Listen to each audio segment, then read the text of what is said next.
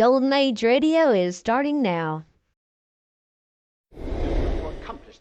Subscribe to get future updates. Get ready for some spy thrillers and noir detective mysteries with The Man Called X, Secret Agent K7, Dangerous Assignments, Richard Diamond, Dick Tracy, The Avengers, Whistler, Shadow, Falcon, and Top Secret. Now we present Herbert Marshall as The Man Called X, the Saturday night feature on NBC's 5-show festival of comedy, music, mystery, and drama, brought to you by Chesterfield, the only cigarette that combines mildness with no unpleasant aftertaste. The cigarette that brings you Bing Crosby and Bob Hope. By the makers of Anacin for fast relief from pain of headache, neuritis, neuralgia. And by RCA Victor, world leader in radio, first in recorded music, first in television.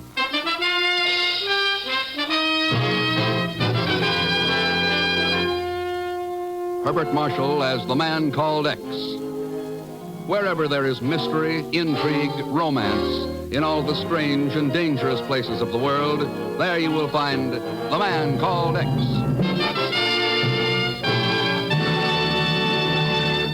Hey, Bing, Bob, come on, you're on. Say, Bing, you got a minute? Oh, sure, Bob. I got all the time in the world. Don't tell me you own that, too. Oh, never mind that stuff. Get to work with it. Okay. Folks, better tasting Chesterfield is the only cigarette that combines for you mildness with no unpleasant aftertaste. And you can prove that yourself. Just make our mildness test. Buy Chesterfields, then open them and enjoy that milder, mellow aroma. Now light one up, and you'll know Chesterfield's milder because it smokes milder. And Chesterfield leaves no unpleasant aftertaste. That fact has been confirmed by the country's first and only cigarette taste panel. Yes, mildness and no unpleasant aftertaste are what you and I and every smoker wants. Hurry up, Dad. Here comes the music. Chesterfield, Chesterfield always takes first place. That mild tobacco never leaves an aftertaste. So open a pack, give 'em a smell, then you'll smoke 'em.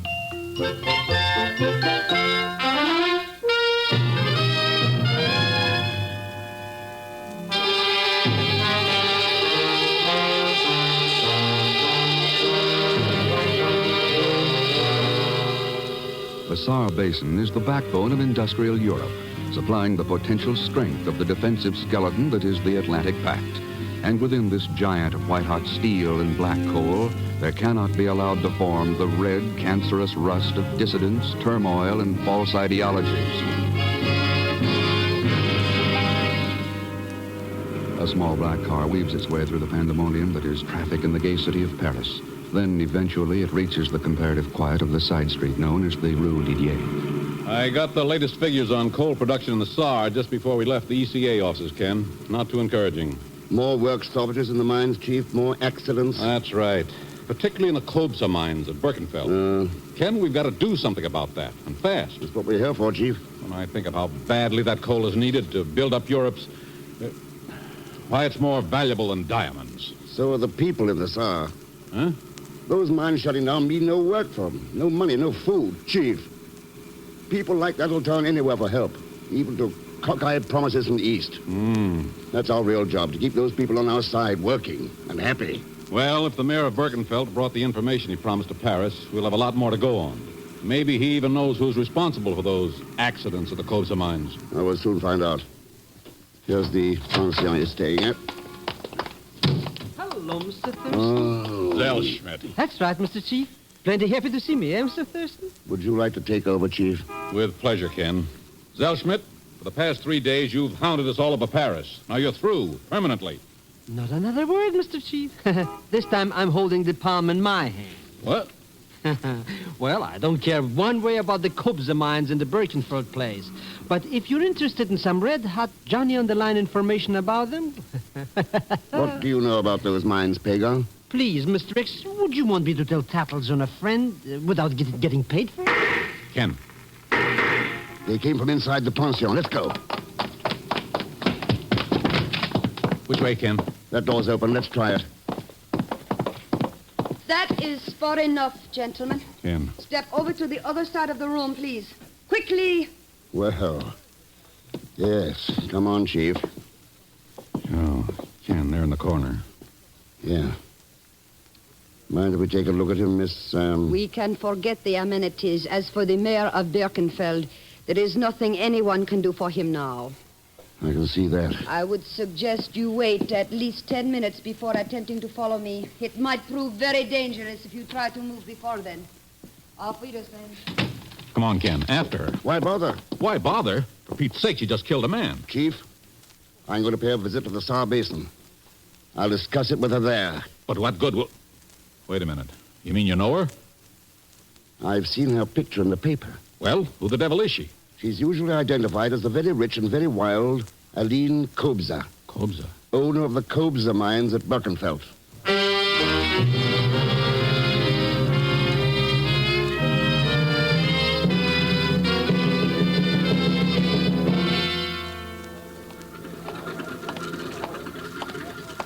Your pardon, please. Yeah, Herr Thurston. That's right. Who are you? My name is Hoffmann, Captain of the Birkenfeld Civil Police. What can I do for you, Captain? Return to Paris on the next plane, Herr Thurston. Oh? Why? We have no need for outside assistance here. My men and I are quite capable of handling any difficulties that might occur in the mines. You haven't been too successful so far, Hauptmann. The disturbances will cease when Karl Brewer is imprisoned, Who is Karl Brewer? foreman of the Kobza mines. Oh, do you make it a habit to imprison foremen because of accidents? Accidents, no. Sabotage? Yeah. You're sure that's what it is? Aren't you, Herr Thurston? I'll let you know after I've been here a while. But I have already informed you that there is no need for your presence here. I'm more interested in what you haven't informed me, Hauptmann. And what is that? How you happened to meet me here at the airport. How you know why I'm here. I'll see you around, Hauptmann. Are you, Mr. Thurston? This way, right here. What? Hop into my limousine, and I'll give you all the dope on the Kobza mines. For a slight consideration, of course.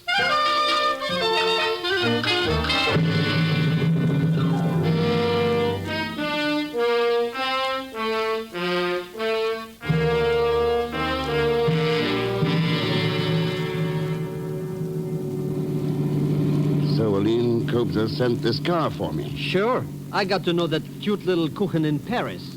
I knew right away after I read about her in the papers that we had mutual interests. She was rich and you were broke. That's right, she was... Mr. Thurston. So you wangled a job as her chauffeur. Chauffeur? Oh, that explains a lot of things. What you were doing at the pension, your cracks about the Kobza mines, and you probably told Captain Hauptmann I was coming here. Well, after that accident to the mayor, I knew you'd be following us down here. Naturally, I wanted to meet you. So I asked that Hauptmann joker to check you for me. Oh, he was plenty happy, too. Yeah, I can see that. Well, anyways, now that we're working together, I guess there'll be no more trouble in the little cookie's mines. Eh, Mr. Thurston? Guess again, Pagan. Huh? A mine whistle blowing at 3 in the afternoon doesn't mean lunchtime. Step on it.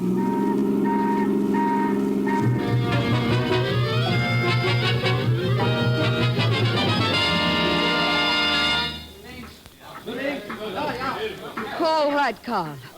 What excuses do you have to offer this time? Rotten timbers used for shoring do not need any excuses, Miss Kobza. I warned you it was only a question of time before they would collapse. As foreman of my mines, it is your responsibility to see no accidents occur. And as owner, it is your responsibility to see that my men work under safe conditions. 3 more of them lie dead in the east shaft. 5 more are badly injured. That is most unfortunate. How soon can we start mining the east shaft again? Perhaps in 36 hours. See to it we are operating within 12. 12?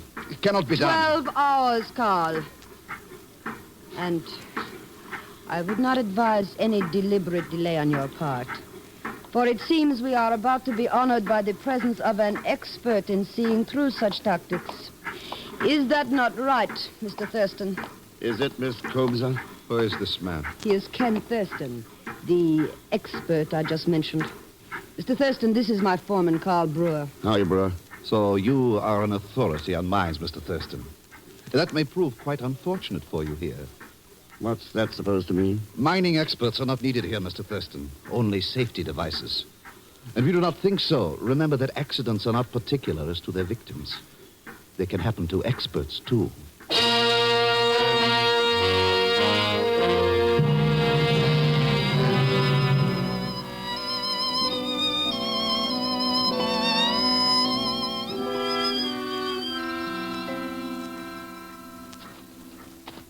This way, please, Mr. Thurston. My office is this way. We can discuss your visit with more privacy there. What is there to discuss, Miss Cobster? Perhaps we may clarify certain misunderstandings you have regarding me. If you still believe I murdered Birkenfeld's mayor in Paris. You know, Mr. Thurston, I found your friend Zellschmidt a most amusing person. The conversation was getting interesting. Why change the subject? The mayor called me in Paris. I came to his pension to learn what he knew about the accidents. Before we had a chance to talk, someone outside the rear window shot him. That is all there was to it. You wouldn't think so if you'd been on the other end of that gun. I had no intention of becoming involved. I had enough unfavorable publicity in the Parisian papers. That could be a reasonable explanation. Why not give it to the Sûreté in Paris? Perhaps I will, Mr. Thurston. Now, is there any other cooperation I can extend to you? You can tell me what you know about Hauptmann. Emile, our police captain? Yeah. He is above suspicion.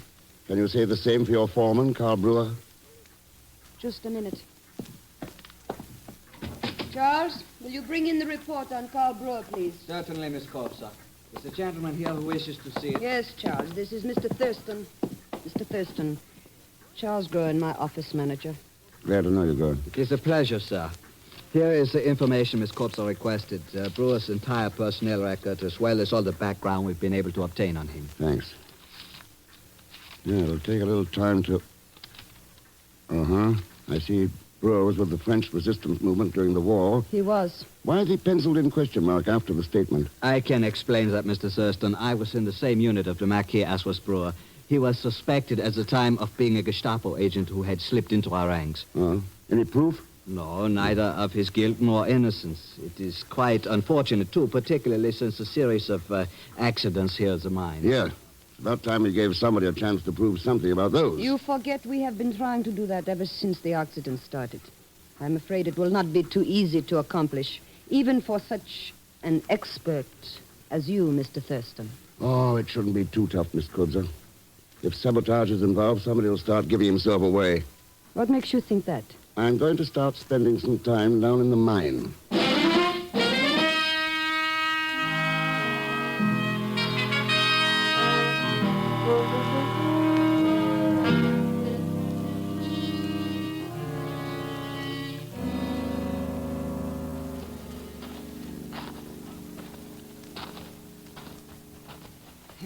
I don't get it, Mr. Thurston. Why do you want to go wandering down here in the bottom of the earth for anyway? I'm setting myself up as a sitting duck, bygone. Huh? What kind of talk is that? Ducks would have better sense than to go sitting around in the coal mine tunnels. Hey, what are those things running along here that look like railroad tracks? Railroad tracks? Who are you joking, Mr. Thurston? There's hardly room in this narrow place for me to get through. The loading cars can just about make it. Loading cars? They carry the workers to the mine headings and bring out the coal. Boy, private railroad cars to go to work in? Pretty soft for those miner jokers. The three who died in that accident didn't think so. Hey, this is the end of the tunnel. Yeah, let's start back. But there's nothing down here. No accidents, no nothing. This tunnel's in the west shaft, bygone. The accident happened in the east shaft. They haven't mined this tunnel for over 4 months. But by comparing the two, I can... Here. Hear that? Sure, it sounds like a railroad train. Must be some of those loading cars running in this tunnel. Yeah. Don't the driver know there's no room in this narrow place for both of us and the train? Don't he? Mr. Rex! Start running, bygone, fast. But there's no place to run to. Up ahead there. Run!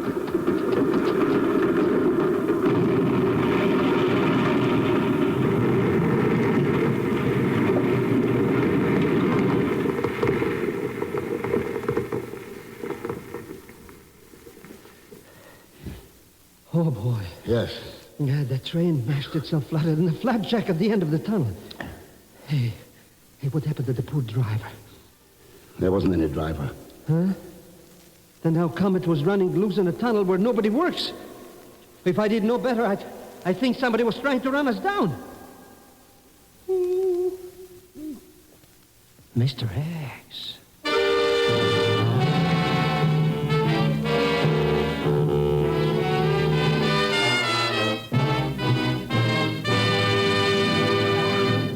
We will continue with The Man Called X in just a moment. When we ask you to try Anacin for the relief of pain due to a headache, neuritis, or neuralgia, we're not asking you to try a new or unproved method. For there are many people listening in now who have been introduced to Anacin tablets by their own dentist or physician. You who have received Anacin this way know the effective, incredibly fast relief these tablets bring. Anacin is like a doctor's prescription. That is, Anacin contains not just one, but a combination of medically proven active ingredients in easy-to-take tablet form. People by the thousands are using modern Anacin today instead of other ways. Doesn't their experience seem worth following? Try Anacin the next time you suffer pains from headache, neuritis, or neuralgia. You will be delighted with the results. Ask your druggist for Anacin today. Anacin is spelled A-N-A-C-I-N.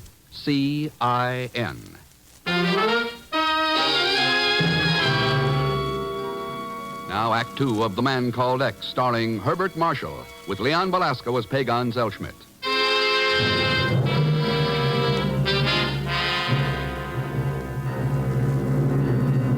Sounds to me, Ken, like those runaway cars were a deliberate attempted murder. I'll worry about that, Chief.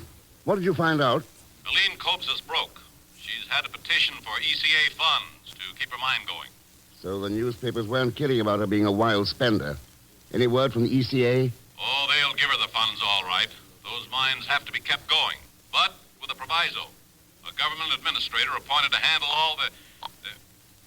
Ken, you still there? That was someone else hanging up, Chief, not me. An extension phone? Could be. I'm going to check on it.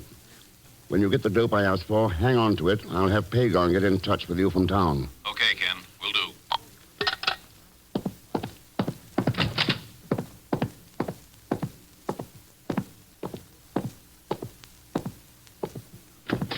Were you looking for something, Mr. Thurston? Yes, your extension phone. It wouldn't happen to be in the library there with you, would it?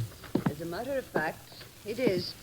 Did you enjoy your little eavesdrop? It was not too enlightening. After all, it is no news to me that I need money badly. Some people could make a pretty strong motive out of that. Oh? Yeah. A woman who likes to spend money like you do might not be too particular where it comes from. You're saying, Mr. Thurston, that such a woman might even take pay to destroy her own mines? That's right, Aline. What do you think? Why not? If the mines no longer provide her an income.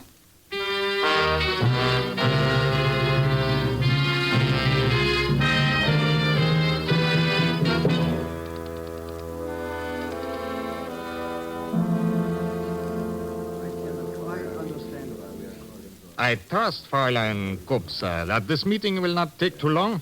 I have my duties to perform. So also have Mr. Groen, Mr. Brewer, and myself, Captain. But since Mr. Thurston seems to know what the Marshall Plan will require I'll of make us... it short. This meeting's a council of war. The idea is to keep the Cobza mines operating at full production levels. You realize, of course, Thurston, that is just what we've been attempting to do in the past. Let's see if we can be successful this time, Brewer. What are your suggestions, Mr. Thurston? Groen, I want you to step out of your job as office manager and take over supplies. Check every piece of material that goes into the mines for possible tampering or sabotage. That means everything. Timbers, rails, drills, blasting powder. Handling the supplies has always been my job, Thurston. You're going to be too busy stepping up protection to handle anything but your men.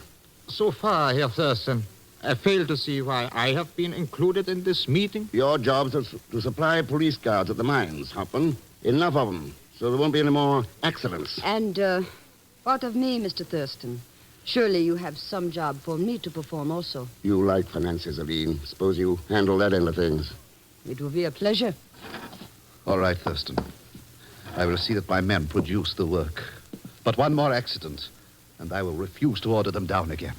My men will work for a decent life, Thurston, for their homes, their families, their country.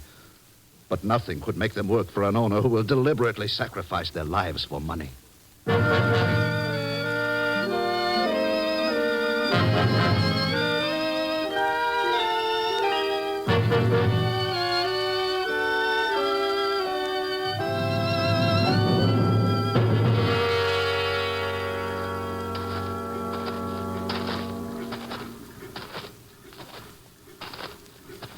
Mr. Thurston! You! Are you out here, Mr. Thurston? Quiet, you idiot. Oh, there you are, Mr. X. I thought I saw you wandering around in the dark. What are you doing over here near the powder house? Mr. Rex! Yeah. I just found him. Oh. Why do you always have to go around finding dead bodies? Who is he? The night watchman. But who? What's going on? That little talk of mine earlier. Looks like it's starting to break things open. Have you still got the keys to Aline Cobes' car? Who needs keys? Okay. Get into Birkenfeld. Call the chief. Tell him I need every bit of dope he's got right now. Sure, Mr. X. But where will I find you? I'm going to check the powder house first, then the mine. Now beat it. You bet, Mr. X. I'm off like a couple of bunnies.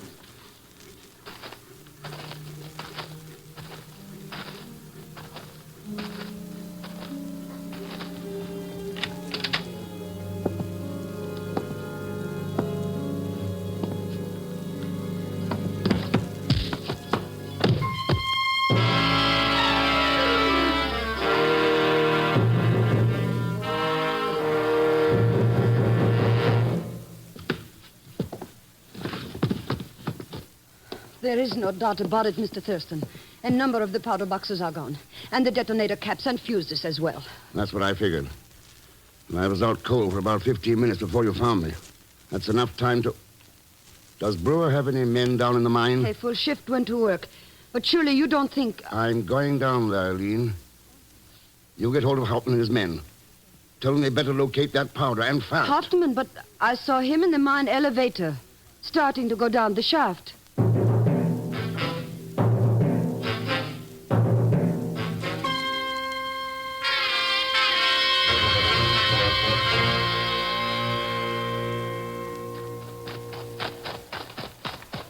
What's your hurry, Brewer? Thurston, there's a powder charge laid down here somewhere. We have to find it. How do you know about that? Because I was in the powder house. I know what is missing there. You wouldn't happen to know who knocked me out, would you? Of course I know. I did. Well, that's frank enough. In the dark, I couldn't tell who you were. I thought you might... What difference does that make now? We have to find the powder, and I have looked everywhere I could think of. You didn't happen to check the loading cars, did you? The loading cars, no. But what... Thurston, there are some cars coming this way now. That's right. Good Lord. If the powder is aboard one of those cars and the train is a runaway. Yeah. One guess as to what'll happen when it hits the end of the track.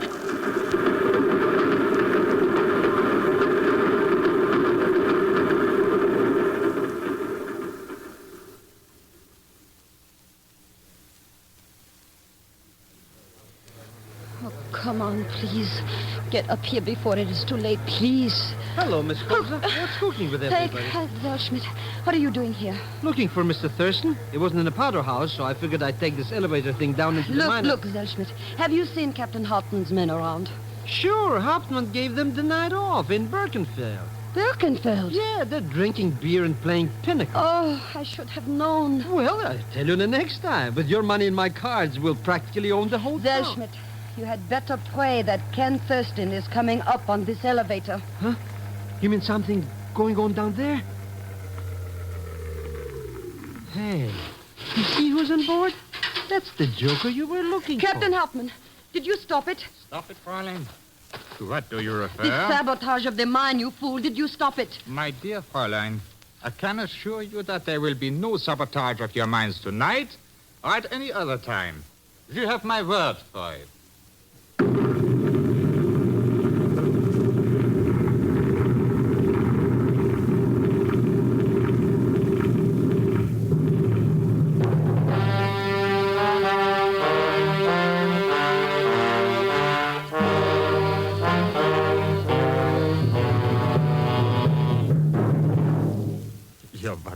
But I assure you, Fräulein Kobes, I did make a most thorough check. There was not the slightest trace of blasting powder.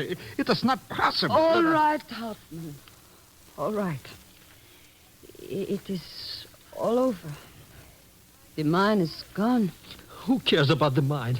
Mr. Thurston was down there. He's the one who's gone. Oh, what am I going to do now?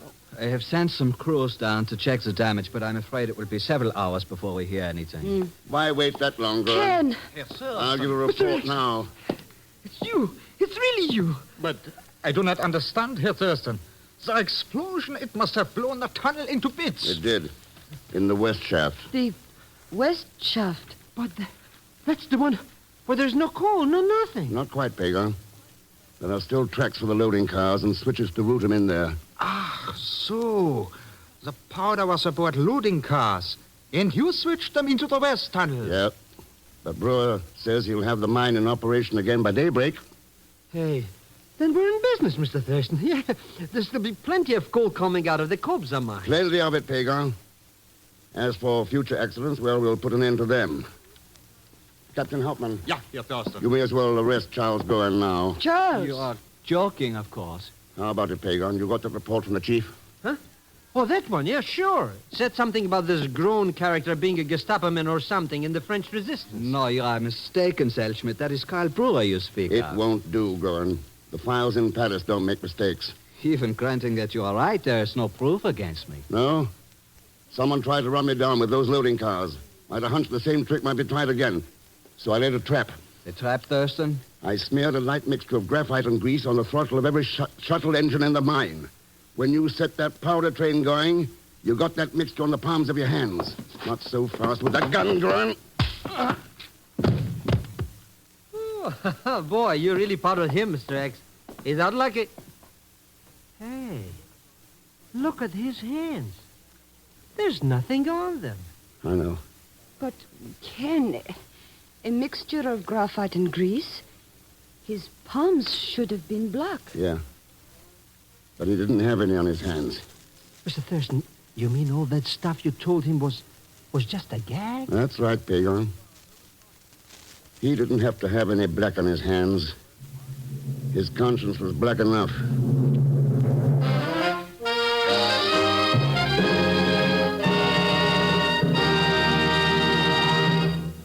Here's a word from RCA Victor. It's a great life this week for television enthusiasts. Yes, the current issue of Life magazine, dated February 12th, contains a really thrilling double-page advertisement showing RCA Victor's complete new 1951 series of million-proof television, America's favorite television, owned most, proved most, and now more wonderful than ever. 14 brand-new RCA Victor models, each more glamorous than the last. Table toppers, consoles, and console combinations. Cabinets ranging from an exquisite 18th century lowboy to a stunning modern swiveler. 14, 17, and 19-inch screen with such beautiful pictures. Well, you'll simply have to see them to believe them. So run, don't walk, to the nearest RCA Victor dealers and meet all the glamorous new million-proof models in real life. Here's hoping you can take home your favorite set soon and start having the time of your life, enjoying the life of your time with matchless RCA Victor television.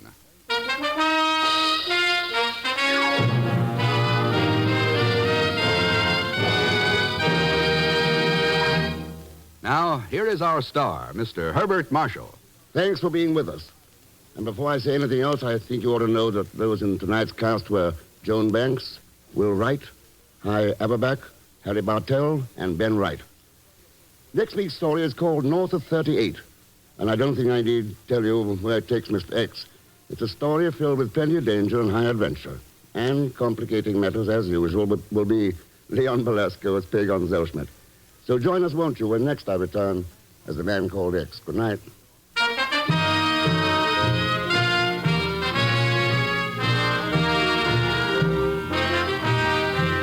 The Man Called X is a Saturday night feature on NBC's 5-show festival of comedy, music, mystery, and drama. Brought to you by the makers of Anacin for fast relief from pain of headache, neuritis, neuralgia. And by RCA Victor, world leader in radio, first in recorded music, first in television. The Man Called X, starring Herbert Marshall, is a J. Richard Kennedy production with music composed and conducted by Felix Mills. Tonight's story was written by Sidney Marshall. All characters and incidents on this program are fictitious, and any resemblance to actual characters or incidents is purely coincidental. Be sure to listen tomorrow evening for The Big Show with Tallulah Bankhead and a great parade of stars, the Sunday night feature of NBC's All-Star Festival. And until next week, same time and same station, this is Jack Latham saying good night for The Man Called X. Join your hit parade, and later it's Dennis Day on NBC.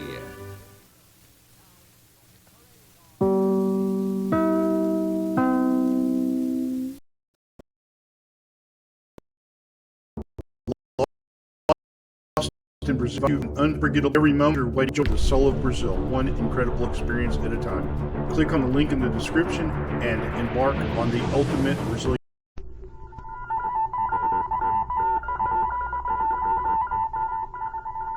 Secret Agent K7 returns.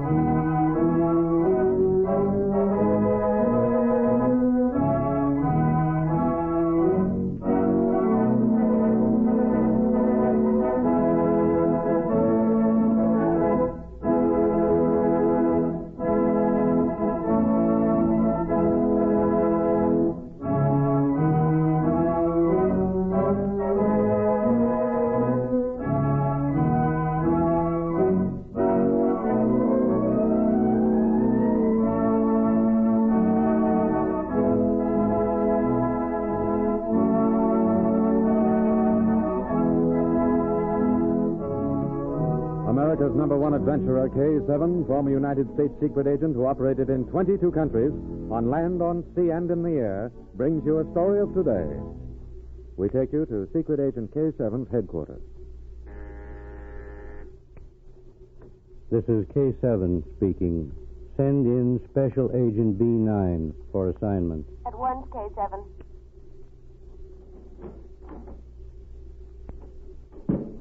Special Agent B9 reporting for assignment. B9, you are to leave at once for the address given on this card.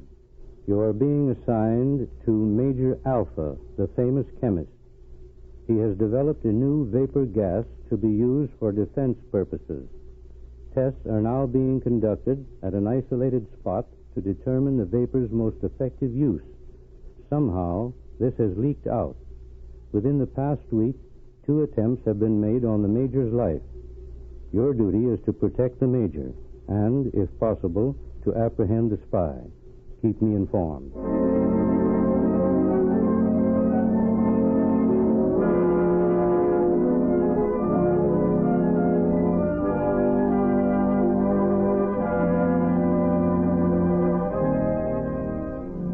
Almost at the same time Agent B9 was reporting to K7 for duty, another was reporting to a famous international spy. Enter. What has happened? Why are you here? We have got to work fast, Cavalier. This morning, the Major talked to Secret Agent K7. You are sure? I heard him. He told K7 that 2 attempts had been made on his life. A special agent called B9 is on his way here. So, you sent for help. Perhaps it will work to our advantage. But if there is someone here with him, it will be that much harder. On the contrary, my friend. This plays into our hands. What time does this agent B9 arrive? He comes on the late afternoon train. Good, Magnan. When he arrives, you will meet him. You will tell him you have been sent by the Major. You will drive him here. I will have 2 men here to help you. We will hold the special agent here, and I will take his place. By tomorrow, the vapor gas formula will be mine.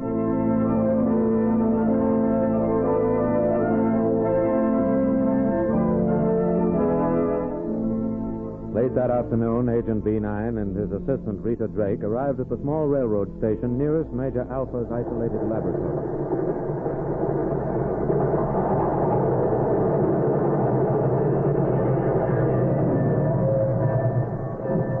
Let me help you down, Rita. Thanks. There.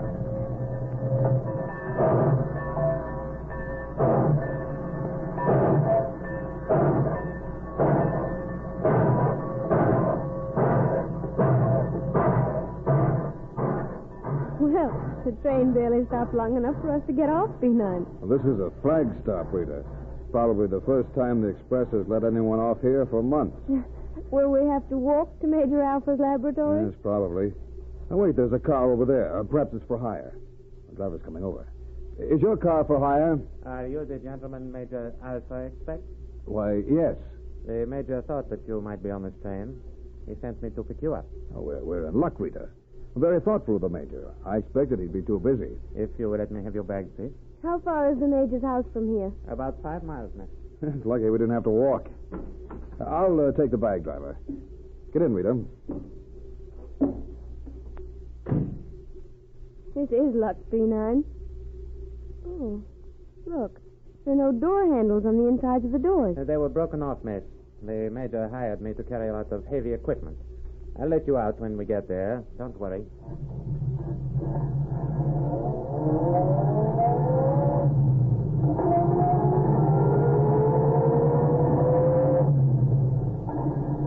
B9, I don't like the looks of the driver. Somehow he looks evil. Imagination, Rita. Sit back and enjoy yourself.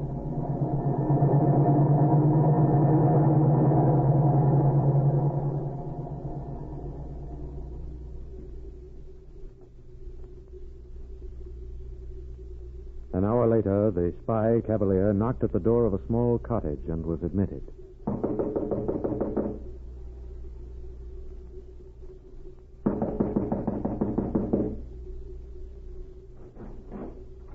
Yes?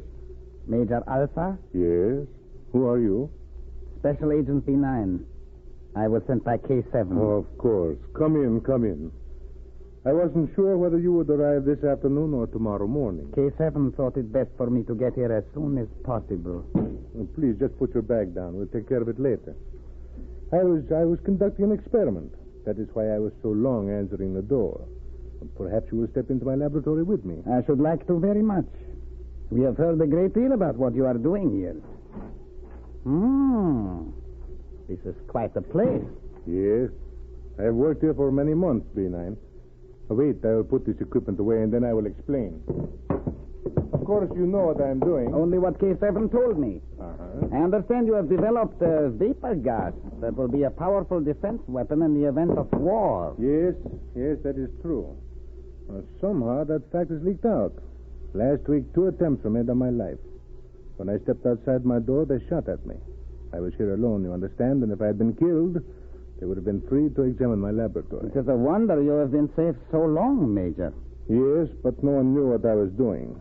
Now, let me show you the gas. I have several tanks here in this rack. Let's see. This is the one. Now, I'll explain to you. My gas is colorless until it combines with the air. When it is released and mixes with the air, deep, fleecy clouds are formed. From an airplane, they look very natural. A bombing plane would never suspect that the city lies beneath them. Now watch. I will release a very little.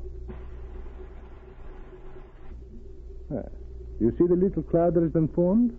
That is very interesting. Is it all right for us to breathe it? Oh, of course, of course. My gas is harmless to men or to animals, and it does not harm plant life. Come, now I'll show you everything.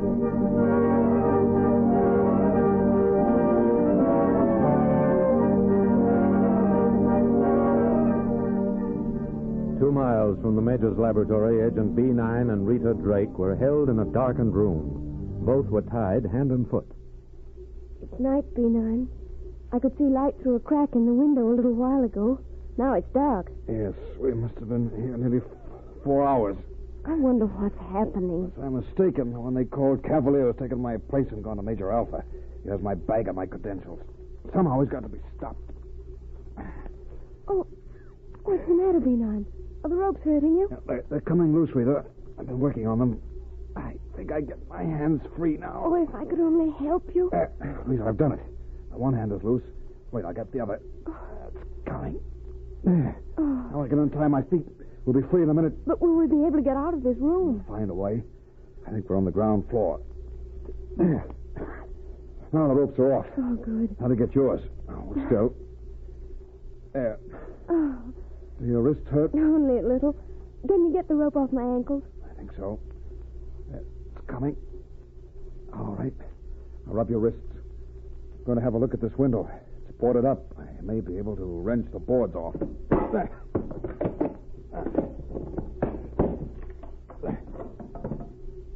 Look, Rita. Moonlight.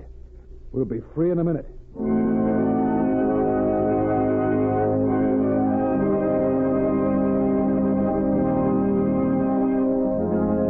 An hour later, Agent B9 and Rita arrived at the Major's laboratory. As they were both unarmed, B9 looked in the window before attempting to enter. What he saw told him that they were not too late. I was right, Rita. The spy Cavalier came here. Look, he's holding the Major at the point of a gun. Well, if we could only hear what they're saying. Yes, we can. Put your ear close to the wall. I tell you, I do not have the formula for the vapor gas here. It's in the hands of the War Department. Then sit down at your desk and write it out. But I cannot remember. It is a very complex formula. No man could remember. I will give you just 5 minutes, Major Alpha. Unless we have completed writing the formula in that time, I will kill you and take samples of your vapor gas back to my country. Our chemists can analyze it. But I do not know it. I have told you. The formula was sent to the War Department many months ago. I've heard enough, Rita. We've got to save the Major. We can get the spy later. Now, here's what we'll do. I'll break this window and tell Cavalier I have him covered. He'll think the house is surrounded. It'll give the Major a chance to seize his gun. Do you understand? Yes, B9. Drop your gun, Cavalier. If you don't, I'll shoot. Who is out there? Special Agent B9. The house is surrounded. You're trapped. You'll never take me. Oh, run. Don't come in. Don't come in. He's turning on the wrong gas.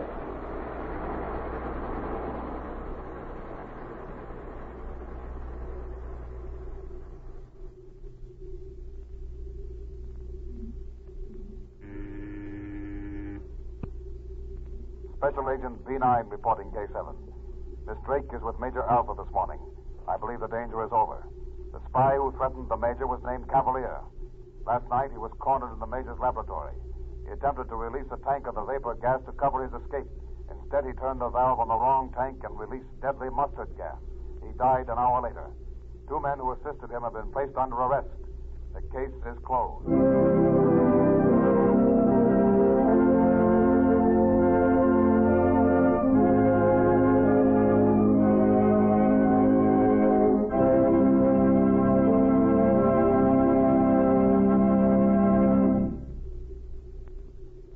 The bombing of cities far behind the actual lines of battle will be the most terrible part of the next war, for innocent women and children will be the victims.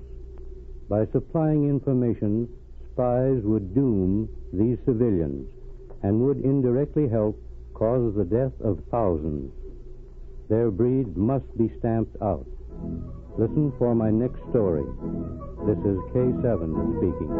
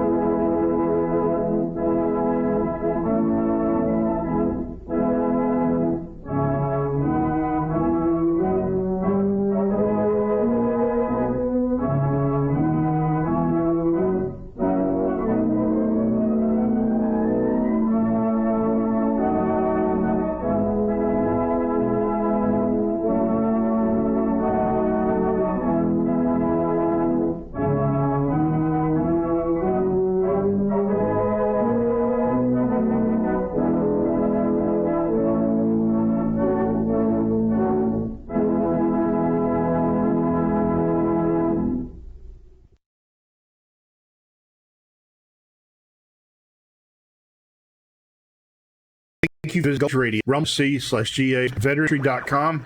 Together we can honor their great sacrifice. Thank you.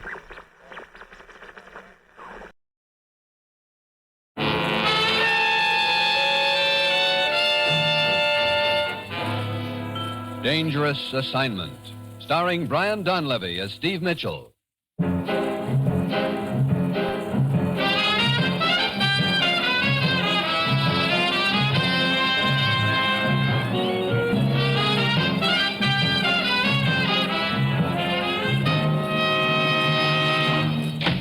You sent for me, Commissioner? Yes, sit down, Steve. I suppose you heard about Bill Thorne. Yeah. They pulled his body out of a river in eastern Panama. That's right. Bill was one of our best agents and one of your best friends, Steve. I figured you'd want to take over his assignment. I do. You've got it as of right now. And I'll give you the background quickly. Ruth, how about Steve's credentials? I've got them all ready, Commissioner. Steve can pick them up at my desk. Good. Here's the setup, Steve. Shortly before the Japanese surrender, an entire boatload of Japanese weapons disappeared. We have reason to think they're hidden somewhere in Panama, and that whoever has them is willing to sell to the highest bidder. How many weapons are involved? Enough to equip 3 divisions. Well, Bill Thorne must have been getting warm. Yes, that's obviously why he got killed. Steve, we can't afford to have a hidden cache of weapons that close to the canal. Who do I work with down there? Lieutenant Perez of the National Police in Panama City. Any other contacts who might help me? One. His name is Emil Fager. He owns a large plantation down there, quite an influential man. Can we trust him? In this business, who knows? But he has done several favors for us in the past. When does my plane leave? Half an hour. Steve, I don't need to tell you about the danger involved. They've already killed Bill Thorne. They'll be gunning for you, too. As usual, you'll pose as a foreign correspondent. Actually, your job is to find those weapons. Yeah, and find out who killed Bill Thorne. Yes.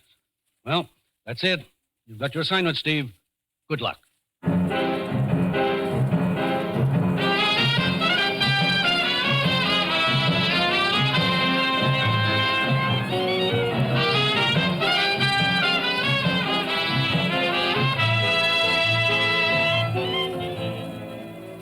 The National Broadcasting Company welcomes back to the air Dangerous Assignment, starring Brian Donlevy as Steve Mitchell, colorful, two-fisted government agent.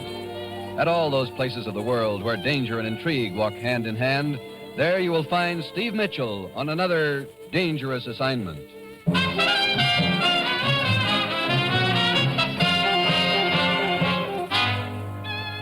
Steve Mitchell is en route to Panama City by plane. Meanwhile, on a plantation in eastern Panama, near the forbidding and sinister Darien country, 2 men sit hunched over a powerful radio receiver.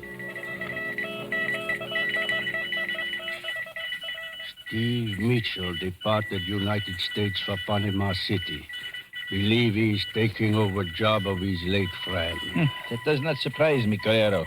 I did not think they would let the matter of the weapons drop. We will try to give Mitchell the same reception here in Panama that we gave his friend Bill Thorne. Yes. You know what to do, Carrero. At the first opportunity.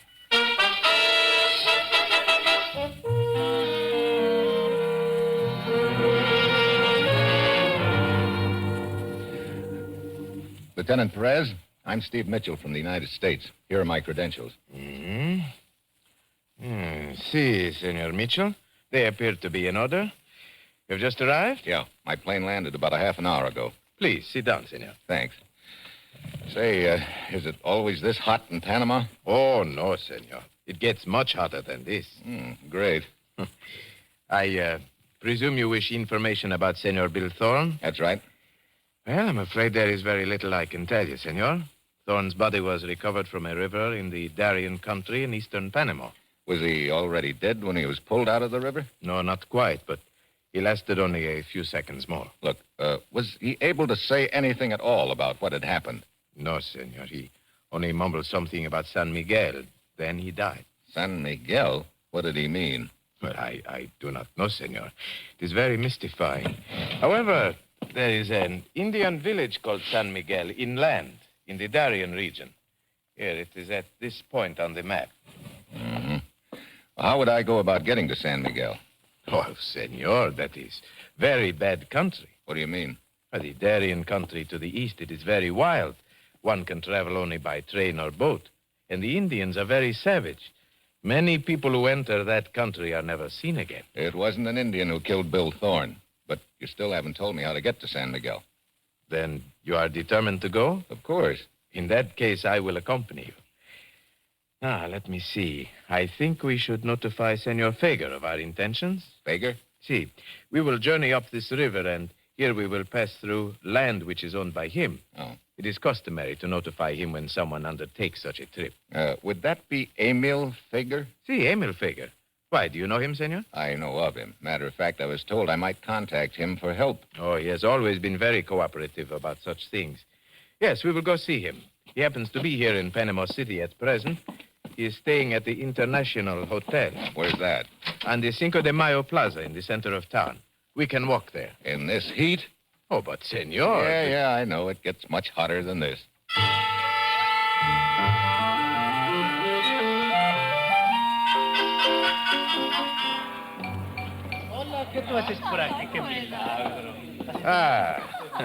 I thought we would find Senor Fager here in the lobby.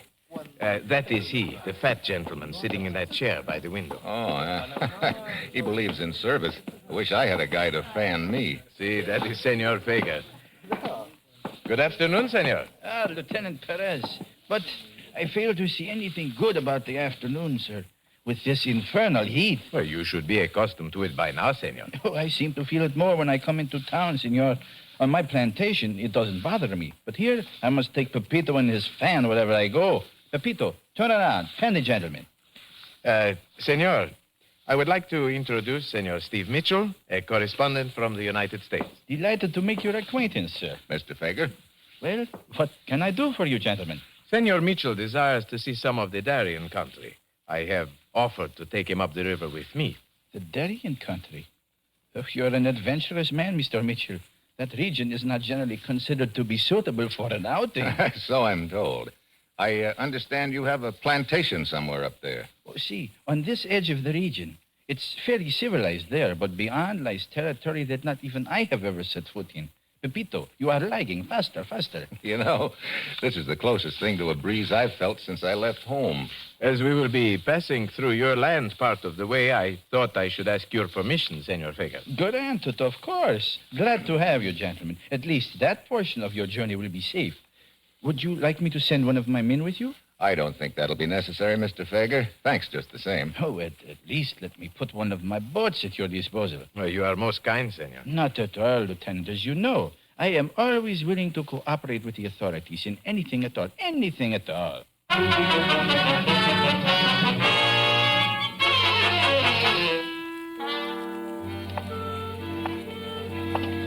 Wow. It isn't getting any cooler, Perez. No, senor.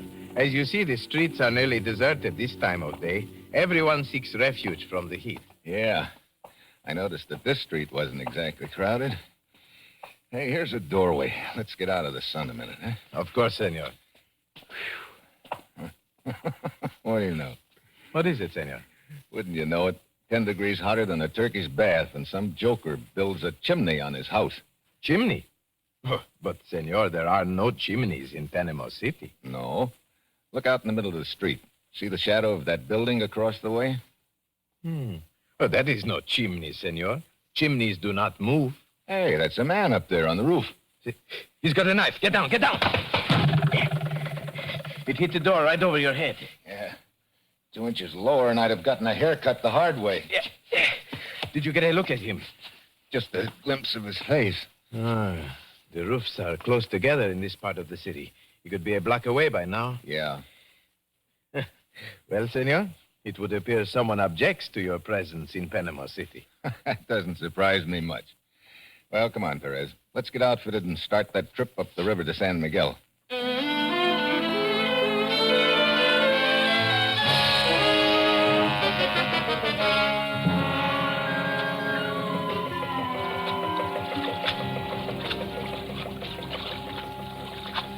You know, this is not exactly like boating on the Potomac, Perez. Look at that jungle. I'd sure hate to get lost in there. Oh, it is an easy thing to do, Senor Mitchell. The only trails in there are made by the Indians, and they are well concealed. You say the Indians in this area are hostile? Most of them. There isn't any intrusion on what they consider their country. And, of course, the Indians are not the only danger in there. No? There are always the snakes. Snakes?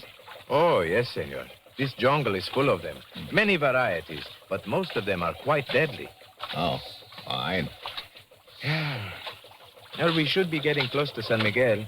We have but a few more hours of daylight, and because of the rocks, it is very dangerous to navigate the river at night. Well, I'm not hankering to be out in this stuff at night. These mosquitoes don't help things either. Mitchell, someone is shooting at us from the jungle. Get down on the boat. You see where it came from? See where it came from? I can't even see where we're going. We must keep control of the boat. Yeah. As soon as he shoots again, I'll take a quick look over the side and see where we're going. Hey, that went right through the boat. Look, Perez, it doesn't matter where we're going. This boat's a death trap. I think we'd better slip over into the water on the other side of the boat here. We'll be a little more sheltered that way. Si, senor. Look out. That rock ahead of us. Yeah, get clear. Oh, the boat is done for. Into the water. Okay. Yeah. Perez, where are you? Right here, senor. You okay? See. Try to swim underwater. Head for the other bank. Perez, where'd the slug hit you? In the shoulder. Here. Let me get my arm under you. Mitchell, don't try to save me. You are making a target of yourself. Yeah. Here. Okay. Yeah. Got my arm under you now. But, Mitchell... Shut up and relax. I'm going to try something behind this rock.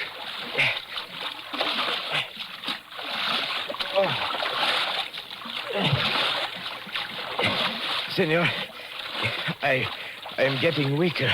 Hold on, Perez. Just a little longer. There. We made it. Good. This rock will shelter us from Trigger Boy for the time being. How you doing, Perez? Oh, I'm afraid I have lost quite a little blood, senor.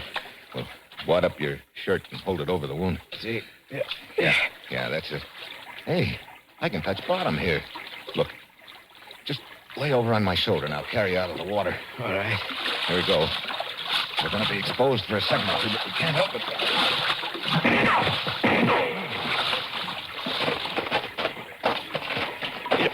There. I don't think he can spot us in this underbrush. How far do you think we are from this village of San Miguel? Oh, it can only be a mile or two. Good. Okay. Come on, get up on my back now. Oh, no, senor. Please do not try to carry me. Leave me here and send help for me. Oh, fine. I'm sure the snakes around here would love to see you. But you cannot carry me all that way. Well, I'll admit playing piggyback with a sniper after us isn't my idea of fun. But at least we've got the river between us. Come on now. Here, up you go. Yeah.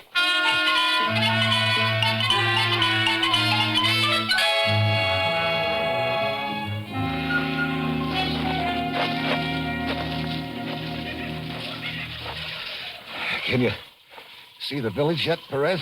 See. It is in that clearing just ahead. Good. This is sure the longest mile I've ever walked in my life. Yeah, I see it now. Hey. All the huts are up on stilts. Extranjeros vienen! Uh-oh. Looks like we've got a reception committee coming towards us. The man in front, I think he is their chief. We had better stop here at the edge of the clearing. Okay. I'll put you down here. Yeah. There. Can you stand all right? Yes. Senor Mitchell. Yeah? For bringing me to safety, Gracias, senor. Yeah. Here they come.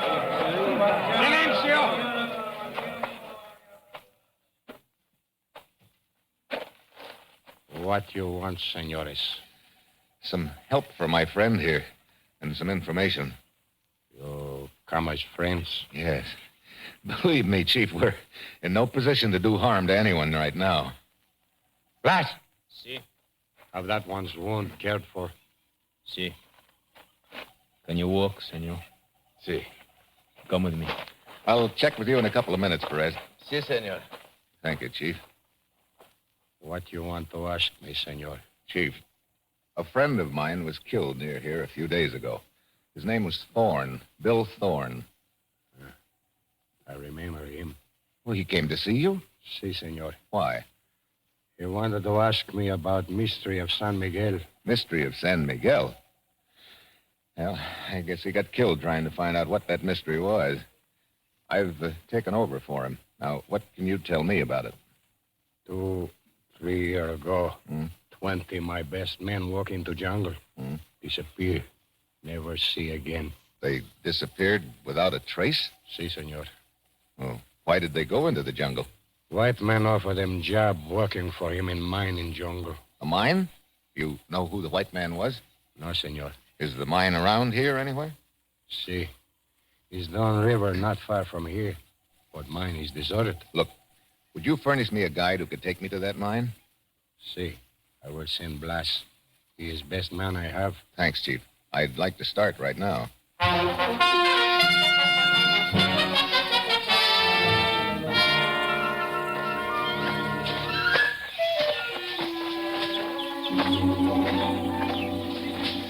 I'd hate to be trying this alone, Blas. You can't even see these trails from 10 feet away. Si, senor. We keep them well concealed. We do not wish enemies to use them. You have any idea what kind of work these men from your village were doing at this mine we're heading for? No, senor. Once I saw some of them going downriver on a large boat. Could you see what was on the boat? Big boxes. Big boxes, huh? Yeah, that could have been the weapons. Aye, here we are, senor. What? Here's the mine. Where? I don't see anything. Right over there, senor. Is that it? See? No wonder I couldn't see it. It's all grown over with underbrush. Sure haven't been operating for a long time. Here, I'll take a look.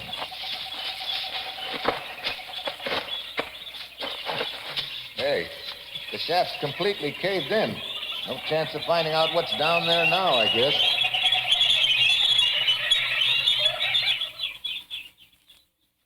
Senor. Huh? The birds. What? We are being followed. What? Are you sure about that? I am sure. What was that? Stand still, senor. Now I see him. Who? Look, over against that tree. Holy smoke, what's that? Iguana, senor. What? Iguana, a giant lizard. You call that thing a lizard? It's 5 feet long. Si. Look at him go. Si, senor. Brother, remind me never to spend a vacation here. Well, Wait. Birds do not stop singing for iguana. Listen. Yeah, I hear it.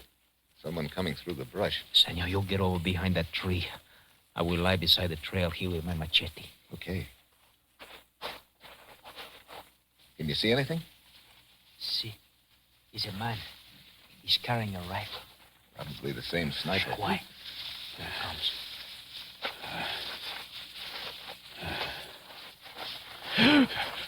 No. See?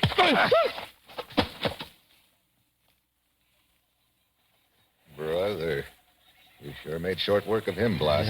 He would have made short work of us, senor. Yeah. Hey, I recognize his face. That's the guy who chucked a knife at me in Panama City yesterday afternoon. You know this man? No. But here, maybe there's something here in his pockets that'll give us a lead on who he is. Just this picture. Picture of himself? Yeah. That girl he's with isn't bad either. Well, come on, Blas. Let's get back to the village. Look, I'm going to ask the chief if I can keep you with me to help me take Perez back to Panama City. I've got to get back there and make out my report.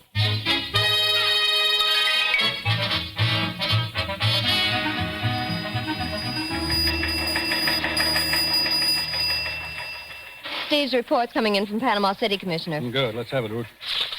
Here you are. Great job you sent me on, Commissioner. To date, I've had a knife thrown at me, been shot at, and nearly drowned. Good Lord. You know, that guy can get into trouble easier than anyone I know. Even the lizards are chasing me. He's just irresistible, I guess. Perez wounded, but not seriously. Located mine, which looked like promising hiding place for weapons, until I found it had been deserted for years. Here's the rest of it. I'm back in Panama City with Perez now. On our way over to the International Hotel to notify Emil Fager about the loss of his boat. We'll keep you informed.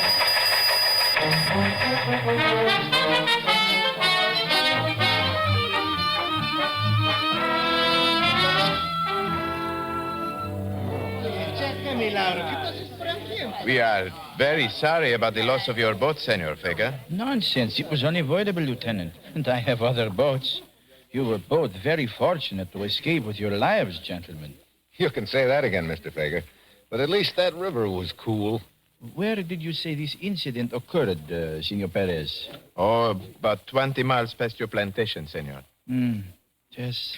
That's bad country up there. Makes a perfect hiding place for outlaws and cutthroats. Any idea why that sniper should be shooting at the two of you, sir? No, none. Must have been a nasty wound you got, Senor Perez. See, my shoulder still pains, but it is much better now. Come on, Perez. We better be going. I'll see you later, Fager. And thanks again for the use of the boat. Oh, you're quite welcome, sir. It is just unfortunate your adventure had such a disastrous ending. But do not hesitate to call on me again if you need anything. Thank you. I looked up the registration papers on the deserted mine as you requested, Senor Mitchell. What'd you find out? Well, it was owned by Manuel Carrero, and the foreman was Eduardo Avila.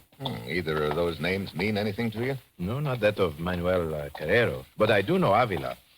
He has been arrested several times this last year on charges of drunkenness. He frequents the bars on the Avenida Central. Good. Let's go over there and see if we can run him down.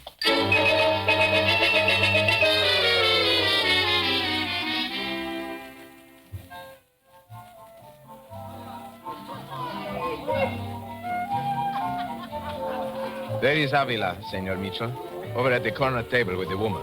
Ah, well, our luck's good, Perez, finding him in the third bar we tried. Hey, who's that girl he's with? I do not know, senor. She's just a Blue Moon Queen. A what? Blue Moon Queen. That is what we call them here. Girls who frequent these bars and get men to buy drinks for them. Why do you ask, senor? Because she happens to be in the picture I took out of the dead sniper's pocket. What? Are you sure of that? Take a look at it. Here. See, you are right. Come on. Eduardo Avila. What do you want? As you know, I am Lieutenant Perez of the police. What has Eduardo done? I will ask the questions, senorita. I've done nothing. Were you not once the foreman of a mine up the river near the edge of the Darien country? That mine has not been operated for years. What kind of a mine was it? Why don't you leave me alone? All the time the police, they arrest me, lock me up. Why don't you leave me alone? All I want is to be left alone. Avila, come back here. Let him go for now, Perez. I want to talk to the little lady here. What you want with me? Take a look at this picture. Who's that man with you? I do not know. Come on, quit stalling. I tell you, I do not know. Senorita, allow me to point out, if you do not tell us, I will have to arrest you. I believe you are acquainted with our jail. I'm certain you would not like to return. Now, who is the man in that picture with you? Carrero. What? Let's have that again. Manuel Carrero. Mitchell. Yeah. Thanks, senorita. Come on, Perez. Senor Mitchell, Manuel Carrero was the man who was listed as the owner of that mine. Yeah. The same guy who threw a knife at me and was shooting at us in the river. I wish he'd lived long enough to fill in a few details. After you, senor. Thanks. What do you think of this foreman we just talked to, Avila? He impresses me as a man who knows something he is drinking to forget. Yeah. I wonder if he's trying to forget those 20 natives who disappeared from San Miguel. You know, all of this seems to tie into that mine. Have you still got those registration papers on it? See, in my office. Good. I want to take a look at them.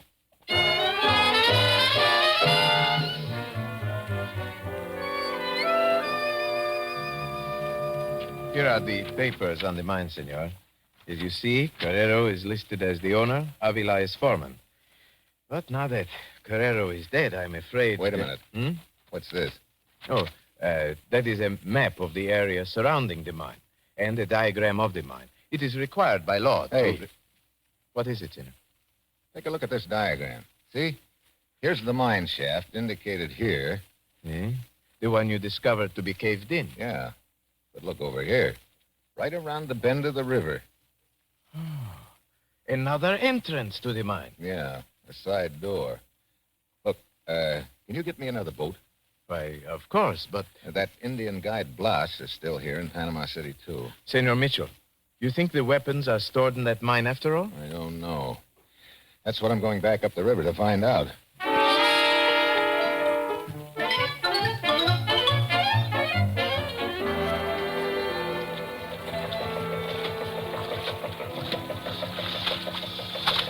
We are very near to the shore, senor. Yeah, Blas. I'm keeping the boat in as close as I can. I don't want to miss that mine entrance. We should be getting warm, according to this map. Look, there's a bend in the river just ahead. Yes, senor, I see the entrance. Right over there. In the side of the river bank. Oh, yeah. Brother, you'd never spot that in a million years unless you knew right where it is. It's all covered with underbrush. See? Okay. Tie up to that branch. We'll take a look. See? There. Okay, come on.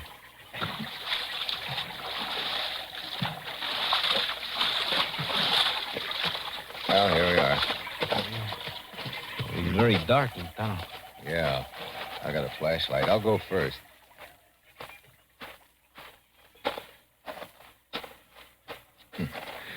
It's a cinch this part of the mine hasn't been abandoned for years. Look at the footprints in the dirt. Wait a minute. Tunnel takes a turn to the left here. See, it is widening out a little, senor. Yeah, I think... Hold it. Holy smoke. Look at that. Rifles, machine guns, grenades. The works. Well, I've got to hand it to Carrero. He picked a good hiding place. Let's have a look.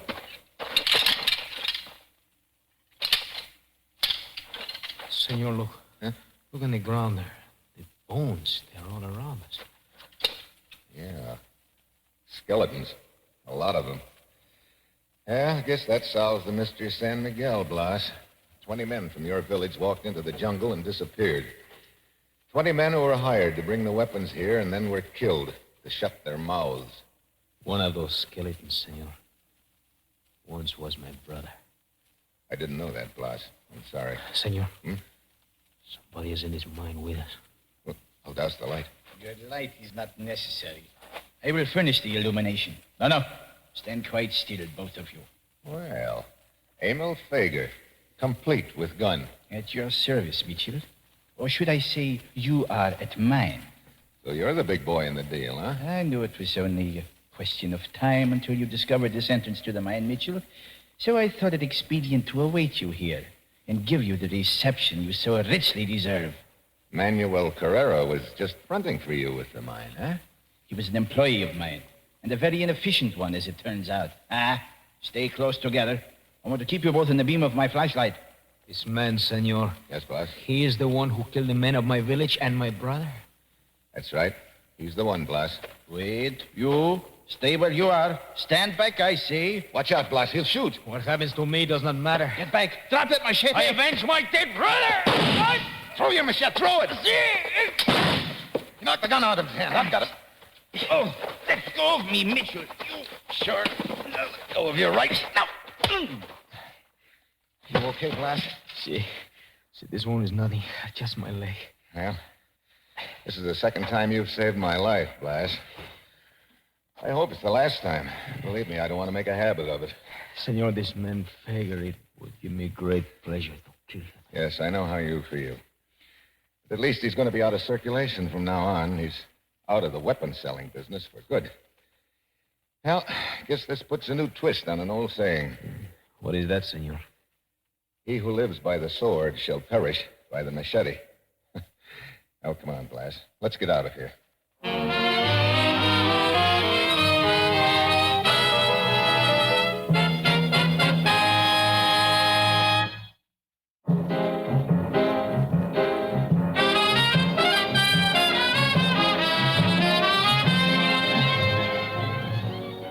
You have just heard the first in an exciting new adventure series, Dangerous Assignment, starring Brian Donlevy as Steve Mitchell. Dangerous Assignment is written by Bob Reif, with music by Bruce Ashley and directed by Bill Karn. Be with us next week at this time when Brian Donlevy, starring as Steve Mitchell, will embark on another Dangerous Assignment. Fred Allen visits Bob Hope. Be sure to hear them tomorrow on NBC.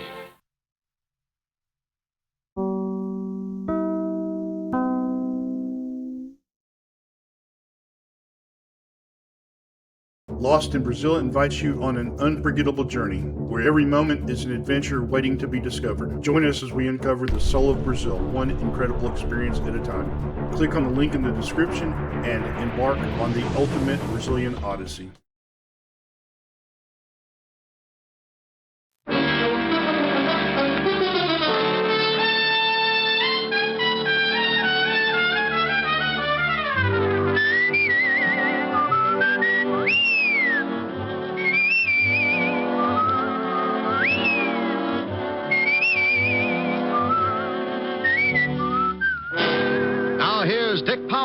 stars Richard Diamond, Private Detective.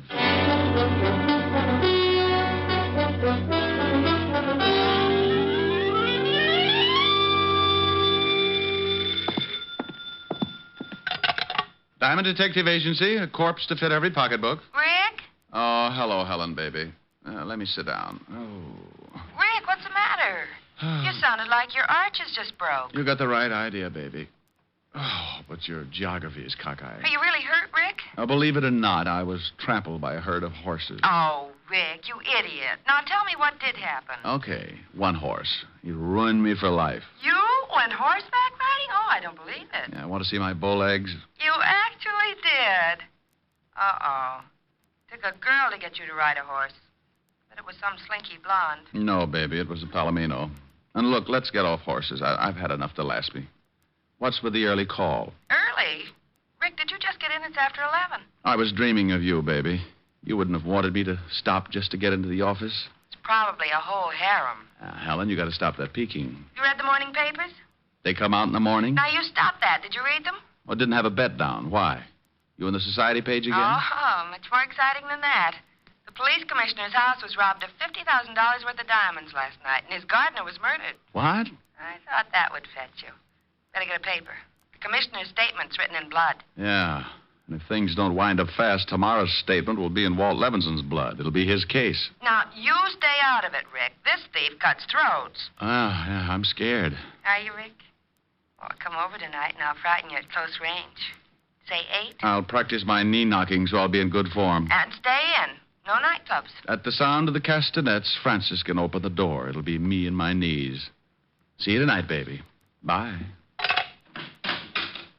Is this the Diamond Detective Agency? Just like it says on the door. Come in and close it gently. My Japanese beetle's still asleep. Asleep? He's got a better union.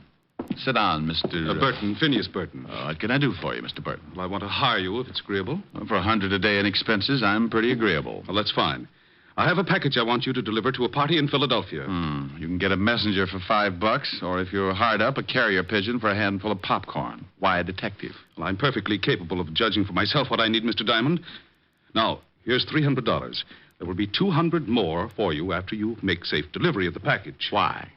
Well, why? 3-letter word meaning why you want to pay me for 5 days when the trip to Philly and back can be done in a few hours. Oh, Mr. Diamond, I simply want you to drop everything else and take this job immediately. And that is my reason for the added payment. Oh, all right. I'll take your money.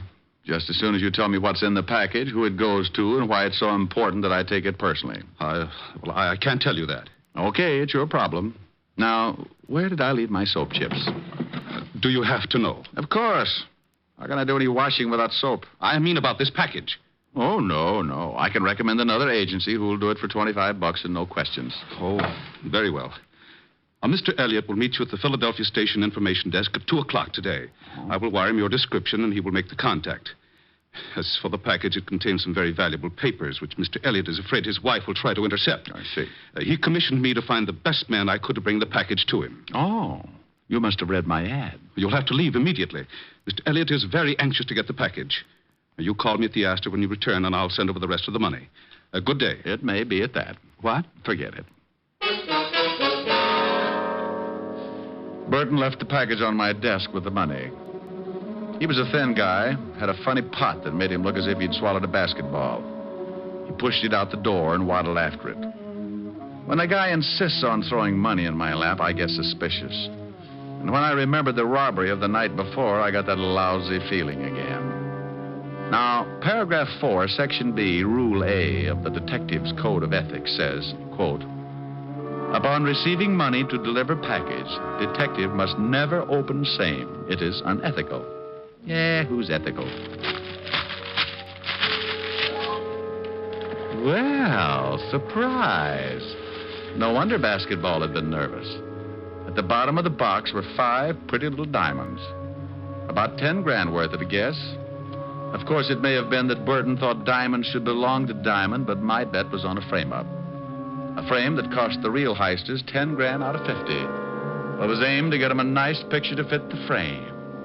Me. Yeah? Is this Mr. Diamond? Oh, hello, Burton. Something on your mind? Oh, I happened to be in a store across the street, and I noticed you hadn't left yet. You will leave right away, won't you? Just as soon as I arrange things, Phineas. Remember, it takes an hour and a half to get to Philadelphia. I don't want you to be late. I'll bet you don't. It was just to make sure.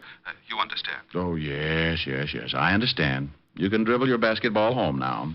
I beg your pardon? Skip it. Bye. Burton's call ended nearly all doubts. I was being framed all right, and the trap required my leaving for Penn Station right away. I dropped the diamonds into what was left of a quart of milk I had for lunch the day before, put the bottle on the floor by the wastebasket. Then I took the package, rewrapped it, and went out to hail a cab. I made one stop at a toy shop, then headed for Penn Station. As I entered, I saw a pair of familiar figures. Rick. Okay, what's the gag? I got the tip, but even you wouldn't joke about this case. Now, Walt, I might joke about mass murder, but never about the commissioner being robbed. Is he making speeches yet? Yeah, that's okay, Shamus. This is one time when you're one diamond too many. Why, Otis, you're becoming a wit. Why not? You're halfway there. Oh, Lieutenant, he's picking on me again. You deserve it, Otis. Now shut up. Rick, I know the tip was phony, but the commissioner was there when it came in. I had to act on it. Tip? Well, don't be smug. I've got one, too. A fifth at Hialeah. Now, don't start that. It was a tip that you were taking the commissioner's diamonds out of town. Oh, now, Walt. And don't now Walt me. I said I knew the tip was phony, but with the commissioner taking scouts all down the line, I didn't want to... No. Don't apologize, Walt. I know. Come on, Sergeant. Show me a good frisk, and I'll recommend you to all my criminal friends. Oh. Yeah, he's clean, Lieutenant. Now, Rick, let's see that package, and then you can go. This? Oh, no, I can't. It's secret. Don't play games, Rick, please. Oh, all right, but it's going to spoil my surprise. Well, okay. Give me your word it's got nothing to do with this case, and I won't bother to open it. No, I'm hurt. I absolutely insist that you open the package right now. But, Rick, you know I trust you. Lieutenant Levinson, do your duty. My purity must not be suspicioned. Oh, anything to get this over with. You were, What? It's only a pair of dolls. You were expecting maybe my gallstones? Oh, dolls. The Shamus plays with dolls. Better read the tag, Otis, before your ears get any longer and they draft you for a mule team. Tag? Sure. But what? To my beloved Otis from his Ricky. Oh. Rick. Now, don't be a grouch, Walt. The other one's for you. For me? Oh, no. I'm sorry, Walt. I couldn't resist it. Anyhow, you spoiled my surprise to Otis. It was our anniversary. What? Our anniversary? We ain't even related. Oh, you don't remember? Oh, Otis. Lieutenant, can I go back to traffic? I can't stand much more. Oh, shut up, Otis. Rick, if we weren't such good friends, Walt, hey, now you're upset. Upset? Why should I be upset? Just because two hoods lift 50 grand in ice from the commissioner? Or because it's dumped in my lap with the murder of the gardener? Or that I'm given 24 hours to break the case and then get a tip that leads me to a friend who decides to play games and wreck my Sergeant beyond repair? Now, why should I be upset? Otis, here you are, Lieutenant. But take it easy. That's a second bottle of bicob today. Walt, you read an apology and I make it. I'll do better than that. I'll help you if you'll let me. Well, I can sure use your help, Rick. I haven't got a single lead. You want to look at the corpse first? May as well. Has he got a record? No. And the commissioner swears he was honest. Probably stumbled onto the thieves and they had to put him away. How about the rest of the servants? They were all out. Commissioner and his wife were at a party. They'd given the entire staff the night off, but I guess perhaps the gardener returned a little early. Yeah, well, let's go down and take a look at him. I've got a personal interest that makes me want to crack this case. A client? Call him an ex-client. I'll explain him later. Come on.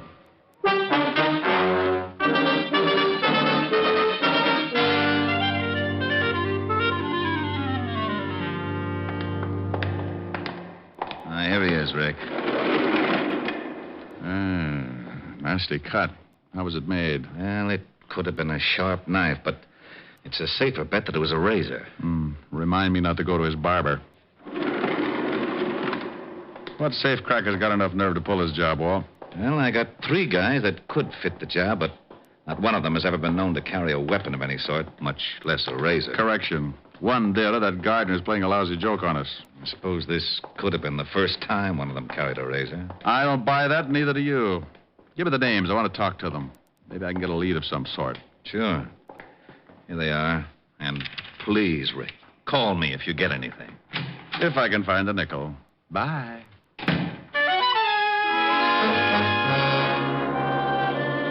As far as I could see, I had three things to match up. One, the careless barber. Two, the safecracker with nerve enough to rob the police commissioner.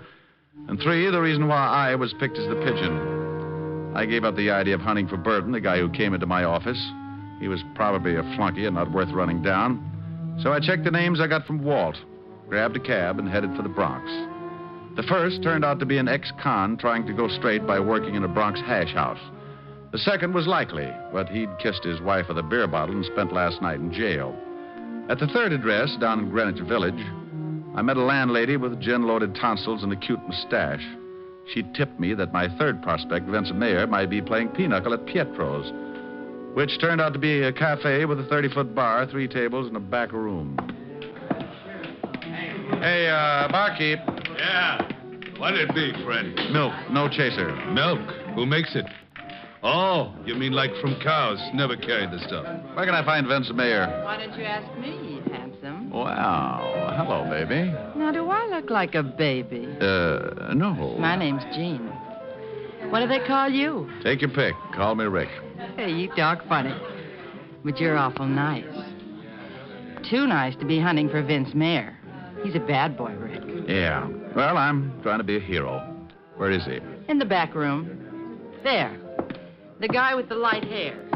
But be careful. Thanks, baby. I'll buy you a palace. Give me for 80 mil, Joe, 20 clubs, 20 spades, and 40 pinochle. What? No diamonds? Hey. Well, look who's here. What do you want, Shamus? Vince the Iceman, isn't it? Well, now, let's see. Sing Sing, class of 38. Where's your school tie, Vince? The name is Mr. Mayer to you, Diamond, and privates are not welcome here. It's a closed game. Yeah. Move on. Give me a reason. You want to play dead? Oh, come on, Vince. You're not going to get upset just because I think you robbed the commissioner? You did, didn't you? I told my story to the cops. I'll bet. But you didn't answer my question. And here's another. Who's your barber? You're asking for it, Diamond. I was brought up right. Now, let's get off this cat and mouse kick. I want some answers, Vince. Do you? That's right, Junior. I do. All right.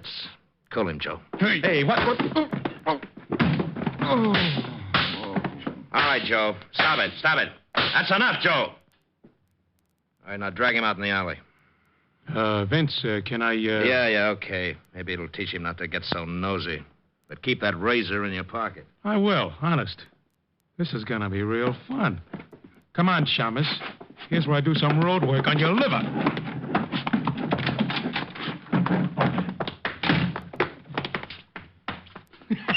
Here, Mr. Diamond.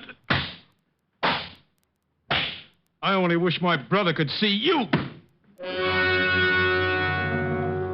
When I came to, I was curled up around a round metal object I couldn't see, and I felt as if I was smothered in a mountain of cotton, and getting out of it was like trying to shovel sand with a pitchfork.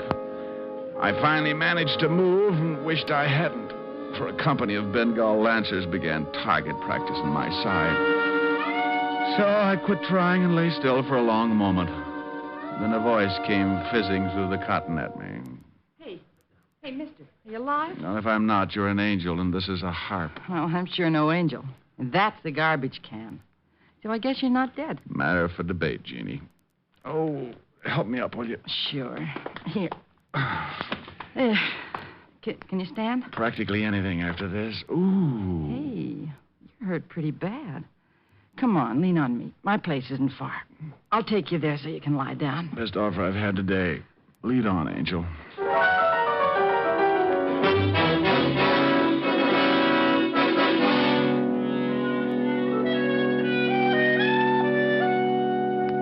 There. Now, how do you feel? I never use language like that in front of a lady. Oh, I'm no lady. I'm a waitress at Pietro's. I heard the noise in the back room. When you didn't come out, I took a look. Ooh. Gee, does your head hurt, baby? Like all my relatives are inside digging for gold. With luck, I can open my eyes and they won't fall out.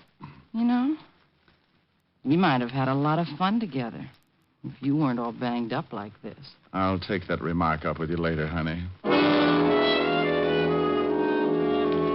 I'm not usually the kind of guy who runs out on pretty girls, but I only wanted to get my hands on the gun if who tried to kick my brains out. So I took Jean's number, filed it under, for later investigation, and stumbled out into the street. My head was clearing, but it was as slow about it as a dummy doing a striptease. Maybe that's why I didn't notice when I came out of the house that I had two guys for company. Hello, Diamond. Huh? When Pietro told me Jane had run out, I thought I might find you here. She always goes for guys like you. Well, she has taste. I'm glad you came around. I have a few things I want to discuss with you and Joe here. Hold it, Chalmers, or I'll show you how easy it is to get rid of your troubles. No, that's a pretty little gun. Aren't you stepping out of character, Vince? You're supposed to be a smart one. You're getting on my nerves. Yeah? Well, put the gun away and I'll quiet you down a little. You want me to mess him up again, Vince? And what's with you? Come to do your job over again? I may at that. Yeah? Well, you got 32 teeth, Sonny. Want to try for none? Why, you... I got some questions I'd still like to have answered. Why was I picked as pigeon? Why me? You're getting a little too smart, Diamond. Now, listen. I know you got wise to Burton, so it figures that you still got the package. Now, I got no reasons to give you $10,000 worth of diamonds. I want them back. Oh, dandy. I've got big news for you, Buster. You're not going to get them. Don't make any mistakes, Diamond. I'll use this gun if I have to. Go eat a tombstone. Joe. Yeah, how's your stomach ache? Wait a minute, Joe. Now, Diamond, look, you can have a choice. You bring the rocks to me at Pietro's in an hour and we'll forget the whole thing. Or don't. And I'll send Joe with a few friends to call on you. And for the last time. For a few sick minutes, I leaned against the wall, wondering if I wanted to live. One thing I was certain of was that Vince Mayer was never going to get those diamonds back. Or was he? An idea began to percolate in my head to the tune of an old rhyme about a goose and a gander. And I got inspired enough to sit up and forget my aching ribs. When it simmered into a full-scale boil, I grabbed a cab, went back to my office, and got the diamonds out of the milk bottle where I'd hidden them. Then I headed for the village fast. I was soon banging on a door there like a drummer playing Bob. So I owe you money. Hold your horses. Well, if it ain't my cripple. I got the bruises to prove it. Come on in. Are you really recovered? What? Oh, no, not that much, Angel. Then? I need some answers. What do you know about Vince and Joe? Not too much. Enough to dislike 'em plenty. That Vince got me canned for leaving Pietro's to take care of you. That's why I'm back home.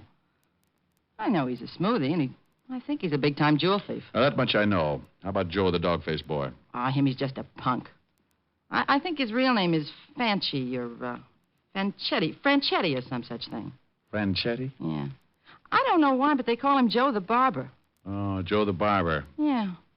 Isn't that silly? If he cuts hair, it isn't. But I'll lay 8 to 1 this guy works on throats. Thanks, Angel. You've tied up my 3 points. What are you talking about? Your friend Vince Mayer lifted 50 grand in ice from the police commissioner last night, and his accomplice, Joe, gave the gardener a shave. You mean murder? On the button. The gardener's throat was sliced from life to death. And now, baby, look. How would you like to earn $100? Sure. Is it legal? Well, no. I'll take it.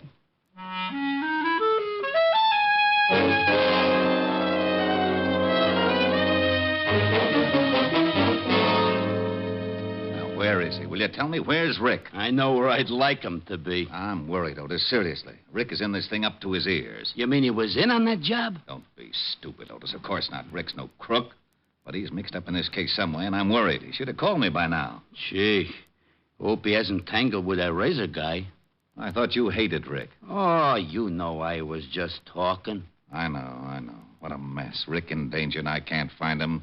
The commissioner's spouting lava all over the city hall. Why the devil did it have to be the commissioner's house? You know, it's kind of funny at that. The commissioner himself. You knucklehead. For 2 cents, I'd... Maybe that's him. Lieutenant Levinson, homicide. Walt, Rick. Rick, where the devil you been? Taking care of some arrangements. Arrangements? Never mind, just listen. I was picked as a pigeon, and some of those diamonds were planted on me this morning. What? I've traced your hoods. They're Vince Mayer and Joe the Barber Franchetti. Now, you come to Pietro's in half an hour, and you'll catch him with part of the diamonds on him. Rick, what is this? Well, Vince had it figured as a double-barrel gag, Walt. First on the cops by raiding the commissioner's house. Second by dumping a few of the rocks in my lap and tipping the police so I'd take the rap. But why you, Rick? Well, Joe's name, Franchetti. You remember, I sent his brother Tony to Sing Sing a few years back. Oh. I knew he had a brother, but until now, Joe stayed out of Manhattan. I get it. Okay, what's the play? Well, I'm going to take the package back to Vince. Give it to him in Pietro's. The girlfriend will be raising so much fuss no one will notice me. Then as Vince and Joe leave, you nail him with the diamonds. And no alibi for having him. Right. You said half an hour? In front of Pietro's.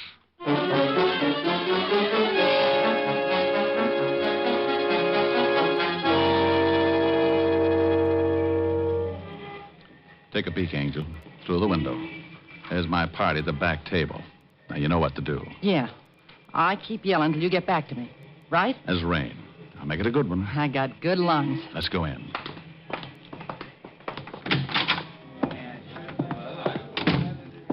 Okay, over to the bar. Luck, Rick. There he is now, Joe. I told you he'd show up. Hello, Diamond. You got something for me? That's right, Vince. Okay, let's have it. Hey, what's going on over there? Stop, stupid dame. Yeah, do you want the package or not? Oh, yeah, give it to me. Come on, Joe. Let's scram out of here before that dame brings the cops. Yeah.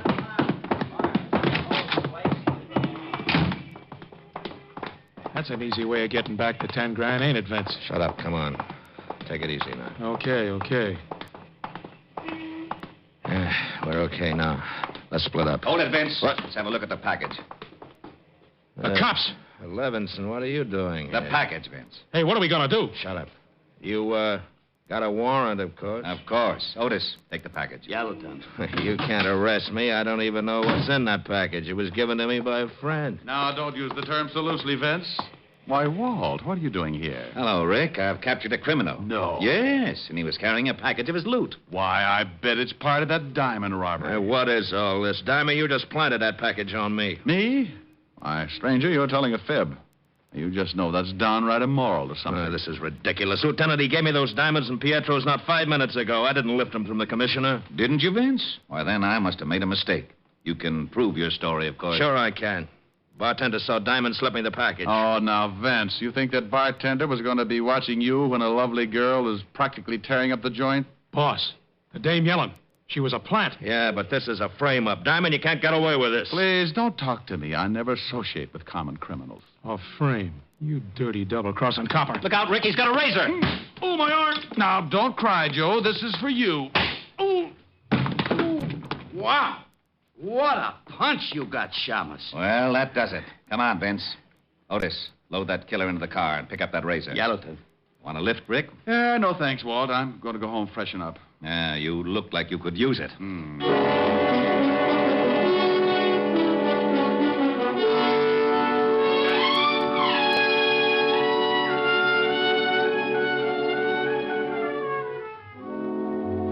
I left Walt and headed for my apartment, where I grabbed a stomach full of vitamins and planted myself under the hot shower. It felt so good I fell asleep. And if Walt hadn't phoned, I'd have probably become the only man in history to drown in the shower. Walt shocked me wide awake with the news that he was holding a $1,000 reward for me. I gave him my nicest thank you and made a mental note to drop by and give half of it to Jean to make up for her losing her job. Around about 8 o'clock, after I'd taken care of dividing the reward, I steered for 975 Park Avenue, made it with no trouble, and rang the bell to Helen's apartment.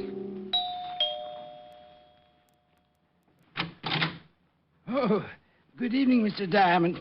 Miss Asher's expecting you, sir. She's in the library. Thank you, Francis. How's your health? My health, sir, is very good, thank you. Well, now, this may come as a shock.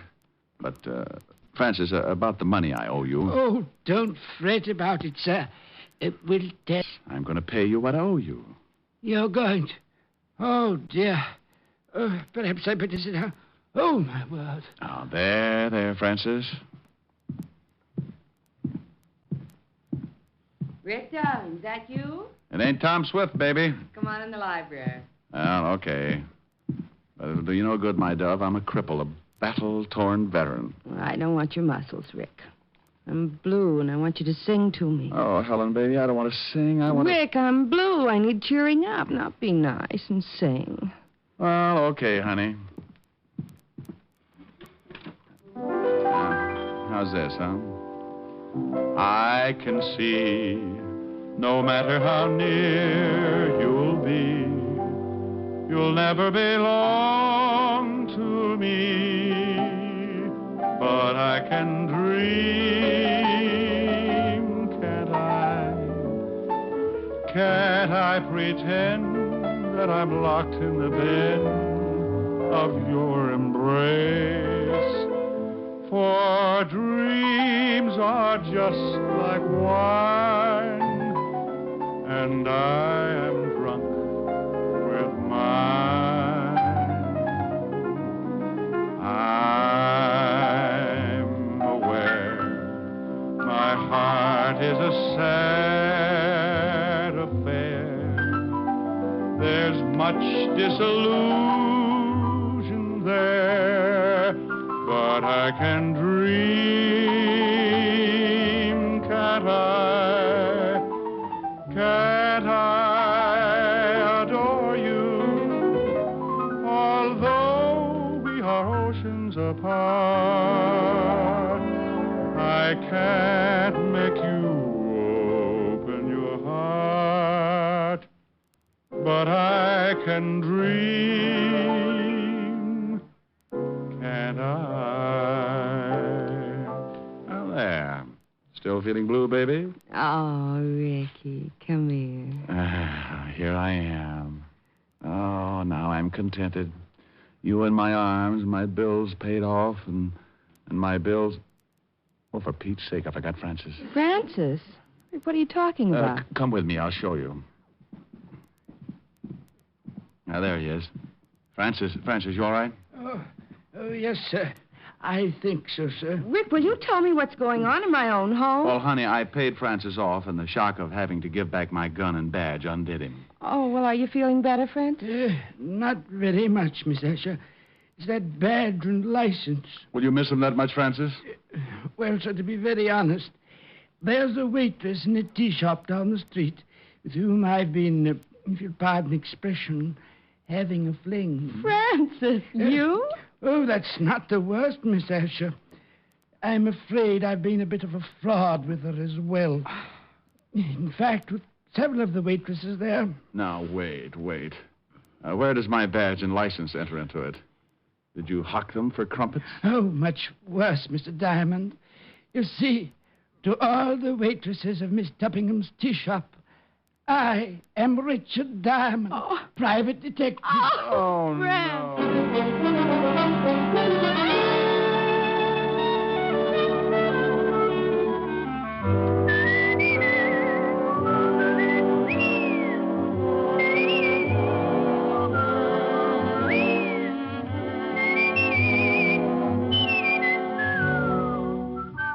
You have just heard Richard Diamond, Private Detective, starring Dick Powell. Helen was played by Virginia Gregg, Jean Tatum, William Conrad, Tal Avery, and Bob Carroll. Music was under the direction of Frank Worth. Tonight's story was written by Herb Purdom and edited and directed by Blake Edwards. See the Richard Diamond picture story in the December issue of Movie Stars Parade. Dick Powell soon will be seen in the screen version of the best-selling novel, Mrs. Mike. Now, this is Eddie King inviting you to be with us again at the same time next week when we will again bring you Dick Powell as Richard Diamond, Private Detective.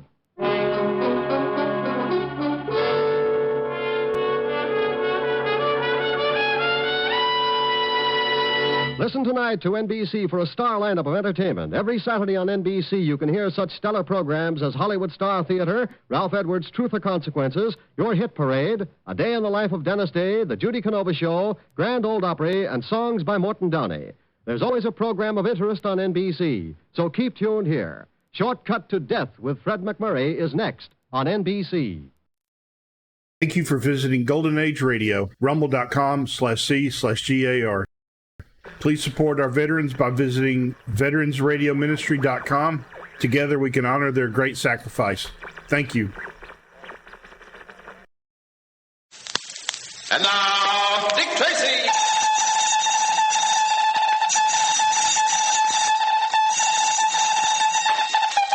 This is Dick Tracy in the case of the Moth and the Flame. Stand by for action. Let's go, man!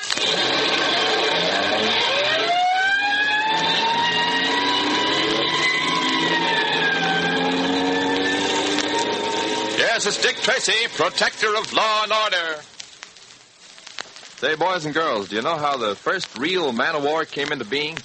Well, just before the year 1500, warships were used to carry troops who would then fire their muskets at the enemy ships and try to close in and board them and capture their crews. Well, along about 1525, the English king, Henry VIII, had an idea. He called in his ship designers and he said, I want you to take 20 cannon and build me a ship around them. Well, the designers were shocked. They had never built a ship strong enough to hold cannon, which wouldn't go to pieces at the vibration of the first broadside. They tried to explain. The king just wouldn't listen. Finally, almost afraid for their lives, they went back to their drawing boards, and wonders of wonders, 3 months later had drawn up plans for the first battleship.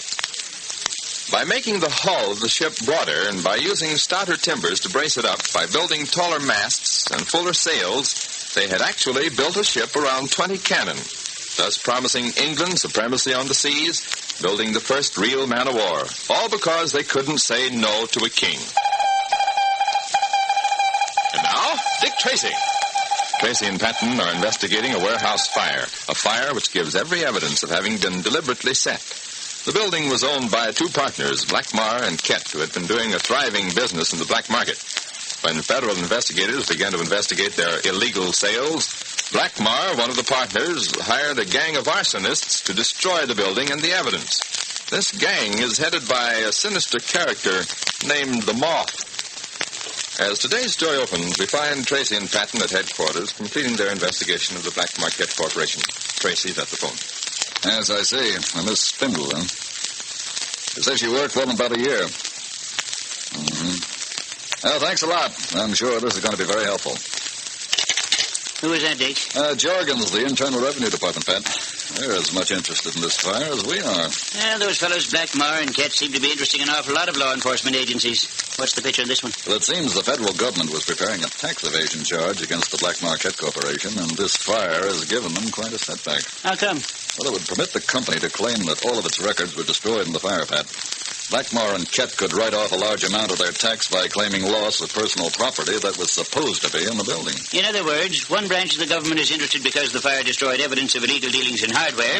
Another branch is interested because the company may avoid paying a large income tax. The insurance underwriters are interested because the building was heavily insured. And we're interested because a man died in this fire. Well, you've got to give those fellows credit. They don't operate in a small way. They certainly don't, although I don't think it's credit that they should get. Well, maybe we ought to get together with these other fellows who want to know more about the Black Market Corporation and pool our information. Which is exactly what I've been doing, Patrick, remember?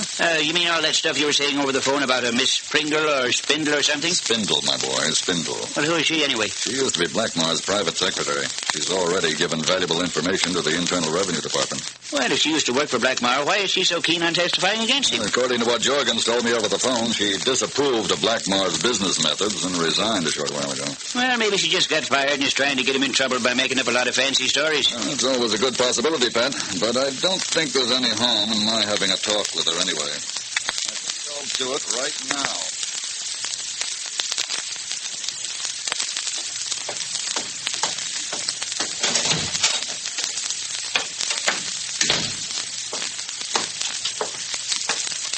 Well, if it isn't my old friend Cupid. What are you doing out of jail, Cupid? Same thing you are, making an honest buck here and there. Making a buck, I have no doubt. The honest part, I'll have to see. You know, that's the trouble with you cops. You never believe that a guy can go straight. That's where you're wrong, Cupid. I don't give up on a man easily, but in some cases, my faith has become a little shaken, particularly after 10 or 12 convictions. But I've never been convicted for nothing serious, just boyish pranks. Particularly those black market coupons you were counterfeiting. That was quite a prank, Cupid. I was framed. Anyway, that's all over. Straight and steady. That's me from now on. Well, I hope so. You my regards to boys at the station. I won't be seeing them again. Maybe. Maybe not, Cupid. Well, let's see. Apartment 1G was 1G. Here it is.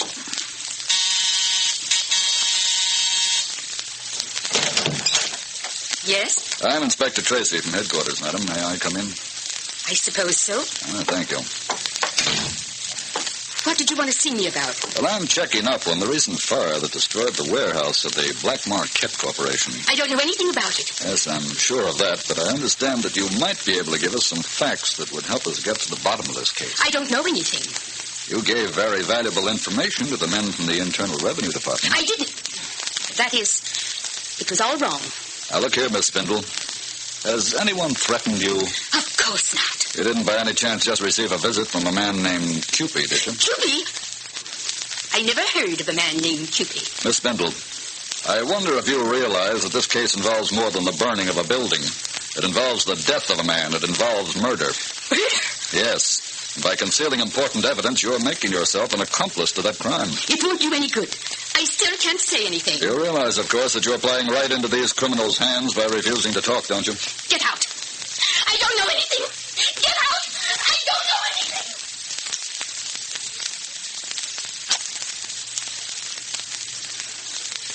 Go on, Cupid. Tell me more. That's about all there is, Moss. And you're sure it was Dick Tracy you saw going into Miss Spindle's apartment house? Of course I'm sure. He even spoke to me. Well, then he saw you. Do you think he knew that you had been to see Miss Spindle? This I doubt. There's maybe 20, 30 apartments in the building. Mm-hmm. And do you think Miss Spindle conveyed any nuggets of information to our fair-haired detective?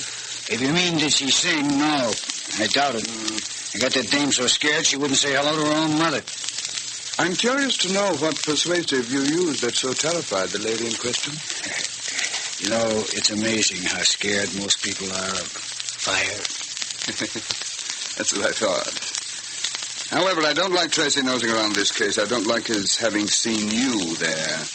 He's not the stupidest detective in the world, you know. Relax, Mort. I ever had no arson rap charged to me yet. There'd be nothing to make Tracy suspicious. But it means that they're beginning to put pressure on Blackmar. It also means that they think the fire may not have been accidental. I'm still somewhat worried about that Spindle woman. She has seen you in Blackmar's office many times when you were selling him ration stamps. If she should decide to talk, your value to the organization would be over. Maybe we ought to take care of her now. Not just yet. Once you start killing, it's like a chain reaction, almost impossible to stop. I don't like anything I can't control. You can't control fires, and yet they don't seem to bother you none. Oh, that, Cupid, is different. You know Blackmar pretty well. Can he stand the heat of an investigation? Hard to say. Kind of a nervous little guy, though. It probably wouldn't be a bad idea if I had Flame keep a close watch on him so we can be prepared if he shows signs of cracking. Just what I was going to suggest. He's dropping again, Flame. Maybe I should record all my conversations to save you the trouble of listening. Oh, no. That would take all the fun out of it. She's your girl, Chief, and you know what's best. But if she was mine, I'd give her the hot foot of all time. Well, I'm not your girl, and I'm not the Moss girl. And don't ever forget it. I have no intention of being anyone's girl. You may not live long enough to be anyone's girl either. I wonder why everyone loves me so. All right. Break it up. Society dames hanging around the rackets to pick up a cheap thrill. Why don't you latch onto some striped-shirted square with a Windsor tie like she oughta? What's she got to bother us for? Would you care to tell him, Moss? Look, Cupid, you know that through Flame Society connections, she steered us to some of our most profitable clients. How else would we have known, for instance, that Blackmar was in trouble and was ripe for our professional service? Yeah. But who was it made the big pitch? Who was it who actually steered Blackmar in to see it? Cupid, I'm not trying to take any credit away from you. Your contacting of clients who are ready to talk business with us is a great value to the organization. You merely serve on a different echelon, shall we say.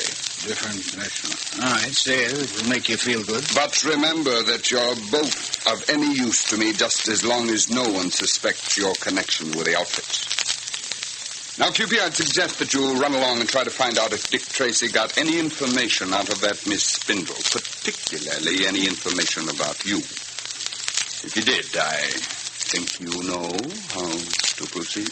All right, Chief. Although I think we ought to proceed that way anyway. Cupid? Okay, Mort. Whatever you say. May I suggest that he needs to be taken down a few pegs? He's a petty racketeer who's getting his first taste of the big organization. However, you're there watching. I've known a few men who offered a lady a cigarette first. I'm sorry. I keep forgetting that you're old enough to smoke. Yeah. stands. No, don't waste a match. I'll light it from yours. Now, what's all this about Blackmar? The local police seem to think the fire may not have been accidental. They've put Dick Tracy on the case. Is that bad? Not good, but the point is they're putting the heat on Blackmar, and I want to be sure he can take it. Do you think you can find out what his plans are? I also am rather persuasive along my lines. Yes, so I've noticed. What do you plan on doing? This.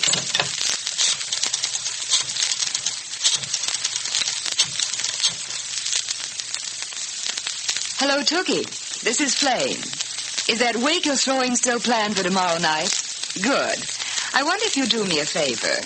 Would you invite that fascinating Joe Blackmar? He's cute. In a moment, we'll return to Dick Tracy. But first, in the words of Webster, gala means a festivity, a gay holiday. And what could better describe the Bing Crosby Show? It's a festivity of song and music that provides one of the gayest half-hour holidays you can find on the air Wednesday nights. As your host, there's Mr. Bing himself, singing popular melodies in his own inimitable style or blending his voice with the famous charioteers. And then there's that amazing pianist, Skitch Henderson, tinkling the ivories to top tunes of today. John Scott Trotter and his orchestra playing music that will make you want to get up and dance. Each Wednesday p.m., Bing also has celebrated guest stars on hand to join in the fun. Popular people from stage, screen, and radio that you all know and like. So, Tracy fans, for really top entertainment, be sure to listen tonight to the Gala Bing Crosby Show. And here are 3 other listenable shows that you'll want to enjoy tonight. There's the Merry Willie Piper Show, Pot of Gold, and Henry Morgan shows, which we'll also bring you tonight over most of these same ABC stations. Now back to Dick Tracy. Well, Dick, did you find out anything from Miss Spender? I think maybe I did. Patrick, I want you to find out all you can about a certain petty racketeer, a man named Cupie. Will Dick Tracy uncover Cupie's connection with the case? Tune in tomorrow, same time, same station, for The Adventures of Dick Tracy, written for radio by John Ray. This is George Gunn speaking. Well, Tracy fans, if you want to hear some really good arguments where the debaters know what they're talking about, listen to America's Town Meeting of the Air tomorrow night. Famed experts speak on both sides of important national and international issues. Naturally, a person talking for one side forgets to mention a few facts that might weaken his argument. But on America's Town Meeting, there are experts on the other side, too, who make sure that you hear those facts. So, Tracy fans, if you'd like to try to understand today's problems, tune in to America's Town Meeting of the Air tomorrow night on most of these ABC stations. This is ABC, the American Broadcasting Company. Lost in Brazil invites you on an unforgettable journey, where every moment is an adventure waiting to be discovered. Join us as we uncover the soul of Brazil, one incredible experience at a time. Click on the link in the description and embark on the ultimate Brazilian odyssey.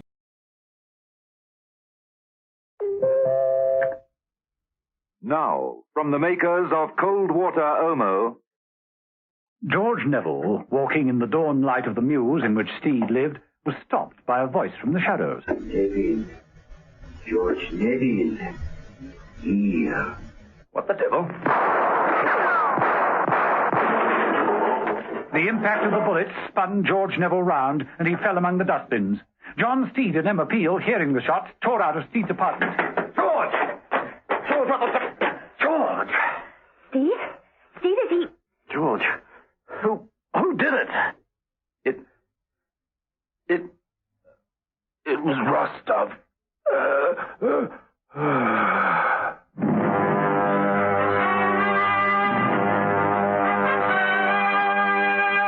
The Avengers.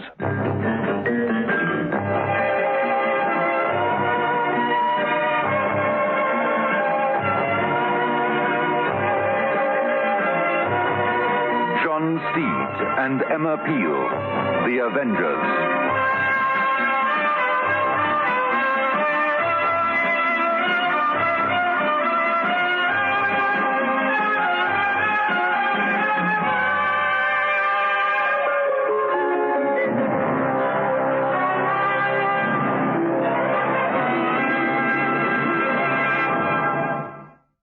Water Omo has really powerful cleaning action. Mrs. Senior discovered this. My husband wears overalls to work, and they come back very sort of greasy and dirty. My girl actually does them by hand in the tub, but she uses cold water Omo, and they're fine, and they come up perfectly clean. They say once an Omo user, always an Omo user? I've stuck to cold water Omo, and I'm still using it. It's the strongest washing powder I've used. Cold water Omo cleans best.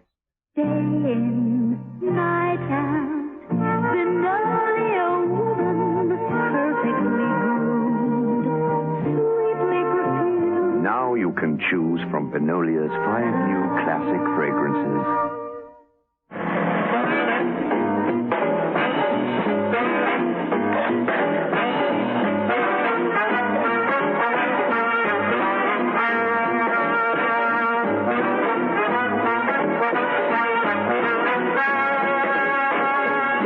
Episode 2 of this story, in which John Steed and Emma Peel find themselves up against prisoners who are their arch enemies, prisoners who are determined to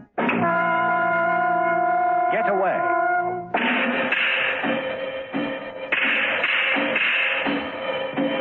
John Steed had held a small reunion with 2 of his best friends, Paul Ryder and George Neville.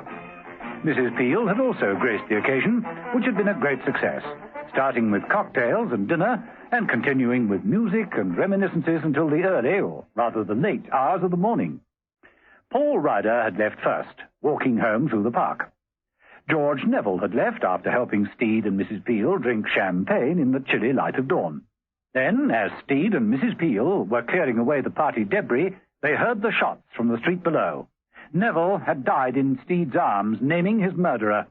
Later that morning, Steed rang Mrs. Peel at her apartment. Hello? Steed here. Oh, Steed, I was hoping you'd ring. Do we meet this morning? Not yet. I'm going down to Marlow, Old Hill Monastery. I'll call you from there later. A monastery? It's a cover for an international spy prison. The man who killed George Neville escaped from there. I'm hoping to pick up a lead.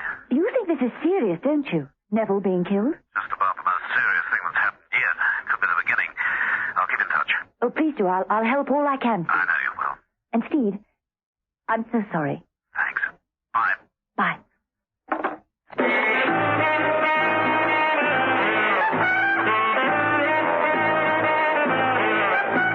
Down at Old Hill Monastery, Steed submitted his pass to a monk at the gate and was allowed into the main building.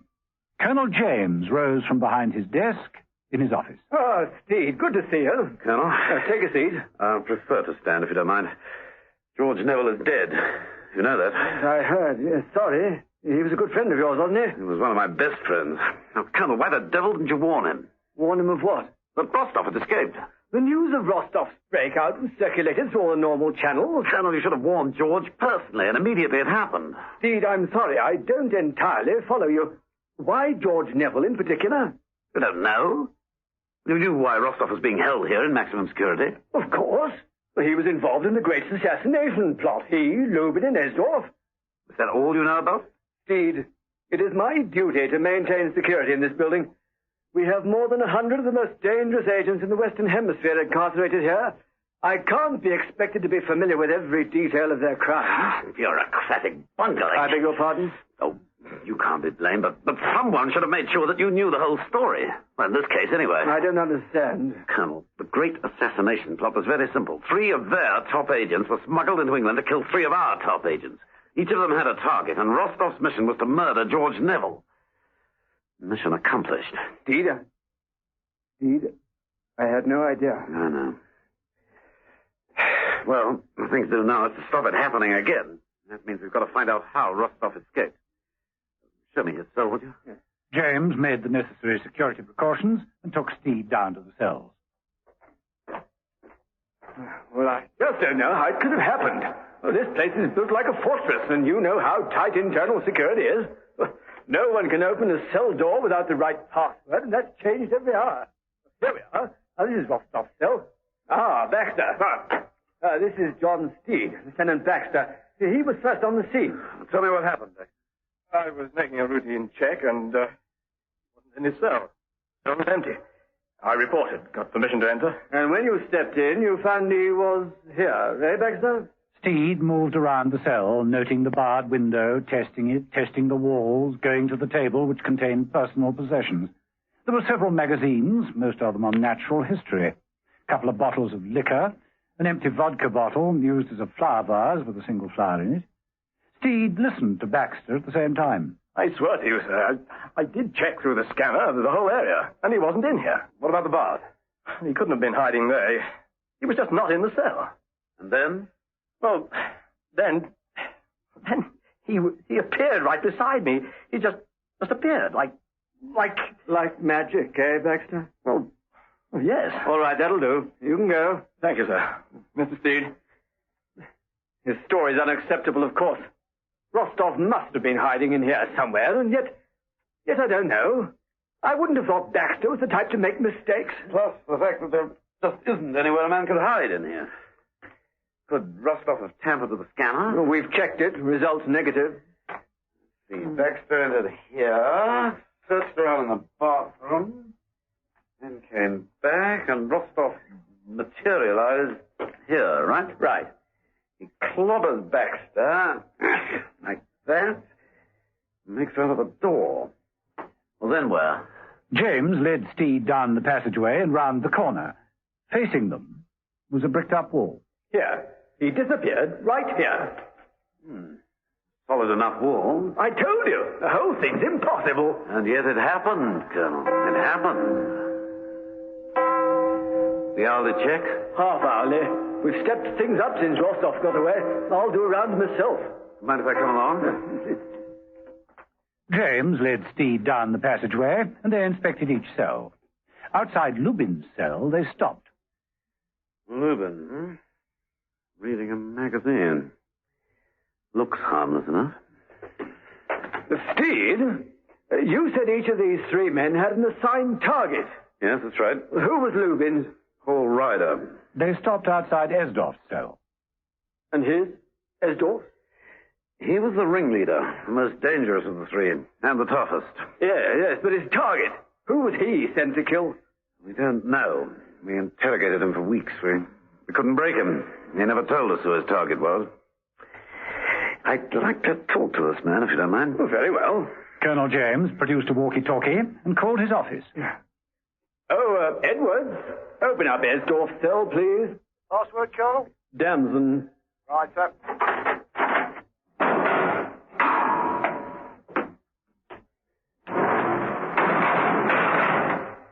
Esdorf. Come in, Steed. Come in. I've been expecting you. After Rostov's escape, it was inevitable that you would come to question me. Let me look at you. You don't change. No, you? Externally, perhaps not. You got great pains to ensure my physical fitness, but internally, yes, inside I've changed very much. I'm resolute. Well, you were always that. More resolute. And bitter. Incredibly bitter. A drink. Thank you. It's good to see you, Steed. Good to know that you're still alive. Oh, I never thought I'd hear you say that. Let me give you a toast. To freedom. It's been a long, long time. How do you occupy yourself? You have no books. I think. I ruminate. I plan. I'm immensely proud of Rostov, of course. I trained him, you see. He's my protege, and he's free. And when Lubin has gone too... Lubin? Oh, he will be next. He can't keep us here much longer. First Rostov, then Lubin, then me. You're bluffing. Perhaps. Or perhaps not. Steed heard the warning bells. It could only mean another escape. He leapt to the door. Let me out of here. You let me out. Let me out.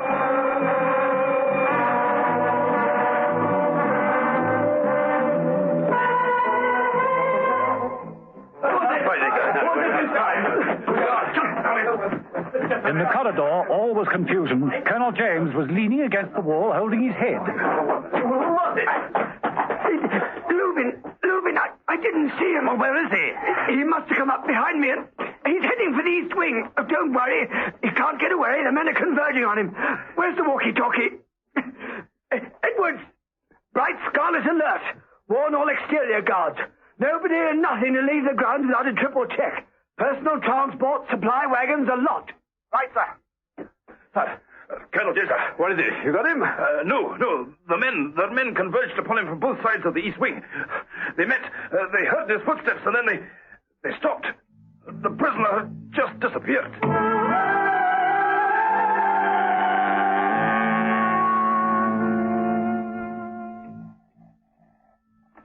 Emma Peel? Mrs. Peel, it's an urgent job. Get to Paul Ryder. He's just moved and taken the house on the other side of the park. Now, I don't know the address, and he hasn't yet got a phone number, but get to him. Message received, right. But why, Steve? There's been another getaway. Now, get hold of Ryder and warn him. Tell him that Lubin is free. That's all. Tell him Lubin is free. Right. Get going, Mrs. Peel.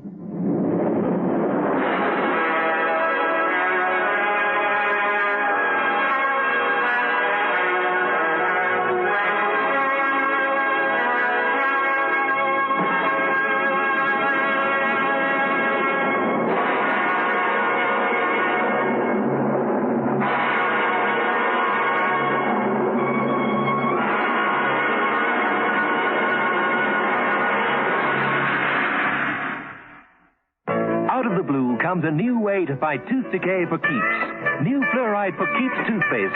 It's the clear blue way to fight tooth decay, and it's the best anti-decay toothpaste around. New great tasting for keeps toothpaste. The clear blue way to fight tooth decay for keeps. Great teeth are forever. Great teeth are for keeps. New family fluoride for keeps toothpaste. They say once an Omo user, always an Omo user. Here's Mrs. Senior of Tweeney. I've stuck to cold water Omo, and I'm still using it.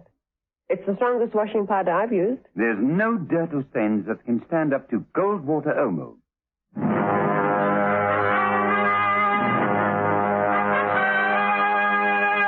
The Avengers.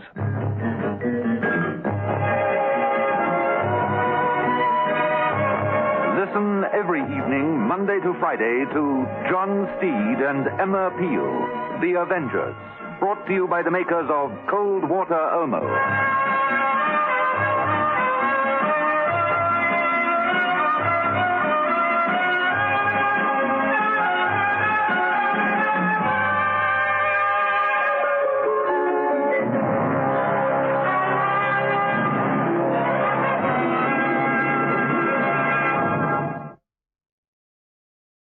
Thank you for visiting Golden Age Radio, rumble.com/C/GAR. Please support our veterans by visiting veteransradioministry.com. Together we can honor their great sacrifice. Thank you. The Signal Oil Program, The Whistler.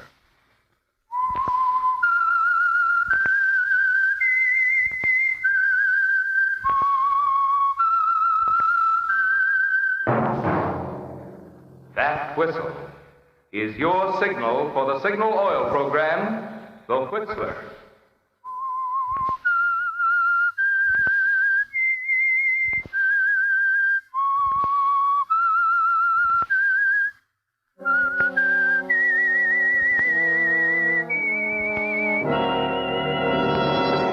I am the Whistler, and I know many things, for I walk by night. I know many strange tales hidden in the hearts of men and women who have stepped into the shadows. Yes, I know the nameless terrors of which they dare not speak.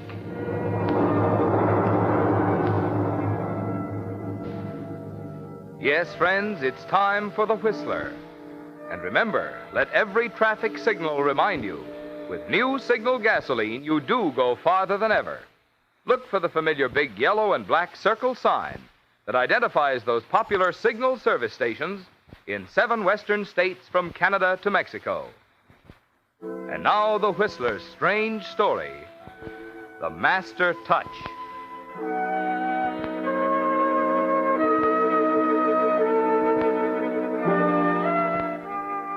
It had been 20 years since Charles Carter polished a pair of shoes.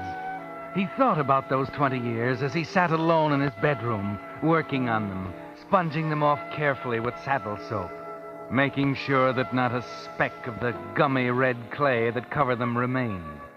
Red clay, sticky, stubborn stuff that clung to them like glue.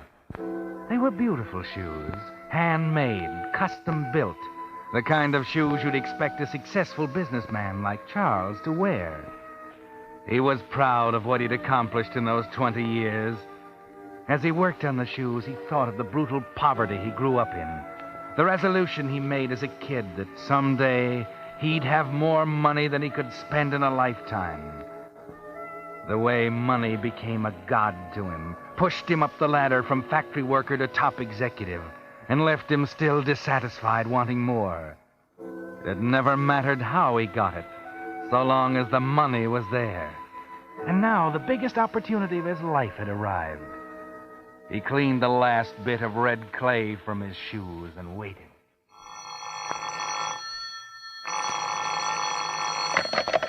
Yes? Charles? Yes, Amelia, what is it? Charles, I didn't want to bother you, but... Oh, it's nothing, Amelia. What is it? Could you come over, Charles? I'm terribly upset. The police are here. Police? Good Lord, Amelia, tell me what's the matter. I don't know. I'm afraid you are right about Henry, that's it, isn't it? They think so. Amelia, it doesn't matter a hoot whether or not that caretaker was a favorite of your father's. I tell you, the man's dangerous, and you've got to get rid of him. Oh, please don't discuss it now, Charles. Can you come here? Of course.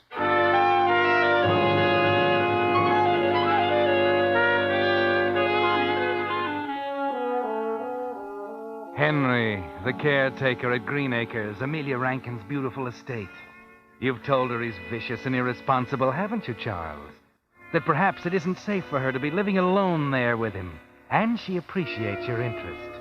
You are interested in Amelia, aren't you? Yes, in Amelia. And, incidentally, in the fact that she's chairman of the board and holder of the controlling interest in the company you work for, now that her father is dead. So you're concerned about Henry the caretaker when you arrive a half hour late. Amelia, what's happened? Oh, Charles, I'm so glad you could come. And who is this, Miss Rankin? Oh, my name is Carter, officer. I'm general manager of Miss Rankin's firm. Now, what's happened? Charles, somebody tried to kill me tonight. What? Just a minute, Mr. Carter. If you don't mind, I'd like to continue with the caretaker here. Oh, of course. Now, Henry, 2 hours ago, someone stood outside on the grounds and put a bullet through Miss Rankin's bedroom window. But don't look at me. I've been with the family ever since this place was built. He trusted me, he did. He trusted me even more than he did her. Henry. It's true, ain't it? That's why he said I was to stay here. Called me alone into his room just before he died. Who? Mr. Terrence, her father. I see. Now, Miss Rankin, you say you'd been reading until about 9 o'clock? Yes. I got up when I'd finished and walked past the window. There was a crash of glass, that's all. Henry, what were you doing with this gun? I've always had it. Mr. Terrence told me to always keep it handy. Any idea why one of the shells is discharged? Someone must have took it while I was asleep. And then walked out on the ground, shot at Miss Rankin, returned it to your house, and left. Huh? Why not? Miss Rankin, do you know of any reason why Henry would do a thing like this? No, I don't. We checked it, Ed. Find the place? Yeah, found the spot where he stood and fired the shot. Checked the footprints against Henry's shoes. Match? Nope. What'd I tell you, officer? It was someone else. He didn't say that. He said the prints didn't match. Maybe it was someone else, and maybe you're just smarter than I think you are.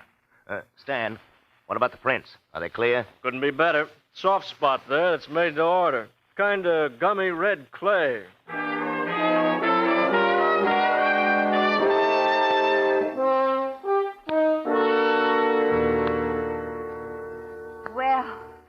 They've gone at last. Will you believe me now, Amelia? I tell you that man, Henry, isn't safe. Oh, we don't know, Charles. You must think this over carefully, Amelia. It could happen again. But I can't let him go. He was right about Father. You don't have to let him go. What am I going to do, Charles? Amelia, perhaps what you need is someone here to protect you. Maybe you're right.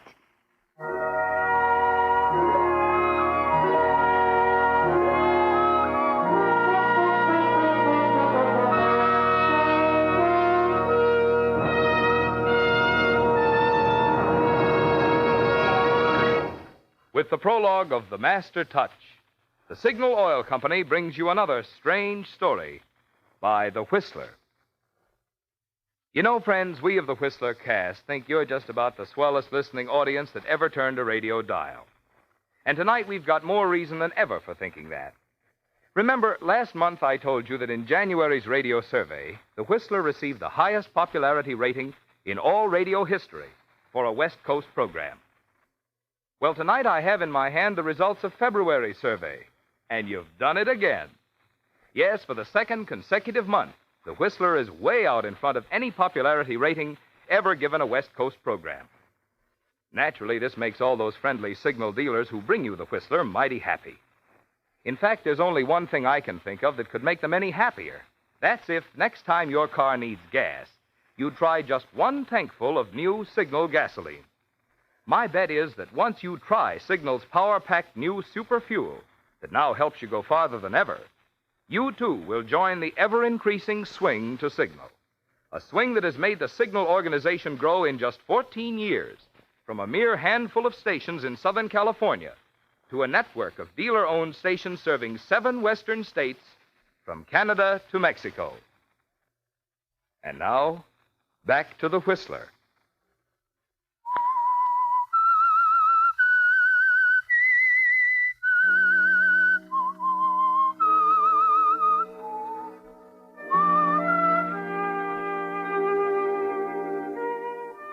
That was the master touch, wasn't it, Charles? You were sharp enough to see the opportunity the minute old Terence Rankin, president of Rankin Industries, died and left the controlling interest to his lonely, frustrated daughter, Amelia. In the weeks that followed, you worked slowly and carefully to gain her confidence. And when that sharp, analytical mind of yours sensed the friction between Amelia and Henry, the caretaker, you knew what your next move would be. The red clay is dried now on the path where you stood and fired the shot through the window, purposely missing her. And the weather has changed, suggesting an afternoon walk. Just the two of you, Charles. You and Amelia. Isn't it lovely out today? It was so nice of you to ask me to come. Yes, it is lovely. All this and you, Amelia. Please, Charles. Why not? If I think you're lovely, why shouldn't I say so? Because I know it isn't true. I wish it were. The world is full of beautiful things when one's in love. You don't mean that. Why must you always say the same thing? You know, sometimes I feel as if you don't trust me. Oh, I do. Really, I do. Maybe I'm being presumptuous, huh? Not you, Charles, ever. I'm glad of that. I want you to have faith in me. I know. It's just that since Mother and Dad died, it hasn't been easy. I've been on my own, and, I've had everything, but I haven't really. I've had to be so cautious. You mean Henry, huh? No, not exactly. It's just that when you have money, too much of it, you're always meeting people who pretend to be friendly when all they want is to get their hands on the money. What makes people like that, Charles? Is money that important? It has a terrible fascination for some people. If I thought a lot of someone, and I found his motive was that, it would hurt me terribly. Of course it would, Amelia. But you don't think that I would... Oh, you know I'm not thinking of you. You've been so sweet and kind to me. I've never been so happy, even though I am so alone. You don't like being alone, do you? It's frightening sometimes. You do need someone, Amelia. With Henry there and the things the way they are, you ought to have someone to take care of you, to look out for everything. What are you trying to say, Charles? I'm asking you to marry me. Do you really mean it? Of course I do. Oh, I'm so happy.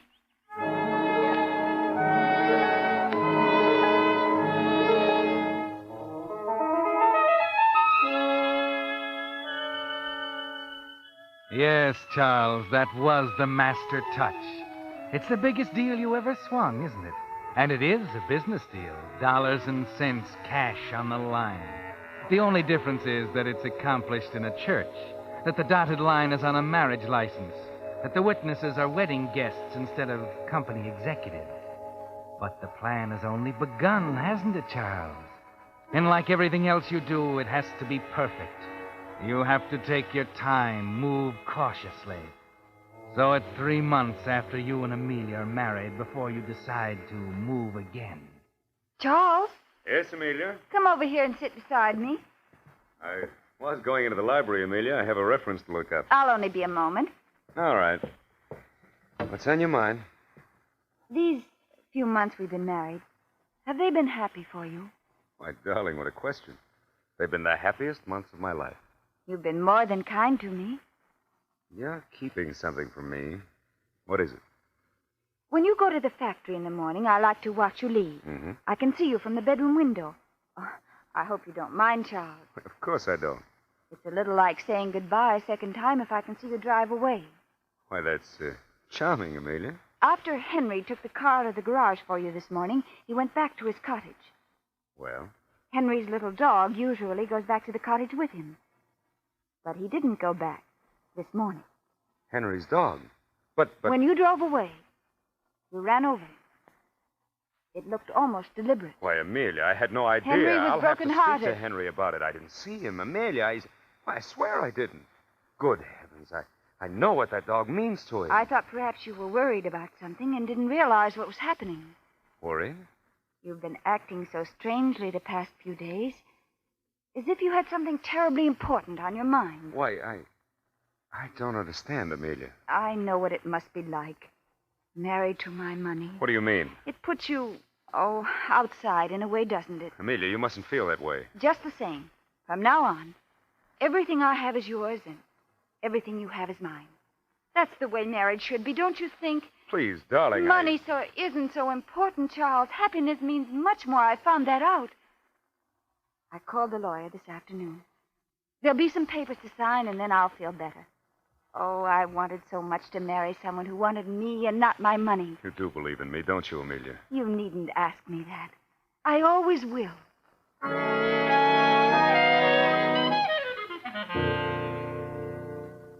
You hate her for that, don't you, Charles? As usual, she's done the honorable thing. Signed over all she has to you, making you wonder whether the rest of the plan is worthwhile. You were stunned by it, weren't you, Charles? The money is yours now, and you can stand pat. That is, if you're willing to spend the rest of your life with her. When you face that question, you realize you're going ahead with a plan. It's been boiling around in your brain too long, hasn't it, Charles?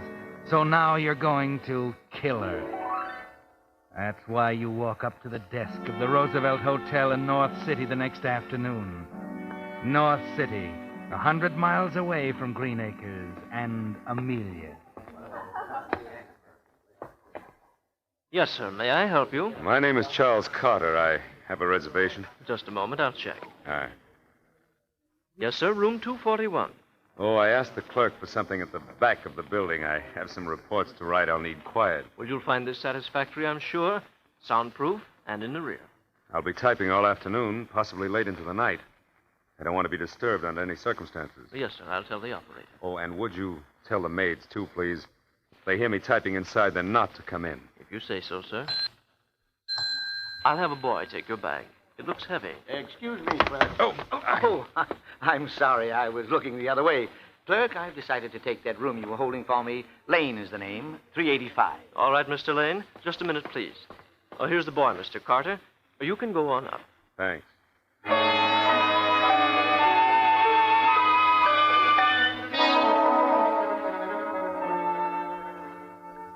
Well, Charles, it's underway. And you're a little jittery. Was it unusual that Mr. Lane, the man who bumped into you at the desk, was the same man who looked at you peculiarly when you almost ran into him at the entrance of the hotel? You finally decide that it's natural, that you're on edge, imagining things. 5 minutes later, alone in room 241 at the back of the hotel, you open your bag and take out a small portable phonograph with a repeating attachment. Connect it, put on a special record, and listen.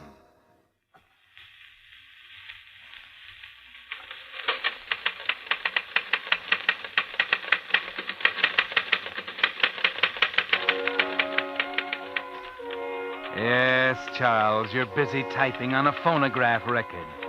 You watch it repeat a couple of times, satisfy yourself it's working perfectly, then sneak out of the room, down the back stairs, and out the trade entrance at the rear of the hotel. In a bar around the corner, you find a telephone and put in a long-distance call to Johnson, your personnel manager at the factory. You surprised us, Mr. Carter.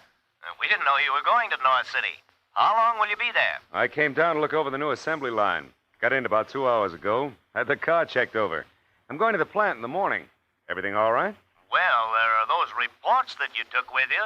The auditors are coming tomorrow. Well, I didn't have a chance to check them over last night, Johnson. I'll have them ready by morning. Yes, but if you're in North City, I'll be coming back as soon as I check the plant. I ought to arrive at the house around 11. Why don't you and I meet there? And then I'll give you the reports. Oh, all right, Mr. Carter. 11 o'clock.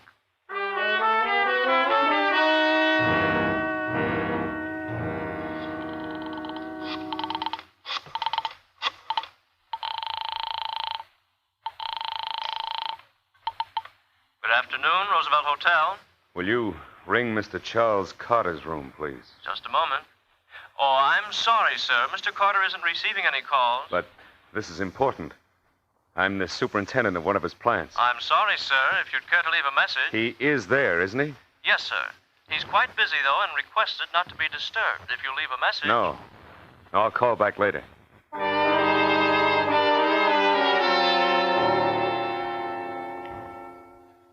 The clerk is a first-class man, isn't he, Charles? Follows instructions to the letter.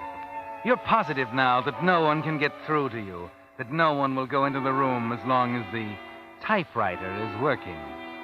You're on the last lap, Charles. On your way to the back alley where you left your car, you stop at a drugstore and pick up a small bottle of liquid. That's for Henry, to help him sleep better. Henry is a rather important part of it, isn't he? 2 hours later, you're driving up the road to Greenacres. But before you get to the house, you turn off the road and leave the car in a wooded section, hiding it from the highway. Then you walk up to the house and find Amelia in the living room. Oh, Charles, it's you. I didn't hear you come in. I didn't mean to startle you, Amelia. Where's the car, Charles? Why do you ask that? I didn't hear you drive up. I had a little trouble with it. Left it down the road. I'll have Henry look at it. And not tonight, Amelia. It's late. Yes, I thought for a while you might not be coming home. I'm having a glass of wine. Won't you have one with me? Thanks, I will. You look hot and tired. Did you walk far? Oh, a couple of miles, I guess. Here. This will make you feel better. Thanks. That is good. I am tired for some reason. Johnson called about noon. He was looking for some reports. Yes, he called me. I made a trip to North City. Wanted to look over the new assembly line.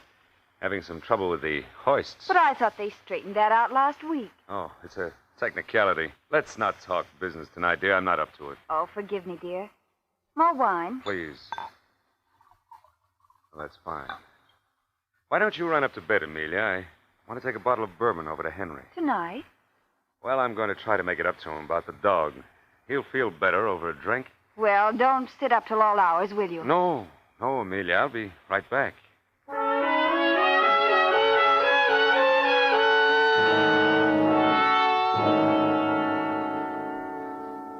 Let me pour you another drink, Henry.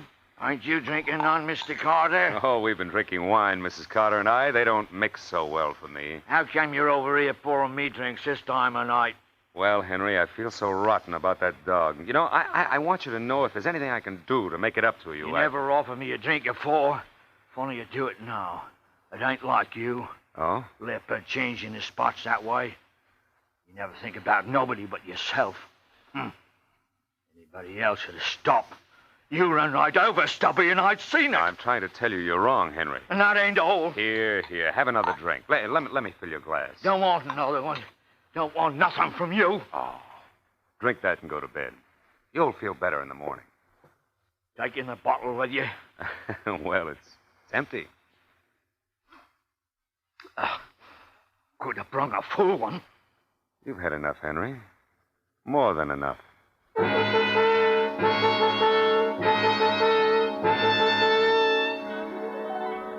Yes, Charles, that's more than enough, isn't it?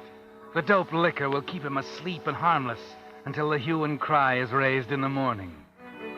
You pick up Henry's hatchet and gloves from the wood pile at the back of his cottage and hurry back to the house.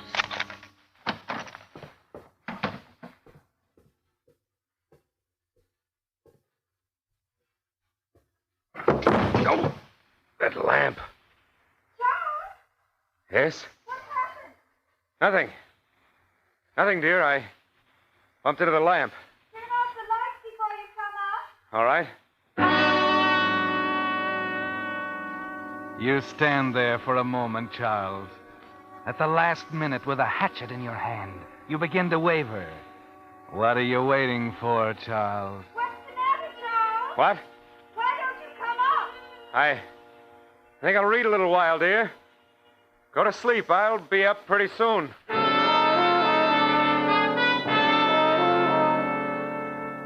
Yes, get yourself together, Charles. You want to give her a chance to fall asleep, don't you? You're safe now. Henry's in a drunken stupor. He can't wake up. And after it's over, you'll plant the hatchet in Henry's cottage along with the gloves, just as you did with the gun 4 months ago. There'll be no question this time. No footprints in the red clay path. And who'll believe poor, confused Henry and his story about the drinks you gave him, with you busily typing on a report in a hotel room 100 miles away? A few minutes later, you see the light go out at the top of the stairs, and you sit there in the living room until you're sure Amelia's asleep. Then, holding the hatchet tight in your right hand, you start up the stairs.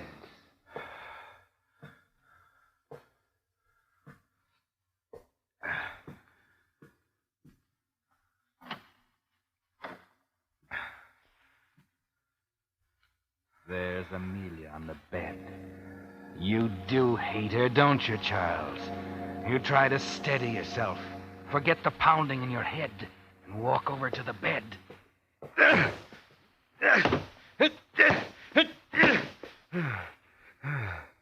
Well, Charles? Amelia! You can stop striking the bed, Charles. I'm not in it. I'm over here by the window.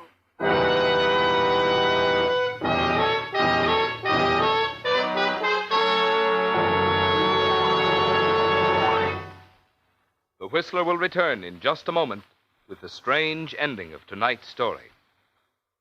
Meantime, a question. Which of these parts could your car get along best without?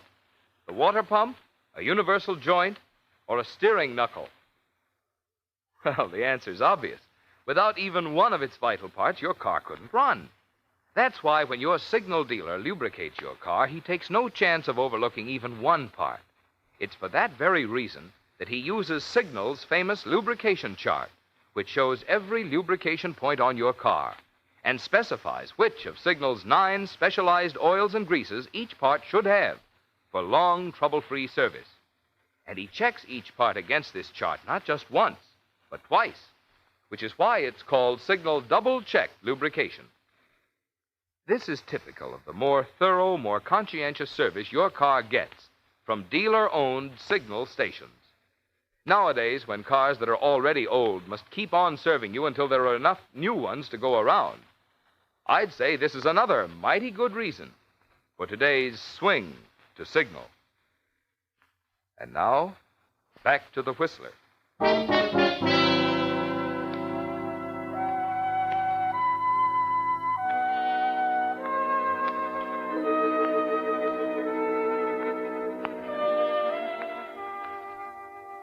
Well, Charles, the master touch wasn't quite enough. You stand there bewildered as Amelia switches on the light. The shot through her window 4 months ago, the careful, gradual cultivation process, the marriage, the alibi in North City. It all seems ridiculous, doesn't it, Charles? And you're too dumbfounded to say anything. You can put the hatchet down, Charles. You won't need it. What are you doing? Nothing. I was looking out of the window. The moonlight's beautiful. You can see for miles. Isn't that your car down by Miller's Pond? It's hidden from the road, but I can see it clearly from here. Fool. No, Charles. I said you wouldn't need the hatchet. What's going to stop me, Amelia? What I have to say. Won't do you any good to stall. I've come too far for that. Yes, much too far. You see, Charles, I know everything you did today. I hired a detective to follow you several days ago. He was waiting for you at the Roosevelt Hotel when you arrived. I talked to him on the telephone just before you came in tonight. His name is Lane, isn't it? Yes, that's the name he used. Well? He told me you were rather a good typist. And I told him that you couldn't type at all. So he went into the room. It was a clever way to establish an alibi, Charles. But I wasn't sure until he told me about the bottle of sleeping drug you bought in North City. Get to the point. It's pretty ridiculous, isn't it? My believing that out of all people there was one whom I could believe in. Where's your detective now? Outside? No. He did his work. I dismissed him. You mean we're alone? Yes. You expect me to believe that? It doesn't matter whether you do or not. Remember our agreement, Charles? Everything I had was yours. Everything you had was mine. So when you decided to take my life... Quit simpering. You think you can talk me out of it? I said it doesn't matter anymore, Charles. Nothing matters now. You see, the wine we drank together tonight was poison.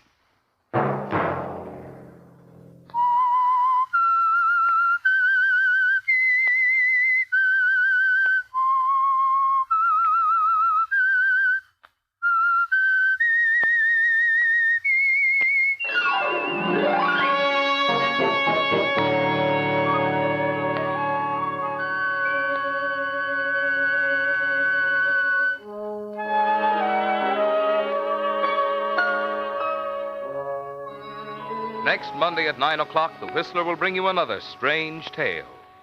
The Whistler is broadcast for your entertainment by the marketers of Signal, gasoline, and motor oil, and fine quality automotive accessories, and by your neighborhood Signal dealer. This program, produced by George W. Allen with tonight's story by Robert Foster, music by Wilbur Hatch, is transmitted to our troops overseas by the Armed Forces Radio Service.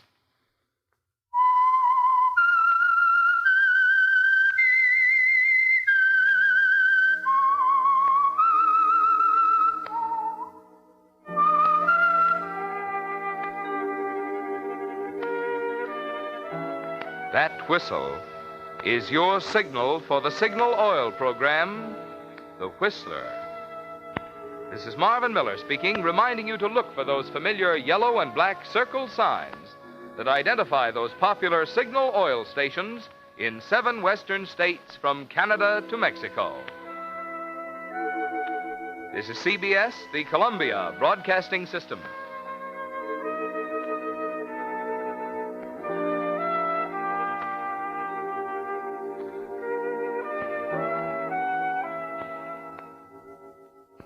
Lost in Brazil invites you on an unforgettable journey, where every moment is an adventure waiting to be discovered. Join us as we uncover the soul of Brazil, one incredible experience at a time. Click on the link in the description and embark on the ultimate Brazilian odyssey. Who knows what evil lurks in the hearts of men?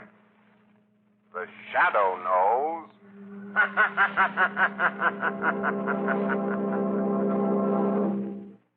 The 3 great Linux home brighteners, Linux Clear Gloss Varnish, Linux Cream Polish, and Linux Self-Polishing Wax, created by Acme, America's great producer of fine Acme quality paints, bring you the thrilling adventures of the Shadow, the hard and relentless fight of one man against the forces of evil. Millions of American homemakers have discovered how Chemtone, the miracle wall finish, keeps their walls fresh and lovely. Now they're discovering how the 3 great Linux home brighteners bring sparkling cleanliness to furniture, woodwork, and floors. Linux Clear Gloss Varnish gives lustrous, longer-lasting protection to every wood and linoleum surface. Linux Cream Polish renews the sleek, gleaming beauty of fine furniture. And Linux Self-Polishing Wax lends rich, satiny loveliness to any floor, wood, linoleum, or tile. Take the modern shortcut to new home beauty with the 3 great Linux home brighteners. You'll find them all at your hardware, paint, or department store, your headquarters also for Chemtone, the miracle wall finish.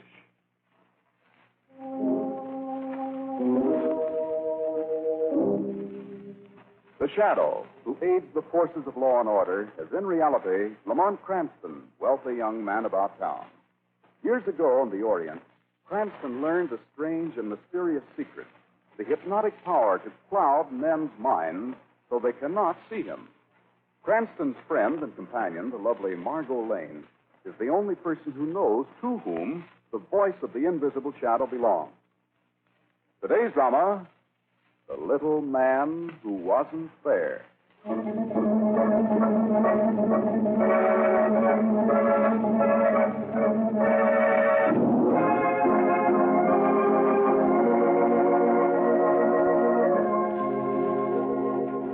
Intermission at the opera. A glittering crowd circulates through the foyer and promenades up and down the great golden staircase. This is the final week of the city's most glamorous music season. What an intermission, Lamont. Better show than the one on the stage, Margot. Oh, look, there's Nancy Hale. Where?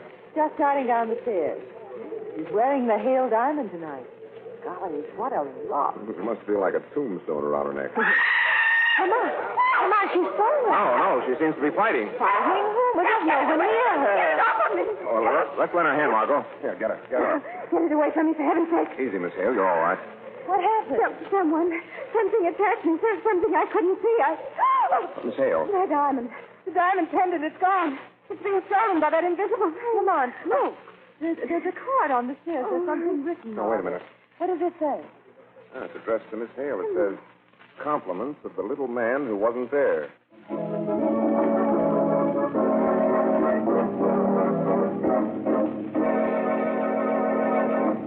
Compliments of the little man. Now listen, Cranston, it's bad enough I have to hang around opera houses at midnight. Don't play games. Who's playing games, Commissioner?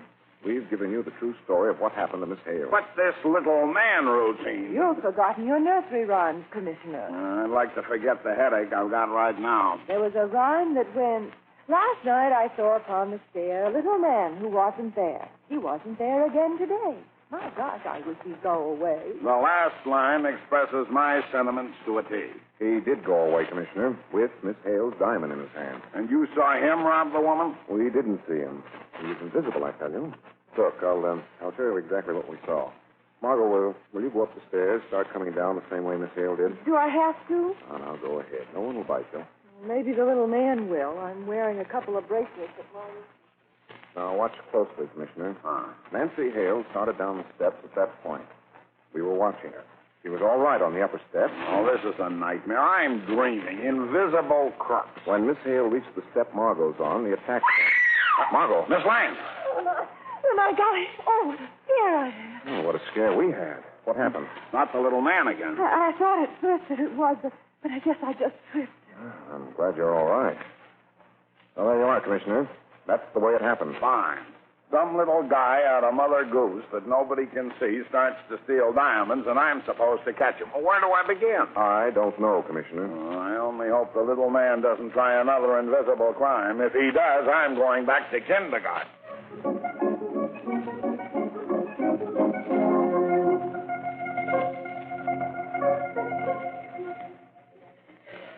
Well, stock exchange was dull this morning. Yeah. Read about the Hale diamond last night? Oh, the invisible guy at the opera? Bunch. No such thing as an invisible man. Oh, you think so, huh? Oh, wait a minute. There's Carter Gates. Where? He's coming down the stairs from the balcony. He was at the opera last night. We last came. Get away from me! Get away, I said! Criminy, hey. Let me alone! Gates took a front. That's bluff nothing. Look, he's fighting into the air. Yeah! Oh, get him away! Come on, let's give him a hand. Hurry up. All right. Did you see him? Did anyone see him? Let's see. Who, Gates? My wallet. Gone, taken out of my pocket. $10,000 in American bonds. Stolen. See, there's the invisible man again. Hey, there's a card here in the steps. Yeah. Take a look. Let me see it. Why, it's addressed to you, Mr. Gates. What? The compliments of the little man who wasn't there.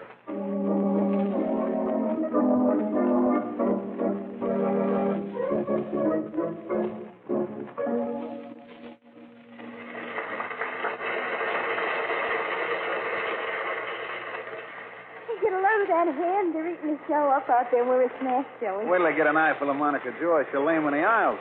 Honey, you listen to Uncle. Do like I do. Stick to musicals. Let the long hairs drop their dough on his Shakespeare. Here comes Monica out of the dressing room. Hey, stagehand, get off of the stairs. Miss Joy's coming down. Are them jewels she's wearing real? Are you kidding? Those are the McCoy, baby. 200 grand in emeralds. Oh. If the house don't go for her, they go for the ice. Hey, Joey. Joey just took a brody. She's falling. Holy smokes. What's he doing fighting the DT? Just punch him empty air. Get moving. Tell Gus to hold the cook. Okay. Miss Joy. Monica, honey, you okay, kid? What happened? The invisible man. Joey, my emeralds. Huh? They're gone. He took them. Oh, for the lover. Hey, Monica, I guess you dropped this card here. It's got your name on it. What's it say? Compliments at a little man who wasn't there.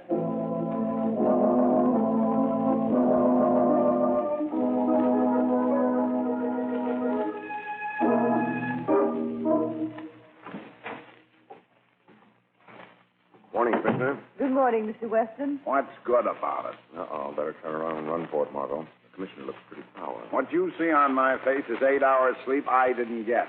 You heard about the little man? That's why we're here. Yesterday afternoon at the stock exchange. Last night at the new musical show. It's driving me nuts. The invisible criminal. Maybe you'll need an invisible police department to catch him. Very funny. I'm laughing. I wasn't joking. No. Well, then go ahead. I'd like to know how I'm supposed to hire an invisible detective. I was going to suggest calling him the Shadow. The Shadow? It's the obvious solution, isn't it? Use an invisible man to catch an invisible man. What you're suggesting is to set a thief to catch himself. I don't understand. Cranston, I've just about made up my mind. Our little man is our old friend, the Shadow. Oh, no. Yes, I've been afraid of this for a long time. The Shadow's the only man who knows the secret of invisibility. He's always been outside the law. Now he's really gone in for crime. That's impossible. How do you know, Miss Lane?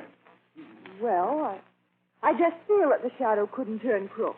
He couldn't. Your heart's in the right place, Miss Lane, but your brain works wrong. It's the Shadow, I know. He's always been a potential danger to law and order. Now the danger's turned real. And I'm going to get him if it's the last thing I do. You've got to let us help with this case, Commissioner. No, you better not, Cranston. The Shadow's dynamite. For your own good, stay out of the way. Thanks for the tip, Commissioner.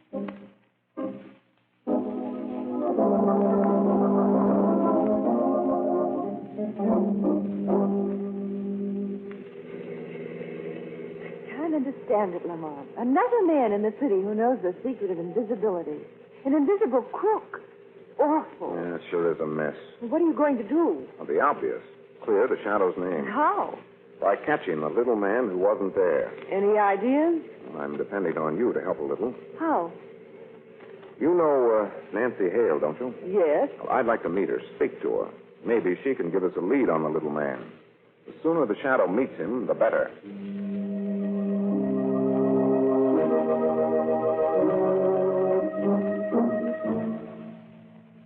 Most kind of you to try to help, Mr. Cranston, but I'm afraid it's useless. You can't tell me anything about the little man? Think, Nancy. I've tried, but I can't. I was too frightened to notice anything. Well, have you talked to the others who were robbed? Monica Joy and Carter Gates? I don't know them. Well, do you think the little man might be a friend of yours in real life? I don't know that either. Sometimes I think yes, other times no. Isn't there any lead at all you can give us? Any point which might account for the fact that the little man singled out you and the other two? I'm sorry, but I can't think of a thing. Miss Hale, was your necklace insured? Oh, yes, of course, by Gabriel Hodge. Well, that might lead to something. What address? Top floor of the Cannon building, but you don't think that Mr. Hodge is in Well, I can't answer that question, Miss Hale. I'm hoping Mr. Hodge can. Come on, Margot. Let's go talk insurance.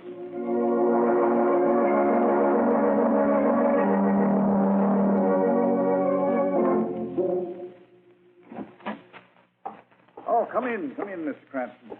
Come in, Miss Lane. Oh, thanks, Mr. Hodge. Well, sit down, won't you?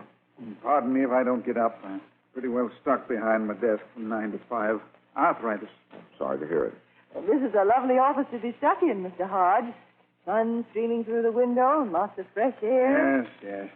Well, now, Mr. Cranston, what can I do for you? Something about insurance, I presume. In a way. Seems like everyone's taking an interest in insurance since that little flurry of the past few days. The little man who wasn't there. Yes, just so, exactly. That's the reason we're here, Mr. Hodge. Really? Go on. I understand that you insured Nancy Hale's necklace. Well, that's right. As a matter of fact, I insured all three of the people who were robbed. For what amount?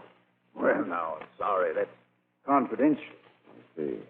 Well, when you insured them, did you take down a description of the articles in question? Well, that is customary. Well, did you also learn when, where, and how the insured articles were carried? Exactly what are you driving at? One point, Mr. Hodge. These three people were robbed on stairways. It was a feature of the crime. How did the little man know he could catch each of them on a stairway wearing or carrying the stolen article? You know, that brings up an interesting point. Now listen to this, Mr. Cranston. This will interest you.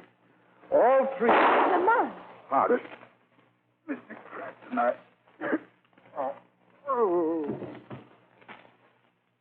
Dead. Lamont, that shot.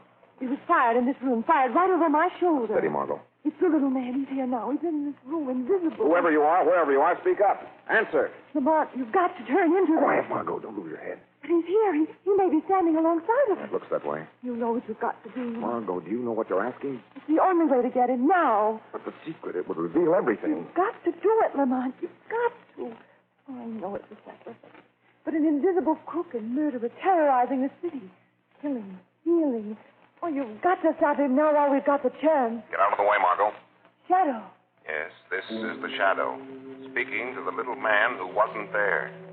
I know the trick of invisibility, my friend. I know every hypnotic trick invented in the Orient. Can you see him, Shadow? The Shadow sees all. The Shadow knows all, my friend. It is useless to struggle against the Shadow. Here and now you become visible to men's eyes.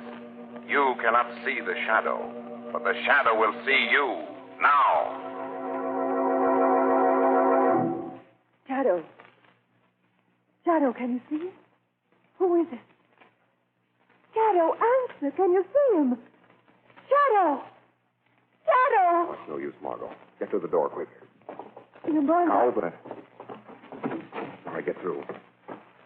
Lamont, did you... I don't know. He may still be in there. He may be alongside us now. I couldn't see him, Margot. You understand what that means? I couldn't see him. Even the Shadow couldn't see him. Margot, we're licked.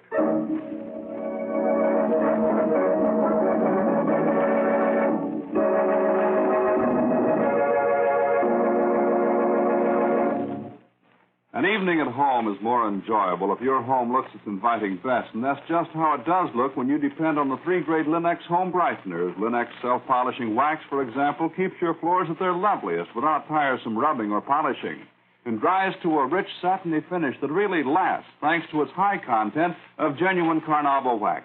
The finish may be renewed whenever and wherever you like without re-waxing the whole floor. Also, the underwriters' laboratories have proved by test that wood, linoleum, and rubber tile floors are actually less slippery after Linux self-polishing wax has been applied. Always ask for Linux, L-I-N-X, Linux self-polishing wax. You will find all three great Linux home brighteners and Chemtone, the Miracle Wall Finish, at hardware, paint, and department stores everywhere. And now, back once again to the adventures of the Shadow.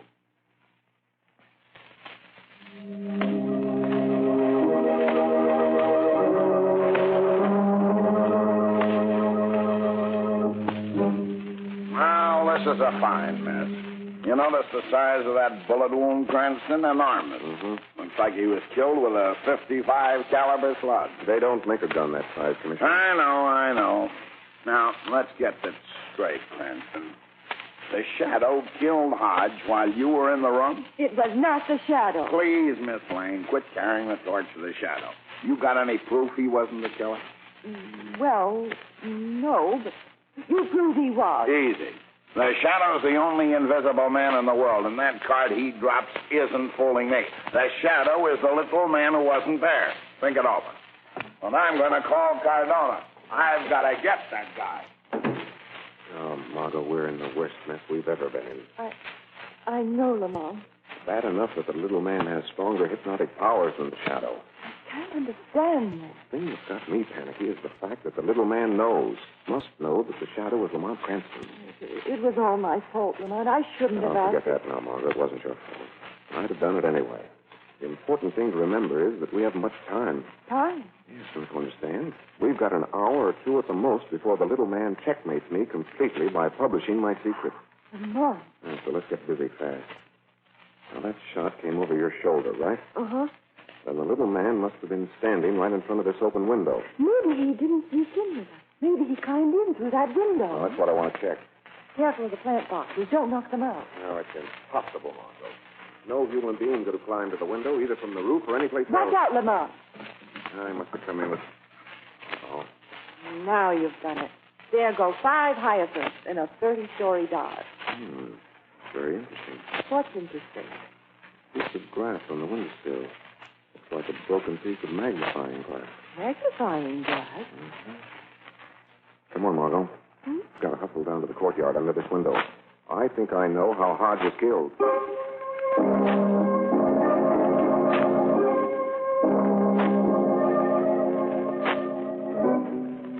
Here's the plant box, or what's left of it. I'm not interested in hyacinths. I'm looking for something else. Oh, here we are. Oh, take a look, Margot. Well, that's funny. This looks like a smashed pistol. Right. It's an old-fashioned gun. Right again. The remains of a flintlock pistol. 55 caliber. The one that killed Hodge? Yes. Well, I don't understand. Why did the little man kill Hodge with an antique? And why'd he throw it out of the window? Those are a couple of questions for the Shadow to answer. First, he's got to make a few social calls. The Shadow? Making social calls. Social calls that will be strictly business.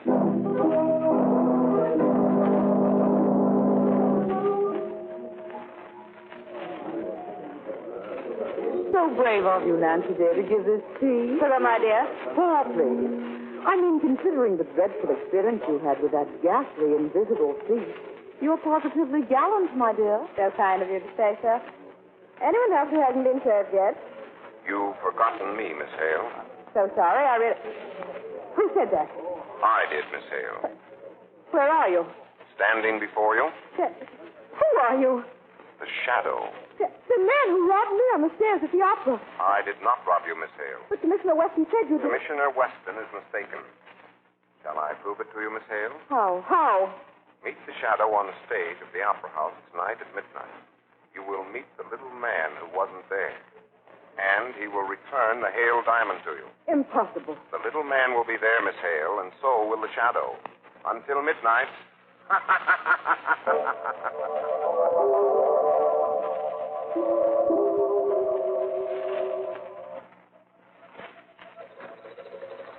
U.S. borax, 186, up 3/4. Virginia iron and steel, 39.5. Western utility, 124.5, up 1/4. Oh, closing market doesn't look bad. Not bad at all. Would you be interested in a quotation on American bonds, Mr. Gates? Who's that? This is impossible. My office is empty. I must be hearing things. Oh, that laugh. It is the Shadow. Is it? Oh, police! Silence, you fool. You're a crook. You're a killer. You murdered Hodge. Listen to me, Gates. You're the little man who wasn't there. What do you want from me now? Justice. For who? For the Shadow. What are you talking about? $10,000 in American bonds. Would you like them back, Gates? Like them back? They're mine. Of course I want Then them. the Shadow will strike a bargain with you. One small payment from you, and the bonds will be returned. What payment? Help the Shadow clear his name. You mean you didn't... I don't believe you. Come to the stage of the Opera House tonight at midnight. The little man will be there. You will believe him.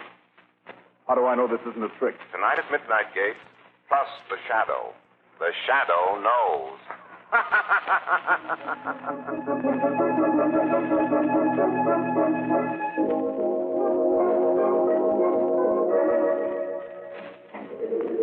Be out in a minute. Got to fix my makeup for the last act. Good evening, Miss Joy. Who's that? Who's in my dressing room? The Shadow. But... Don't raise your voice. Don't scream. Listen to the Shadow. To a crook and a gunman? Not much. Do you want your emeralds back, Miss Joy? What do you mean? You can have them tonight. Extortion, huh? I'm supposed to pay off? No. This is justice. Talk straight. After your performance tonight, come to the stage of the Opera House at 12. For what? To meet the little man who wasn't there. You're crazy. That's you. And receive your emerald. I don't believe you. Come to the opera stage, Miss Joy, for a performance of the Shadow that will astonish you.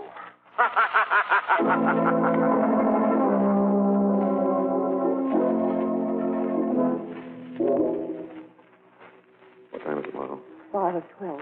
Time for us to go into the Opera House. This way. Lamont, I don't know what you're going to do, but I hope it works. I think it will. But the little man is so powerful. You said yourself, even the shadow and all the tricks he learned in the Orient couldn't make him visible. We'll get him anyway. Now, here's the stage door. Is it open? Yes. Well, how's that? Now, don't forget, Lamont Cranston's one of the opera officials.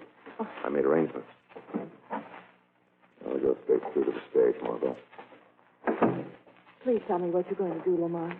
Produce the little man who wasn't there But how? by using his victims as bait. And he'll give them back their jewels and bonds?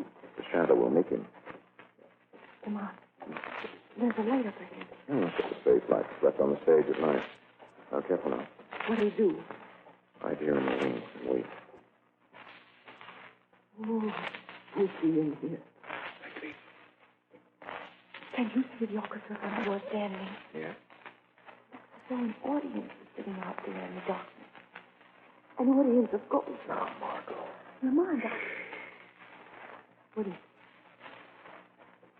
Company's The little man? coming. 8. His 3 victims. Well, when he gets here, are you sure you can fight him? I mean, is the shadow strong enough? Now, you wait here and see, Margot. Don't show yourself no matter what happens. Trust the shadow.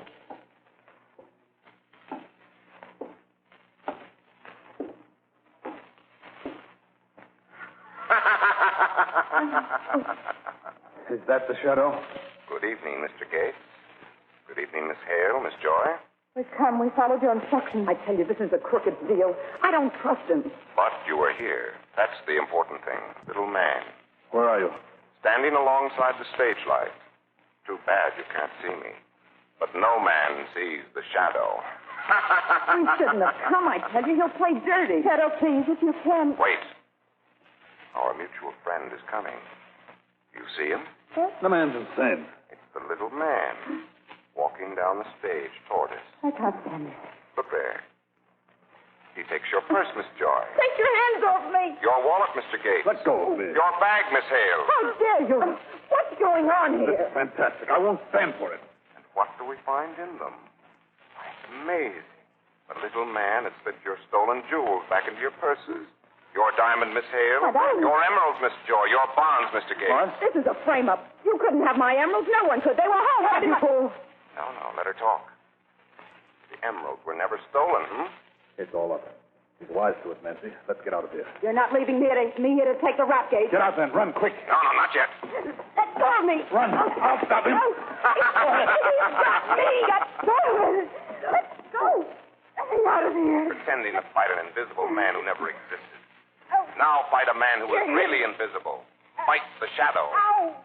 Very nice show, Shadow. Very nice indeed. Entertaining and educational. Commissioner West. I'm obliged to you for the confession, Mr. Gates.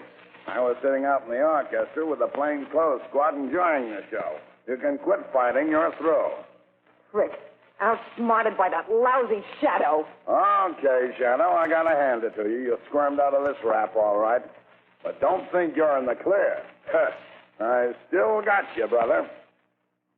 Small charge, Shadow, but enough to put you away for a while. Long enough for us to look you over and find out what makes you tick. You going to come quietly? Shadow. Hey. Shadow. Go on, got away again. How do you like that, Cardona? Just when I was going to give him 90 days in the clink for giving a public performance without a license.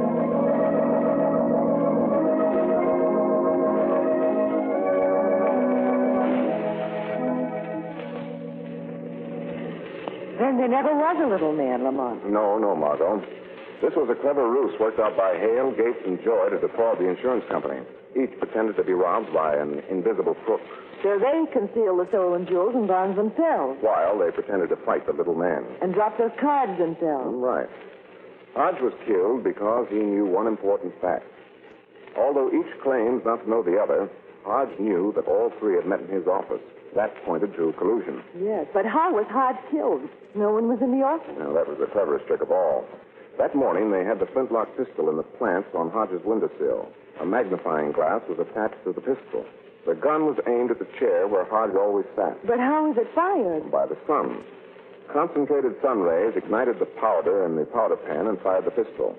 The recoil knocked it out of the window and broke the magnifying glass. So it was just an accident that we happened to be there at the time. Yes. Lamont, you didn't really find the jewels and bonds in their purses and wallets, did you? I'm afraid not, Margot. The Shadow ferreted them out of their hiding place earlier this evening and then pretended to discover them tonight. It was a psychological punch to frighten them into a slip or confession. Well, it worked. Shadow isn't a criminal anymore. Commissioner Weston said so. Believe you me, I had a tough time persuading him to come to the Opera House tonight. I wasn't sure he'd show up until you thought you saw ghosts in the orchestra. Yeah, it's all over now. Let's forget about it. Isn't this nice?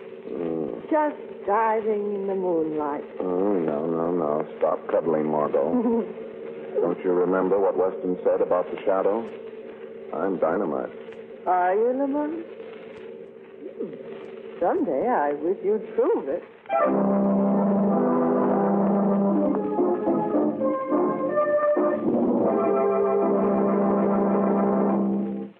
We all need to relax when we can these strenuous wartime days, and how much easier it is to relax in pleasant surroundings. Keep your home more pleasant every day in the year with the 3 great Linux home brighteners. Keep your fine furniture at its gleaming best with Linux Cream Polish, the furniture aid which gives a handsome luster in half the time because it cleans as it polishes.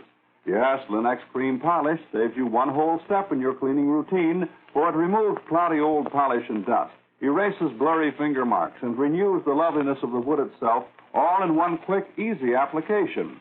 And Linux Cream Polish dries to a hard and bright finish, leaving no oil on the surface. Protect your fine furniture the easy, modern way.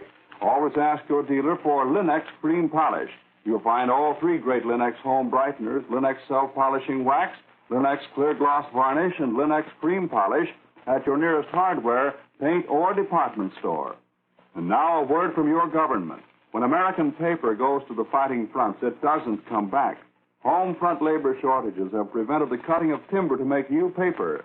So the reuse of waste paper is the only way our paper mills can be kept running. Save paper for victory. The Shadow program is based on a story copyrighted by Street and Smith Publications. The characters, names, places, and plot are fictitious.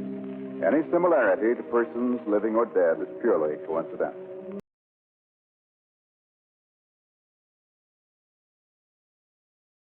Thank you for the radio. They are veteransradioministry.com. Together we can honor their great sacrifice. Thank you.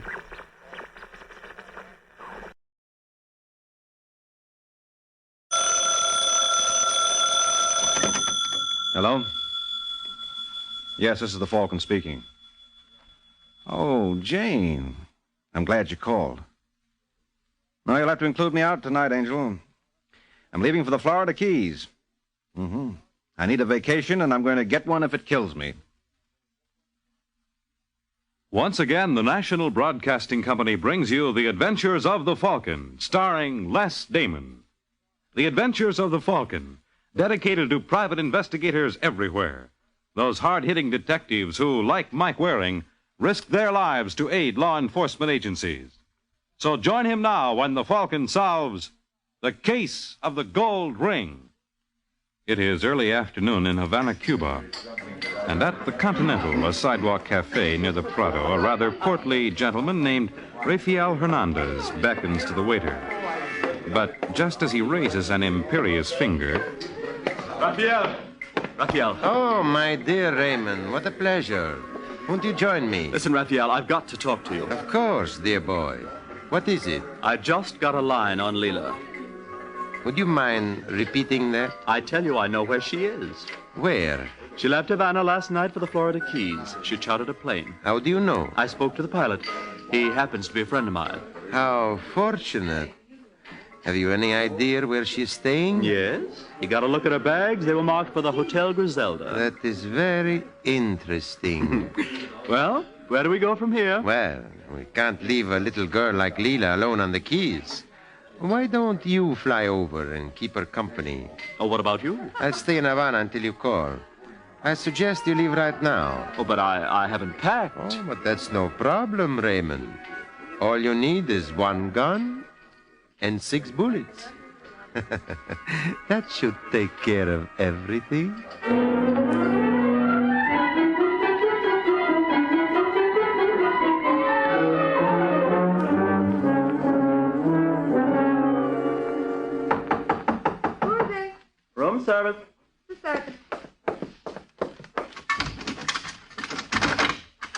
Hello, Leela.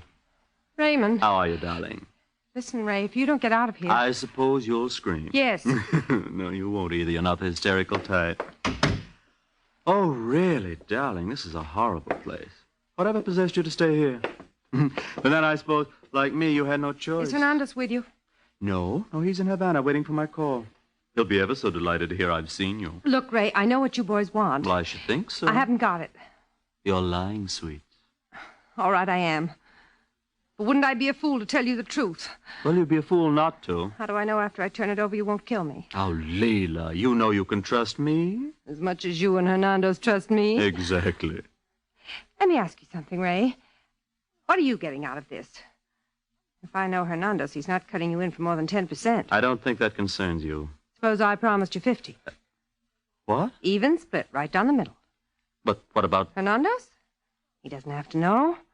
You can tell him I was gone when you got here. What do you say, Raymond? It's a lot of money. When would we divide? Right now? Well, then you do have it here. Yes, but you'll never find it without me, so make up your mind. If Raphael should learn of this, he'd cut my throat. He'll cut it anyway. You know your trouble, Leela? You're a cynic. All right, get it. Wait a minute. What are you doing at that trunk? Part of it's in here, the false top. Where's the rest? Never mind. This should take care of your interest. Put that gun away. Oh, is that what it is? Are you going to put that gun away? Just as soon as you leave. Now, do you go quietly or do I shoot? You're bluffing. I wouldn't advise you to call me, Raymond. I'm really loaded. You don't frighten me, darling. I'm warning you. Oh, don't be such a bloody little fool. Now, give me that. Oh!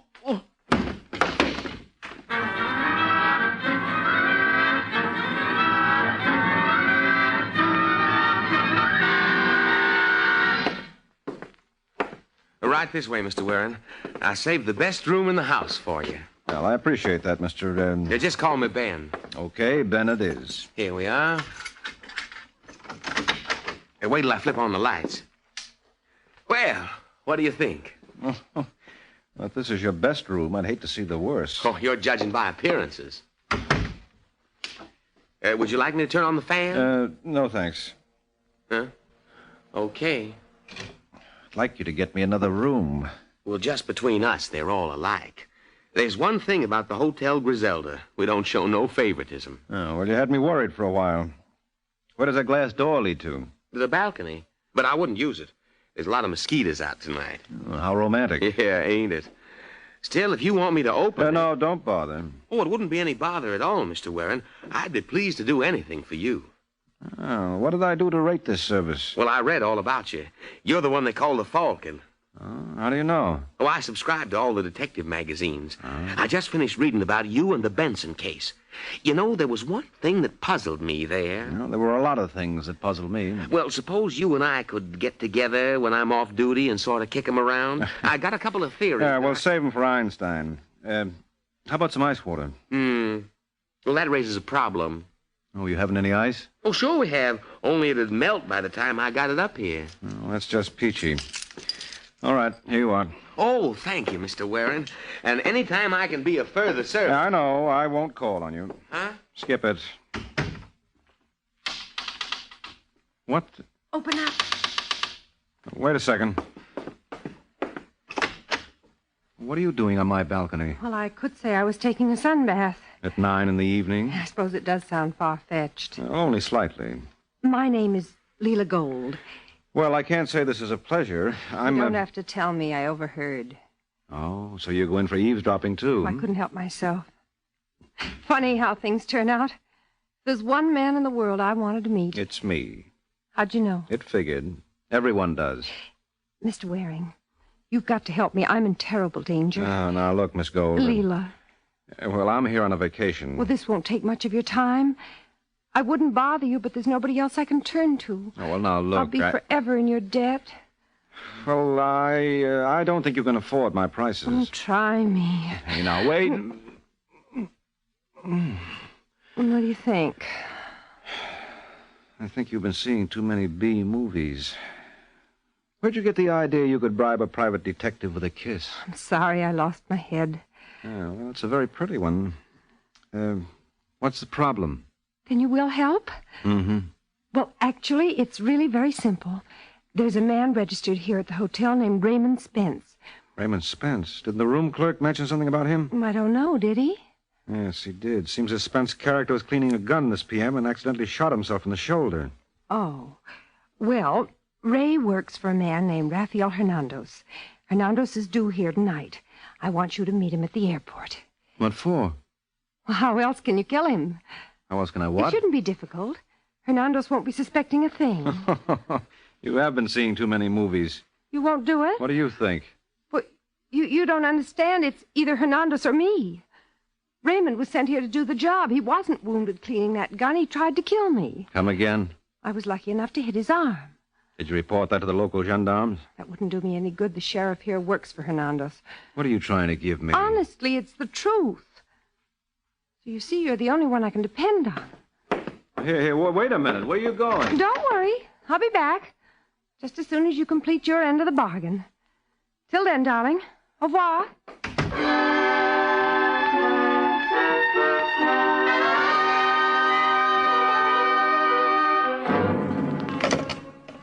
Yes, sir? This is Mr. Hernandez in 212. Did you give my message to Raymond Spence? Yes, I told him you wanted to see him. But that was half hour ago. Ring his room again. Never mind, he's here now. Come in. Come in. Well, it's about... Oh, no!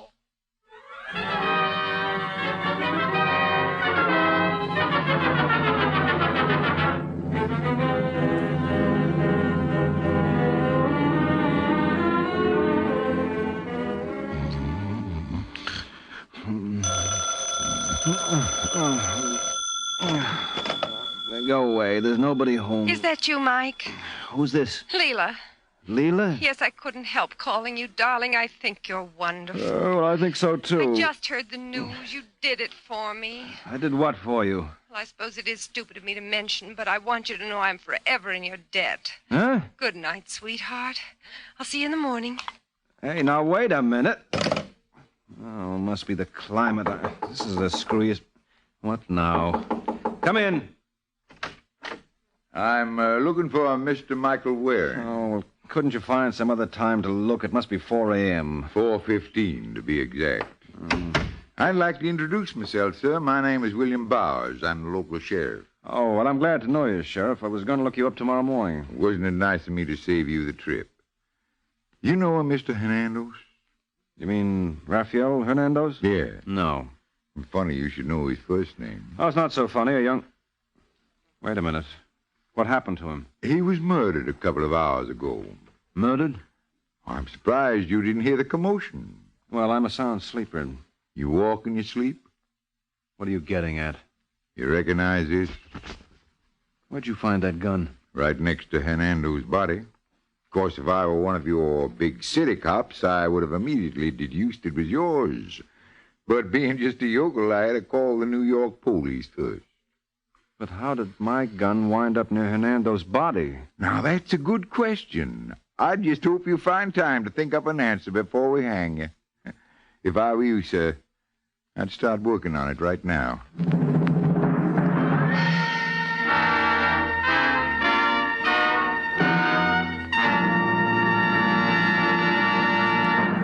Recently, in one of our largest cities, a survey of public elementary schools revealed conditions which are difficult to believe. These conditions are robbing our children of the educational opportunity they deserve. Inadequate school budgets, outdated equipment, and old-fashioned methods may deprive your child of the chance for a good start that is the right of every American. It's up to parents to know what their local schools are like and to demand the elimination of all these bad features. Get busy in your local PTA and other civic groups to make sure that the children of your town are getting a square deal in school. Remember, America's future lies with its children.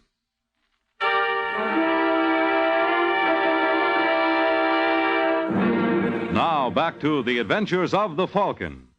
Just a few seconds have passed since Mike Waring was invited by Sheriff Bowers to try the local jail for size.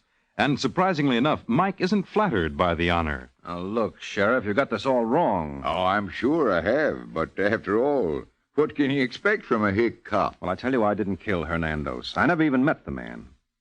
When I came to my room last night, there was a girl on my balcony. Shades of Romeo and Juliet. Now, look, I'm not clowning. Her name is Leela Gold. She wanted me... Oh, well, what's the use? You wouldn't believe it. Well, try me. I'm pretty gullible. What she wanted me to gun Hernando's for. And you obliged? Don't talk like a chump. Well, why did she pick on you to play assassin? She heard Ben, the room clerk, mention that I was a private detective from New York. And that convinced her you wouldn't hesitate to commit murder. Well, I can't help it if she's crazy. Crazy or not, the fact remains Mr. Hernandez is dead. Well, I didn't gun him. You've got to give me a chance to clear myself. I wish I could, but unfortunately... Wait a minute. Let me see that gun again. What for? Because it isn't mine. The New York Police Department... Yeah, well, I tell you, it isn't mine. I ought to know. Mine had a nick on the barrel. For a previous victim? Look, I'll even show you where it was. Let me have it. You see, I was right. All right, Sheriff, get him up. Oh, now, Mr. Waring, really, you're violating the confidence. Well, I guess I can't be trusted. All right, in that closet. You going to lock me in there? What do you think? I think I'll never trust another Yankee. Now, come on, quit stalling. As you will, sir. Sorry to do this, Sheriff, but after all, turnabout is fair play. You were going to lock me up. And I still will. So make the most of your fun, Mr. Waring. At the moment, I'm your guest, but I hope to play host to you shortly.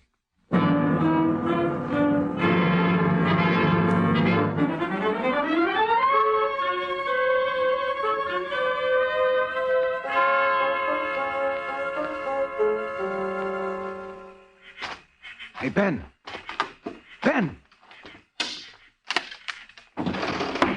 Now, cut that out. You want to break my window? It's me. Well, I don't care if it... Oh, Mr. Waring. Yeah, you got anybody in there? Well, no, but how did you know where I live? I'm a detective, remember? They call me the Falcon. Open up. Oh, just a second. Well, come on, hurry up. Someone could pick me off in that light. Okay. Thanks. What do you hear from Sheriff Bowers? Oh, he's awful peeved at you. Yeah, I can imagine. Now, listen, Ben.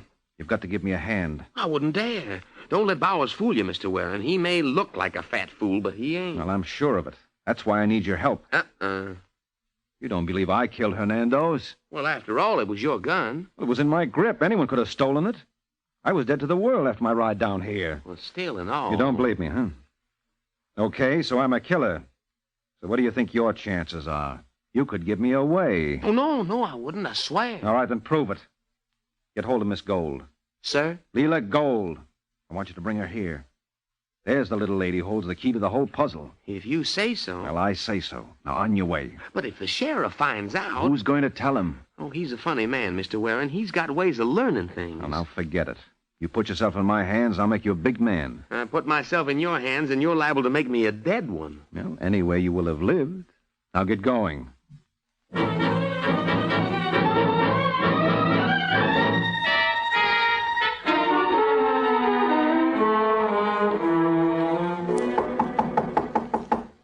Miss Gold. Miss Gold. I just want... Hello, Ben. Oh, Sheriff Bowers. Uh-huh. Well, I was looking for Miss Gold. I am, too. Maybe we can join forces. Well, really, Sheriff, What's the matter? You're off duty now? Well, yes, but... Yeah, but what? Well, I just remembered something. I did, too. Sit down, Ben. Well, really, Sheriff... You don't want to antagonize me, do you? No. I'm a friend of yours, remember? Did I say anything a couple of years ago when I caught you running the still? You were breaking the law, and I looked the other way. But you don't understand. No, I don't. Suppose you enlighten me. Squat. Yes. Yes, sir. What do you want with Leela Gold? Well, I just wanted to know if her room was comfortable. Let's face it, Ben. No one's ever been comfortable in these rooms. Look at it. It's a shame and a disgrace. Holes in the screen, broken water pitchers. What must your guests think? But then they're not too fussy, are they? I resent that. Well, it's true. What do you suppose keeps the same people coming back time after time like that Mr. Hernandez and Raymond Spence? Well, I don't know. Well, do you know why Miss Gold honored you with her presence? No. What do you want with her? Well, I told you. A pack of lives. Mike Waring sent you for it, didn't he? Well, honest, sir. Where is he? At your place? I didn't say that. No, but it figured. What are you going to do? I can't tell rightly. First, I got to find out what Mr. Waring has in mind. You going to pick him up now? No. No, let's give the man a little more rope. If he's going to hang himself, he might as well do a neat job. I hate loose ends, don't you?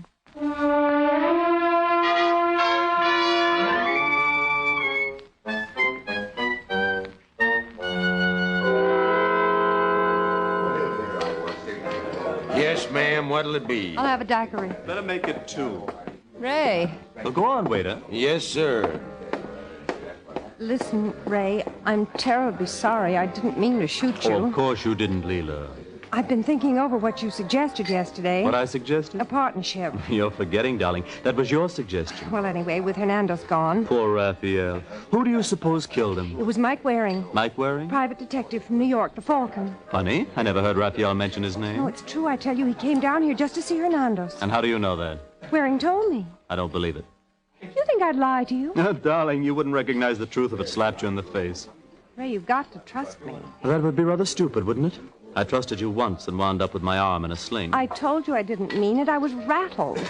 You see, I was expecting Waring. Why? Well, he and I are partners. He came down here to meet me. Make up your mind. Did he come here to see you or Hernando's? Both. I turned the stuff over to him. Oh, you're such a bloody little liar. Yes, you're right, I am. But this time I'm telling the truth. Waring's got it. He might at that. The sheriff's looking for him. Well, that proves it. Where's Waring now? I don't know. Well, if he's your partner, you must expect to hear from him. I tell you, I don't. Miss Gold! What? I think you're being paged, darling. Over here, boy. I gotta talk to you, Miss Gold. Well, go right ahead. Well, this is confidential. I'll see you later, Ray. Now, darling, we don't have secrets from one another. All right, then, let's have it. Well, I don't know. Well, I do. Now, what is this message you have from my charming associate? Well, Mike Waring wants to see her. He does. Now, do you believe we're partners? Where is he? Well, he's hiding out at my place. I got a shack near the swamps. Suppose you take me there. But he wanted to see the lady. I wouldn't think of it. Well, you know how people talk. Now, you better take me, and he won't be disappointed. I'll provide him with a much more exciting evening.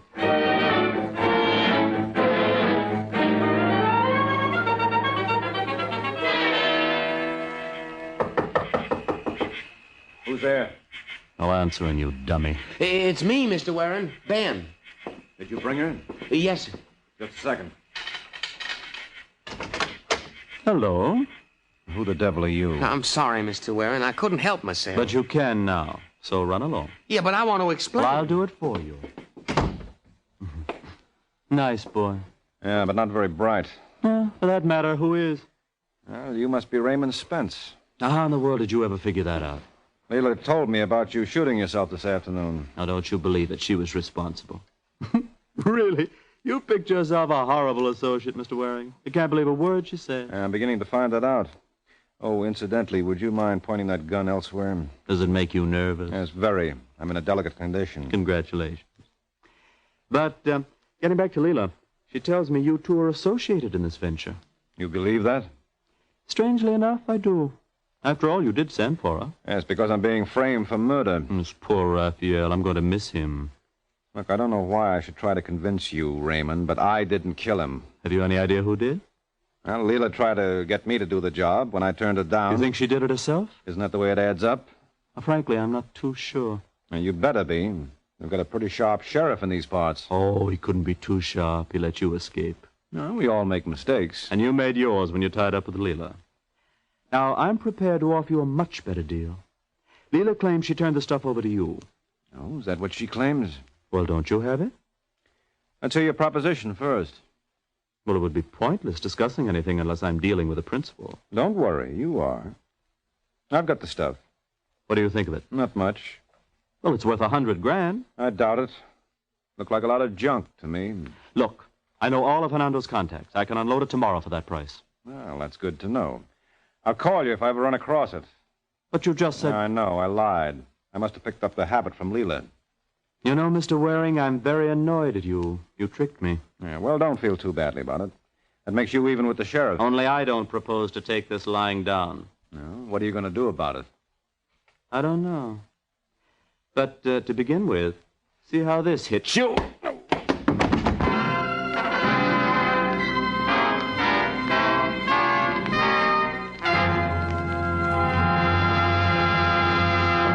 Our American heritage of freedom is one of our most priceless possessions, but because we often take them for granted, we're not as vigilant in our defense of them as we must be. Combat racial and religious prejudice and all attacks on our liberties from whatever source. Don't be a lazy American. Work for your freedom. It's the only way to keep them working for you.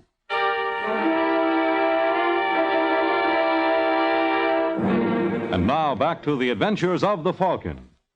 30 minutes have passed since Raymond Spence showed his displeasure with Mike Waring by beating a tattoo on his head.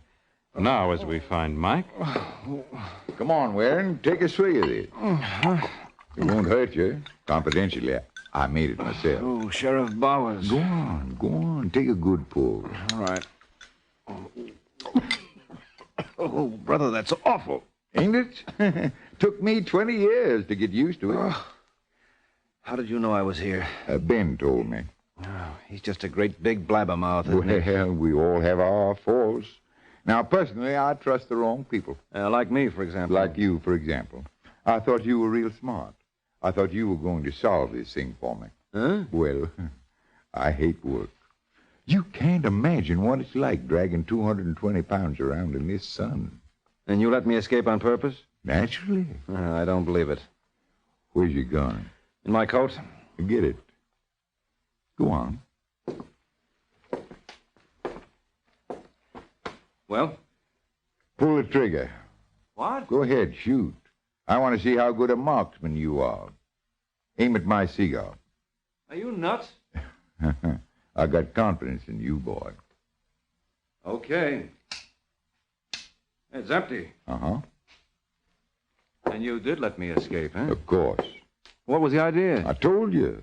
I thought you were smart, but I'm real disappointed.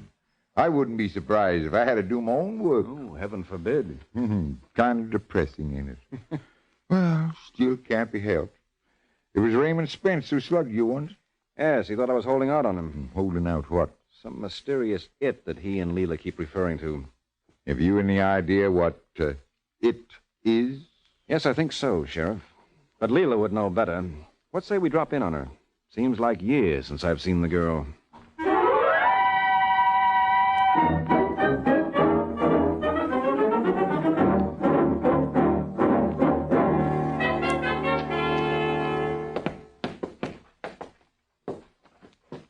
How do you want to handle this? How would you suggest? Well, I say we knock and walk right in. Oh, why bother knocking? There's no reason to disturb the young lady. Where'd you get those keys? Ben wasn't using them, so I thought I might as well. Never mind. It isn't locked. Is that you, Leela? Sorry to disappoint you, Raymond. Waring. This is Sheriff Bowers. No need to introduce us. Boy, we've already met. Hi, Mr. Spence. Hi. We thought this was Leela Gold's room. How come we made such a stupid mistake, Waring? I don't know. I would have sworn this was 209. But it is. Fancy that. I was just waiting for Leela. Well, good. We'll do it together. You gentlemen know any three-handed games? Yeah, I know a couple. How about 20 questions? Sounds wonderful. Want to play, Raymond? No, thanks. Oh, maybe it's just as well. He don't look like he'd be very good at games. He's kind of puny. Oh, don't sell this boy short, Sheriff. He's a real live one. What do you mean? Why do you suppose Rafael Hernandez was killed? I have no idea. Well, you should. It was over that mysterious consignment that Leela was carrying. The one who killed Hernandez wanted it. Well, then Leela killed him. No, you're not listening. I said whoever killed Hernandez wanted it. Leela had it all along. So who does that leave? Who? You. Of course, it took Leela to give you the idea, but don't worry, Raymond. I'll personally see to it she gets credit for the assist.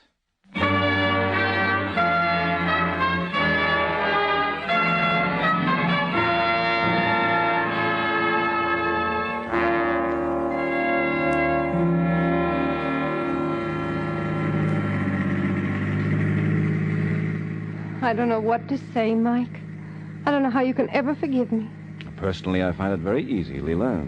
You're a very attractive young thing. When I think of how I involved you. Oh, forget it. You didn't really believe I meant for you to kill Hernandez. No, of course not. I was just talking. Yeah, that's the trouble with you, Angel. You talk too much. And this time, Raymond was paying attention when you sold him the idea of double-crossing Hernandez. Struck him as a good one. Seemed a wonderful way to go into business for himself. Then he only had to take care of you. But I outsmarted him. Mm-hmm. He should have realized you were no one to play around with. Oh, incidentally, what are you going to do with it? It? Yeah, the mysterious consignment that was responsible for the whole mess. Do you know what it is? Sure, narcotics. The three of you were part of a ring to smuggle it into the U.S. How'd you guess? Wasn't a guess. I had a hunch all along. And it was confirmed when I talked to Raymond. I told him it looked like a lot of junk to me. When he let the word junk go unchallenged, I knew I was on the right track. I don't understand. Ah, sure you do, Angel. You're an old hand at this game. Junk is the all-embracing term for narcotics. Listen, Mike, I know where I can sell the entire shipment. It's pure stuff. We can get $40,000 for it easy. I'll cut you in for half. As you ever learn, Angel. Hmm? It's time you told the truth for once. That shipment's worth $100,000. Ray told me. Just can't trust you. Oh, yes, you can. Nope, I'm afraid not. I swear, Mike, this time... Why did you stop here? Well, such a lovely night.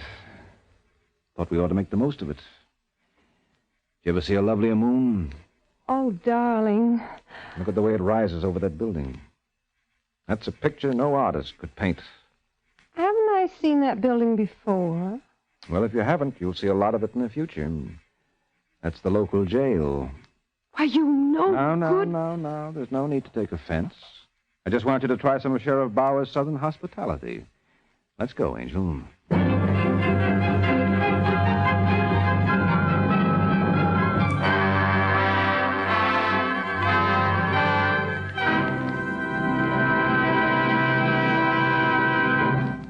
The Case of the Natural Seven.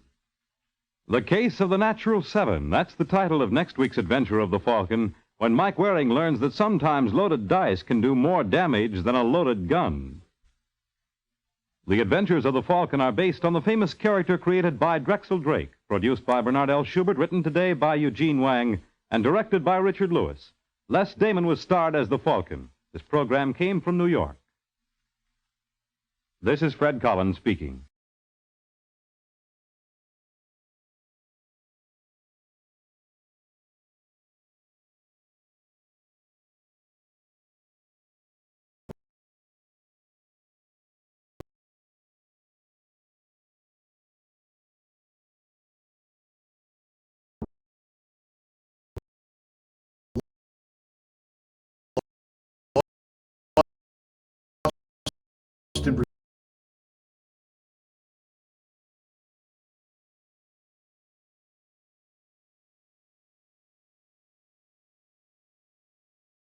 The Adventures of Sam Spade, Detective, brought to you by Wild Root Cream Oil Hair Tonic, the non-alcoholic hair tonic that contains lanolin. Wild Root Cream Oil, again and again, the choice of men who put good grooming first.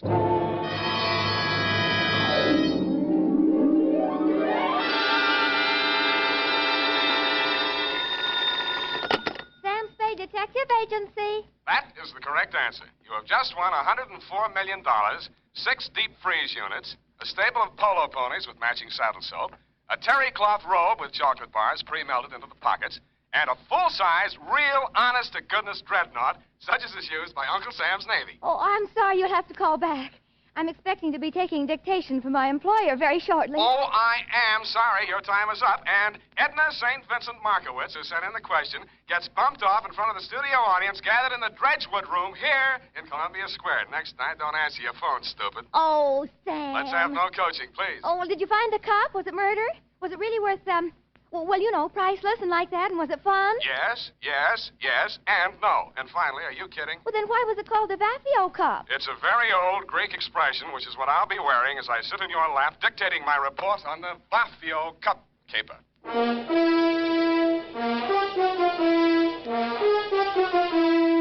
Dashiell Hammett, America's leading detective fiction writer and creator of Sam Spade, the hard-boiled private eye, and William Spear, radio's outstanding producer-director of mystery and crime drama, join their talents to make your hair stand on end with the adventures of Sam Spade.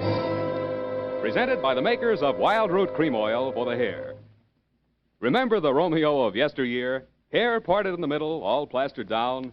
Man, what a difference today. Today, all a guy has to do to impress a gal is use Wild Root Cream Oil Hair Tonic. Wild Root Cream Oil grooms the hair neatly and naturally, relieves dryness, and removes loose dandruff. If you're still using old-fashioned hair tonics or none at all, then for her sake, spruce up today with Wild Root Cream Oil Hair Tonic. In bottles or the handy new tube, it's again and again the choice of men who put good grooming first. And now, with Howard Duff starring as Spade, Wild Root brings to the air the greatest private detective of them all, in the adventures of Sam Spade.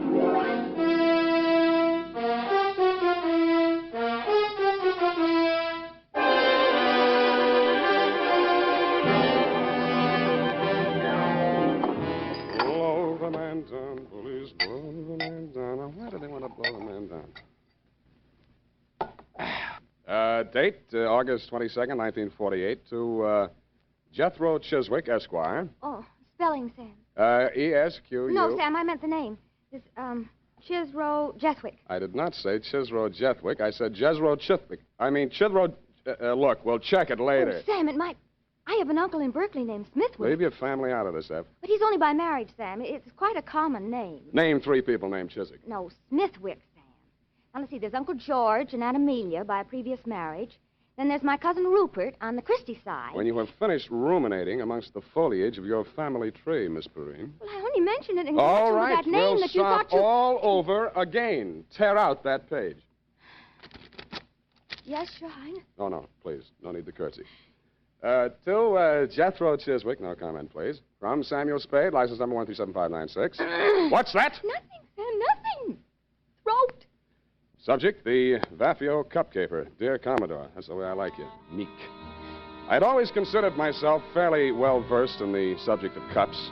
But if anybody had told me there was such a thing as a Vafio Cup, they could have knocked me over with one, which they did. Mr. Spade? Yeah. I'm Chester A. Brody. I talked with your secretary on the phone. Do you follow? Oh, yes, Mr. Brody. Sit down. Rest your package. Thank you. I prefer to hold it for the time being. My card, sir. Theophilus and Brody, importers and exporters. Mm-hmm. Mr. Theophilus is my partner, Dimitri Theophilus. You follow? I follow. It was Mr. Theophilus who brought the Vafio Cup into the firm. I furnished the cash capital. Vafio Cup. I do not follow. Yes, indeed. The only one of these treasures to fall into private hands. One of the fabulous Vafio Cups. Those exquisite and cunningly wrought examples of the art of the ancient Grecian goldsmith, excavated by the great Schliemann from a beehive tomb in Sparta. Beehive.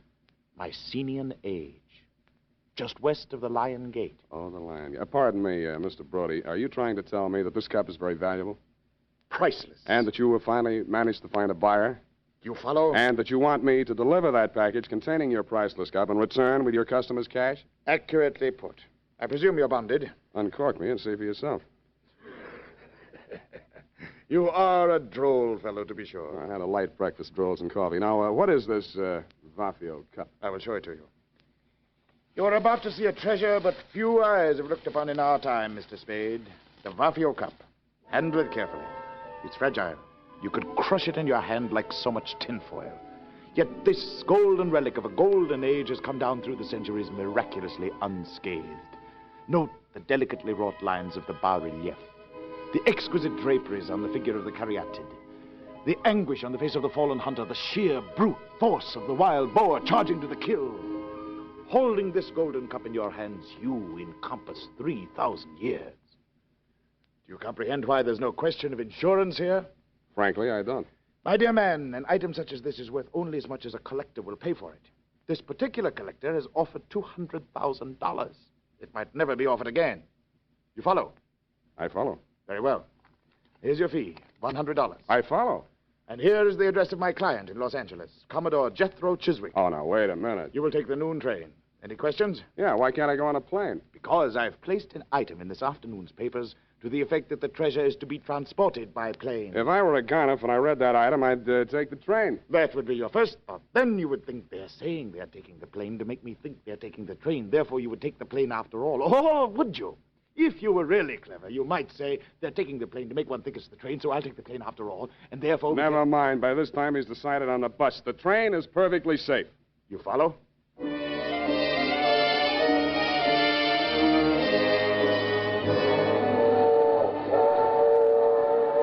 The package was light in the drawing room, and the train was comfortable. Seemed like an easy way to earn $100. I knew it wouldn't last. Never does. I was prepared for the knock on the door, and I got ready for the inevitable small, dark man who plays the Peter Lorre part, but this one fooled me. He was a tall, thin actor with sandy hair. Okay, Shamus, hand over the package. It won't be no trouble. Sure, there it is on the seat. Take it. Huh? It's okay. You got me covered. I won't make any move. Hey, what are you trying to pull? It's a stick-up, isn't it? Hey, maybe I got the wrong compartment. No, that's it. The cup's in there. Unwrap it and see for yourself. Oh, no, you don't. I ain't picking up no booby traps. Oh, you're yellow, huh? I know that one, too. Don't cut no ice for me. Suit yourself. Game of gin? Hey, you're nuts. I'm getting out of here. Hey, wait a minute, pal. I'll buy you a drink. I don't drink. Lunch? In I go. Yes, indeed, Mr. Spade. I agree. Clarence is a very conical fellow. So are you. I took the liberty of stepping into your forecastle whilst you had your bit of raillery in the after companionway with my mate, dear Clarence. You mind? Not at all. Well, sir, I'm afraid you're going to mind a great deal. Oh! And that's how I met you, Commodore. I was so busy sizing up the .45 in your right hand that I didn't even notice when you left, whipped out of your coat pocket with one of the largest saps I have ever felt.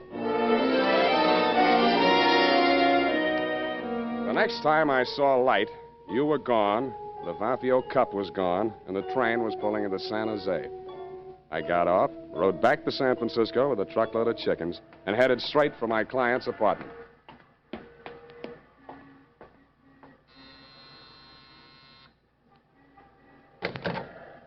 You got here quick. Yeah, Come in. thanks.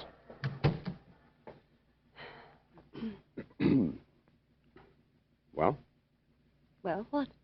look, we can't both play this deadpan. We'll stay no place. It's in the back room. What is? The body. You're from the police, aren't you? I'm a private dick. How dare you? Hey, what was that for? For spying on me. You and all the other cheap gumshoes my husband hires. You're Mrs. Brody? I'm Enid Theophilus. Did my husband hire you? My name is Sam Spade. I was hired by one Chester A. Brody, your husband's business partner. Well, Sam, I hope he paid you in advance, because he's the body. Chester A. Brody was just barely identifiable. Somebody had worked hard trying to persuade him to say or do something he either couldn't or wouldn't do. The only interesting clue was in the wastebasket. At first, I thought it was a flattened beer can. But it was the Vafio Cup, or a facsimile thereof. Well, how do you like it, Sam? I don't. He was my client. I wasn't hired to protect him. I didn't like him, but he was my client. How would you like me for a client? I'll give you the name of a lawyer, sister. My name is Enid. Ain't it? Now, let's see what I can squeeze out of you before the cops do. Brody was your husband's business partner, and you're, You don't have to be subtle. He was mad about me. I'm all broken up about his death. So is he. That wasn't funny. That time I deserved it. You don't like me, do you? Can't you get it through that steel-jacketed brain of yours that you're in bad trouble, that there's a dead man in the next room, beaten to death, and you're not supposed to be here? Oh, I was supposed to be here. We were going to elope as soon as you brought back the money from that, Greek thing. Yeah, what about that Greek thing? It was an antique. It was called the Vafio Cup. Yes, I know about that. Yes, well, my husband dug it up in Greece and smuggled it into the country. Yeah? It was all he had, but it was such an important piece that he was able to persuade Chet, the late Chester Brody, that is, to let him in as a full partner. Then what? Well, they quarreled. My husband made some bad investments, and Chet wanted to sell the cup to save the firm. Dmitri refused. I didn't think it was fair, so I got the keys to his safety deposit box where the cup was, and Chet arranged to sell it to the Commodore. Did you get the money from the Commodore? All I got from the Commodore was lumps. He stole the cup? Roger. You've got to get it back. I've got it. Where? Here, take a look. It's ruined. Where did you find it? In a trash basket where it belongs. Dmitri did it. He must have suspected something and substituted a fake. That's it. He knows where the real one is. Somebody thought that your boyfriend knew. The one that killed him? That's the way it looks. And maybe that's the way it was meant to look. You know, somebody might get the idea that you palmed the genuine when you got it out of that safety deposit box. If I did, it was legal, and don't you forget it. A wife can't steal from her husband. Legally, they're one person. You can't steal from yourself. That's the law. I was wrong. You don't need a lawyer. Will you help me? I may hurt you, and it'll cost you anyway. I know what's good for me. Money. Find that cup.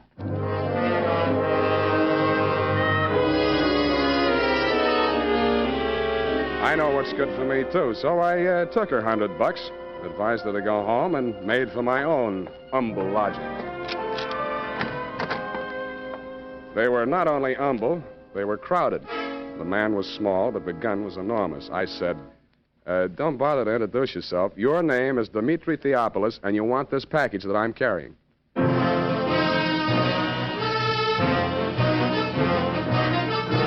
The makers of Wild Root Cream Oil are presenting the weekly Sunday adventure of Dashiell Hammett's famous private detective, Sam Spade.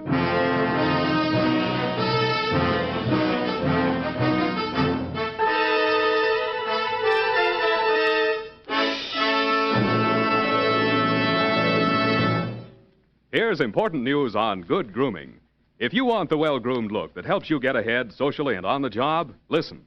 Recently, thousands of people from coast to coast who bought Wild Root Cream Oil for the first time were asked, how does Wild Root Cream Oil compare with the hair tonic you previously used? The results were amazing. Better than 4 out of 5 who replied said they preferred Wild Root Cream Oil. Remember, non-alcoholic Wild Root Cream Oil contains lanolin. It grooms the hair naturally, relieves dryness, and removes loose, ugly dandruff. So if you want your hair to be more attractive than ever before, get the generous new 25-cent size of Wild Root Cream Oil, America's leading hair tonic, on sale at all drug and toilet goods counters. It's also available in larger economy bottles and the handy new tube. Get Wild Root Cream Oil. Again and again, the choice of men who put good grooming first. By the way, smart girls use Wild Root Cream Oil, too. And mothers say it's grand for training children's hair.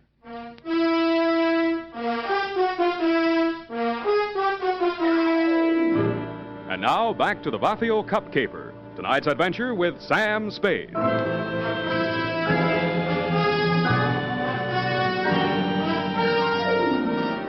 didn't answer me, so I said it again. Don't bother to introduce yourself. Your name is Dmitri Theopolis, and you want this package that I'm carrying. Of that be assured. You obtained this from my dear wife. And how did you find my darling? Not at the city pound, surprisingly enough. Oh, you know my dear wife. How soon you know my darling so well, more than I her husband? Is it possible? I don't know, is it? I don't know either. I employ a detective. Not this one. I have need. My poor partner, Mr. Brody. You are interested? If you are interesting about who killed your partner, that's one thing. But if you want somebody to dig out your family secrets, that is nothing. With me, you are, shall we say, no place. But why don't I get the right to know? There'll be no trouble, no scandal, no divorcement suing. Of that be assured. Even poor Chester is dead, so he's what one calls ancient history. While he lived, I knew nothing. I was blind. After he died, I see certain things. Yeah, well, do you see that maybe your wife had a hand in Brody's death? What then? Well, if it so happens that you cannot separate my darling from that, do you follow? Not quite. I'm not an old man, but my dear wife is but 22 and a truly lovely person. Yeah, she's all right. Would it not be the part of husbandly wisdom to have, shall I say, a hold over her? If she's guilty, you won't need it. Good. Please, I cannot hold the gun and handle my wallet at the same time. Please. No, thanks. You keep the gun. I'll take the wallet. Oh, you trust me. You will work for me. Yeah, I'll work for anybody. Here, I left your cab fare. Oh, assuredly, you are so very kind. Oh, I'm not so now kind. the package, yes? No. Then I don't hesitate to suit you. Oh, wait a minute. Yes? This is the fake. You sure you want this? Assuredly, yes. A man has already been killed for it. Your life's a high price to pay for a fake, though fancy, tin cup. You still think that's the price? Brother, I know it. Then you know I will kill you for it. Okay, if it means that much to you, and I guess it does, it's all yours. Okay, thank you. Okay. Please remain where you are. If you follow me, I will surely suit you.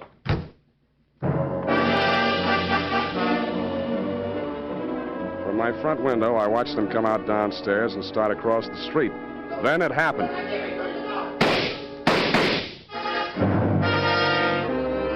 I saw the gun flash as it fired, and Theophilus slumped to the pavement. The package slid away from him into the gutter.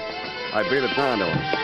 He'd taken all 3 pellets in the midsection from close range. His pulse fluttered once or twice and then stopped. When I went to look for the package, it wasn't there. I called homicide and waited until they took him away. When I told Lieutenant Dundee what I had in mind, he congratulated me on my brilliant scheme and told me to go ahead with it. That was his mistake.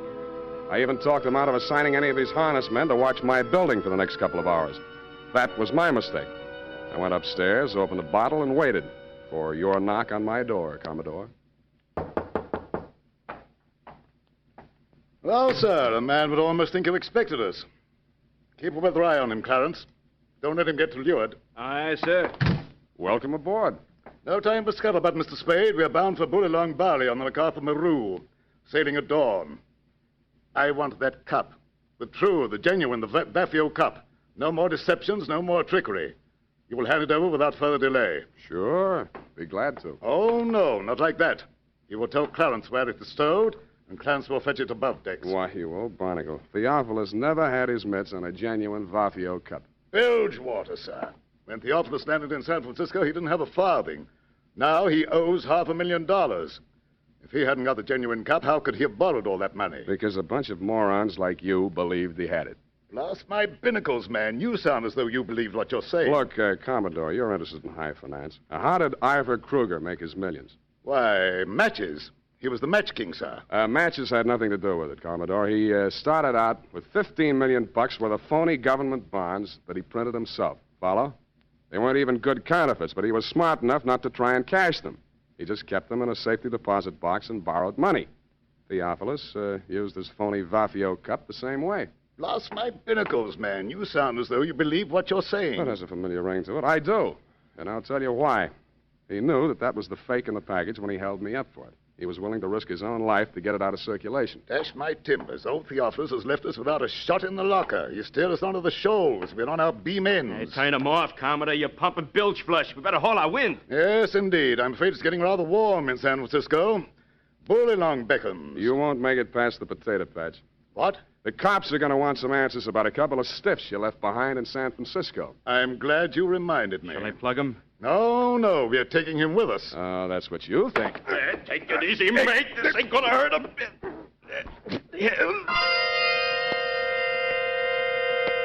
A reek of chloroform filled the room, and a fist pounded into my belly. It knocked my wind out, and at the same time, my nose collided with something wet and cold. I swung out, but didn't connect. Before I could swing again, the room blurred, and a ceiling light floated down to meet me.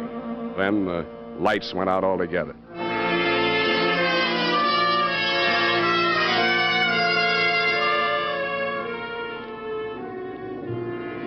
At first, I couldn't figure it. It sounded like what a doctor hears through a stethoscope, or maybe an earthquake, or maybe ship engines, which it turned out to be. When the lights came on again, I was lying on a bunk in a stateroom. I staggered across to the wash basin and splashed water in my face. Hello, you. Oh, Enid, as I hardly live and breathe. It could get worse. Yeah, where are we? Oh, not very far out. Not past the Farallon. Good. I'm a stowaway, and they'll put me off with the pilot. Oh, no, you're not. Your passage is paid. Mine? It is, huh? It is. Do you know who you are? Who am I? Chester Brody. Then I'm dead. They'll bury me at sea. Roger. Who are you? I'm your widow. What's the score, widow?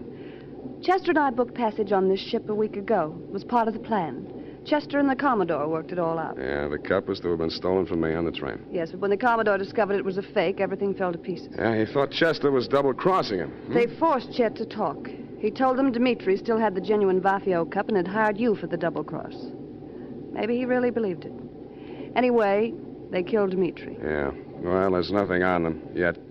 But you're a material witness, sweetheart, to at least one of the killings. That's extraditable. When that dawns on them, they'll scuttle you, too. It's already dawned on them. I'm desperate. Yes, I notice. For you, you're practically hysterical. We have to face facts. Yeah, well, give me a couple to face right now. Where are the Commodore and Clarence? Up on the bridge. Good. All you have to do is walk straight up to the captain. He'll put them under arrest. Well, that might be a good idea, darling, only... Only what? Only the Commodore is the captain. That tore it. Your salty talk had fooled me, Commodore. I never dreamed that you were really an old sea dog, and I do mean dog. But two can play at that game. From my own intimate knowledge of sea story magazines, I realized that all hands would be turned to on the cargo gear, and the crew quarters would be, therefore, empty. In more time than it takes to tell, Enid and I had fitted ourselves out in dungarees, jumpers, and watch caps, and turned to with them. Anybody coming with gear out on the table? You to hell, no! You let stop walking on the boat behind there! You two, look alive. Stow that preventer. Oh, me? You may recall, Commodore, you may recall me as the man who ran for a fire extinguisher when the bosun yelled, "Stow the preventer." But experience is the best teacher, and by the time we hove to put the pilot over the side, things were in such a state of confusion that you had retreated to your cabin with a quadruple ration of grog. Seizing that moment, I threw Enid over the side, yelled, "Man overboard!" and jumped in after it.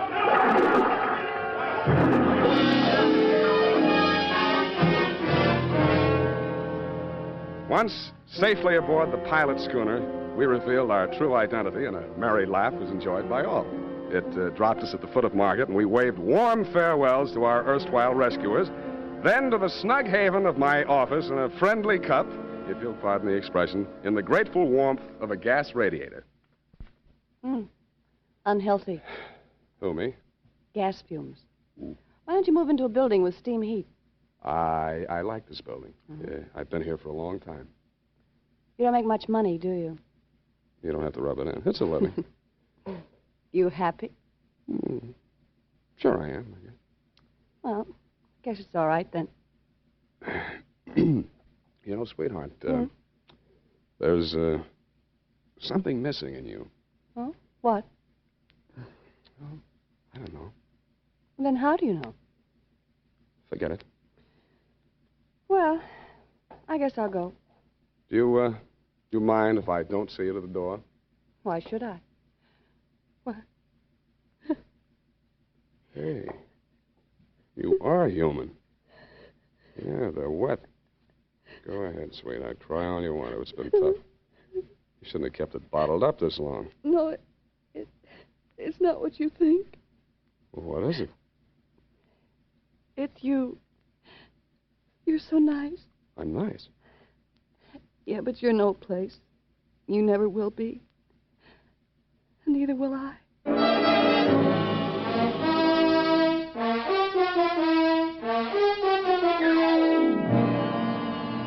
And that, Commodore, is the cargo. It was nice seeing you again down at the hall. They tell me you and Clarence are both trying to turn state's evidence. But according to the late bulletins, Clarence was leading by a neck in the stretch. Get it? The DA was afraid the jury might not understand your salty talk. Period. End of sea chanty. Oh, Sam. Yes, what? Oh, Sam. Oh, I just can't. Oh, why can't you? Are you feeling okay, F? Oh, Sam. You betrayed your trust. Effie, speak to me. What is it? What is it? I betrayed my trust. What? Those criminals were on that boat. Yes? And you jumped overboard. You feel that I was recalcitrant? Is that it? That my actions were not true blue, clear cut? Is that it? Oh, I'll just go type this up, and I'm sure you can explain. I hope you can. I hope. Sour racket.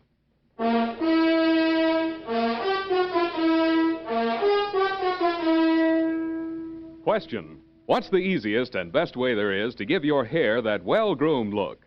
Answer: Wild Root Cream Oil. Yes, non-alcoholic Wild Root Cream Oil with soothing lanolin gives you the advantages considered most important in a hair tonic. It grooms your hair neatly and naturally, relieves annoying dryness, removes loose, ugly dandruff. Call at your drug or toilet goods counter tonight or first thing tomorrow for Wild Root Cream Oil. If you've never tried it before, get the generous new 25-cent bottle just introduced. Also, ask your barber for a professional application of Wild Root Cream Oil Hair Tonic. Again and again, the choice of men who put good grooming first. Oh, here it is, Sam. I hope the spelling is all right. I was so upset. You hate me then? Oh, no. No. I suppose it's foolish going along thinking that your ideal doesn't have feet of clay. Oh, Sam, I just can't. I just can't imagine. Don't you think I can explain, Eth? Oh, yes, I'm sure you can explain. But you did. You deserted your post and jumped overboard like a thinking rat. That's right. Oh, Sam, that's so unlike you. It was just by chance they were apprehended. By chance, you say? Who do you think it was that got himself shot out of a torpedo tube in that submarine? You, Sam? No, you think I'm crazy? I did something few radio detectives ever do, sweetheart. I called the Harbor Patrol single-handed using only one nickel and had them picked up. Oh, Sam, I wish I'd been there. Well, it was just a small phone booth. Besides, if you'd been there, it would have been out of order or something. Oh, Sam, you came through after all. Aren't you ashamed that you ever doubted me? Yes, I am. I'm a fool. There. I forgive you. Good night, Sam. Good night, sweetheart.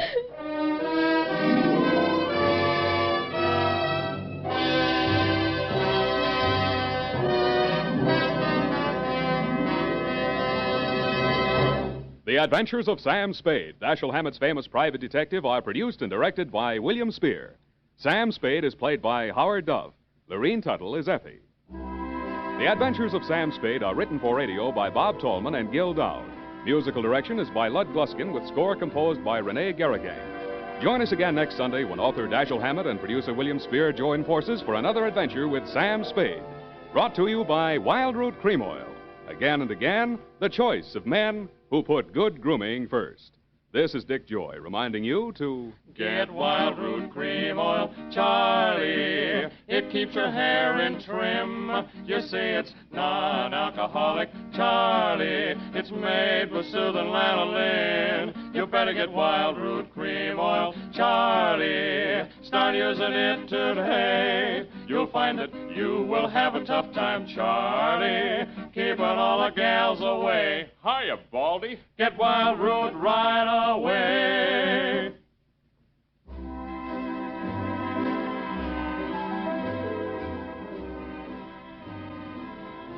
This is CBS, the Columbia Broadcasting System.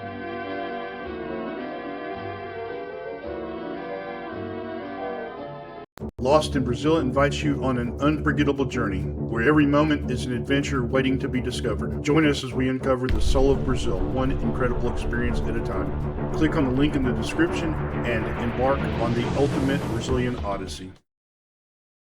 In this case, most of the principals were out on bail. It put me out on a limb.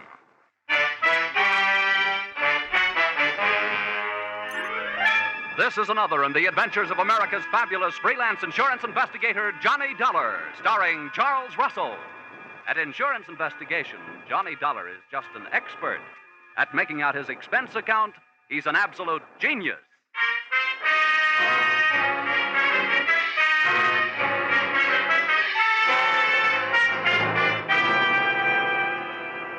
Expense account submitted by Special Investigator Johnny Dollar to Max Krause, Krause Bail Bond and Insurance Agency, New York City, New York. The following is an accounting of my expenditures during my investigation of two of your clients, or witness. Who's got the witness? Or, he said, give me liberty or give me death, and got both. Expense account, item one. $1, one cigar, to replace the asphyxiating stogie you were smoking when you arrived, unannounced, at my Hartford apartment door. Name's Max Krause. Here's my card. Krause Bail Bond Insurance Agency, State, Federal, and Immigration. All forms of surety bonds and insurance. Got it? Yeah, I got it. Well, I got a job for you to the tune of saving me $50,000. Okay, you can come in. But you'll have to tie up that cigar outside. Okay? Here, better yet, give it to me. Hey. Thanks. Come on in.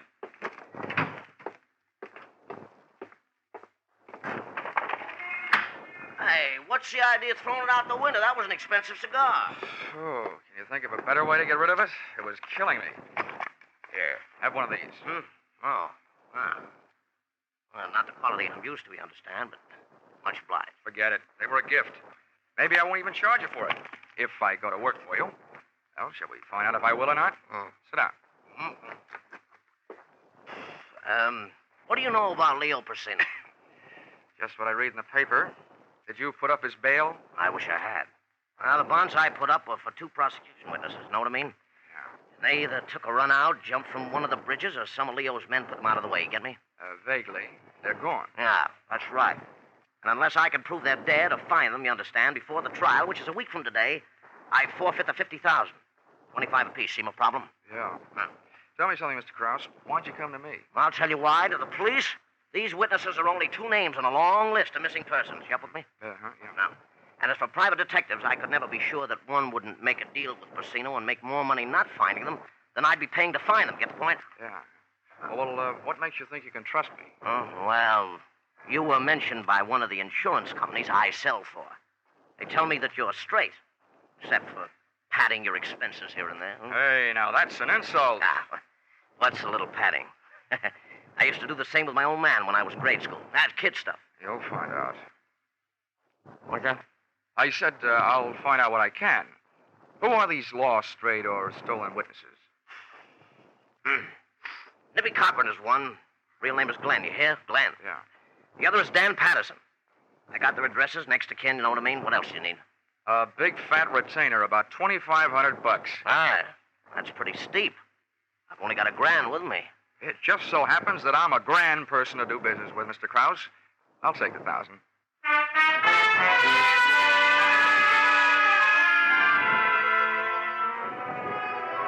Expense account, item 2, $345. Train fare, Hartford to New York. A high wind and I hit the big city at the same time, 4 p.m. to be exact.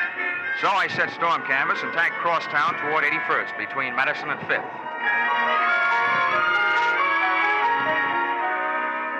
One of the bits of information that had come with that $1,000 bit of paper was the fact that one of the missing witnesses, Nippy Cochran, had a sister, stage name Mona Doyle. She'd been born in Hell's Kitchen, and she'd worked out her own little recipe consisting of brains, beauty, and cheesecake to cook up her own version of heaven on earth, including angels, Broadway type.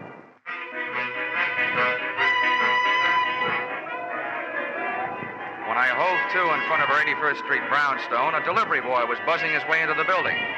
Not wishing to argue with Mona over the intercom system on the buzzer panel, I waited for the boy to come out. Caught the door before it closed. Thanks, Bub. Went in and up to her second-floor apartment.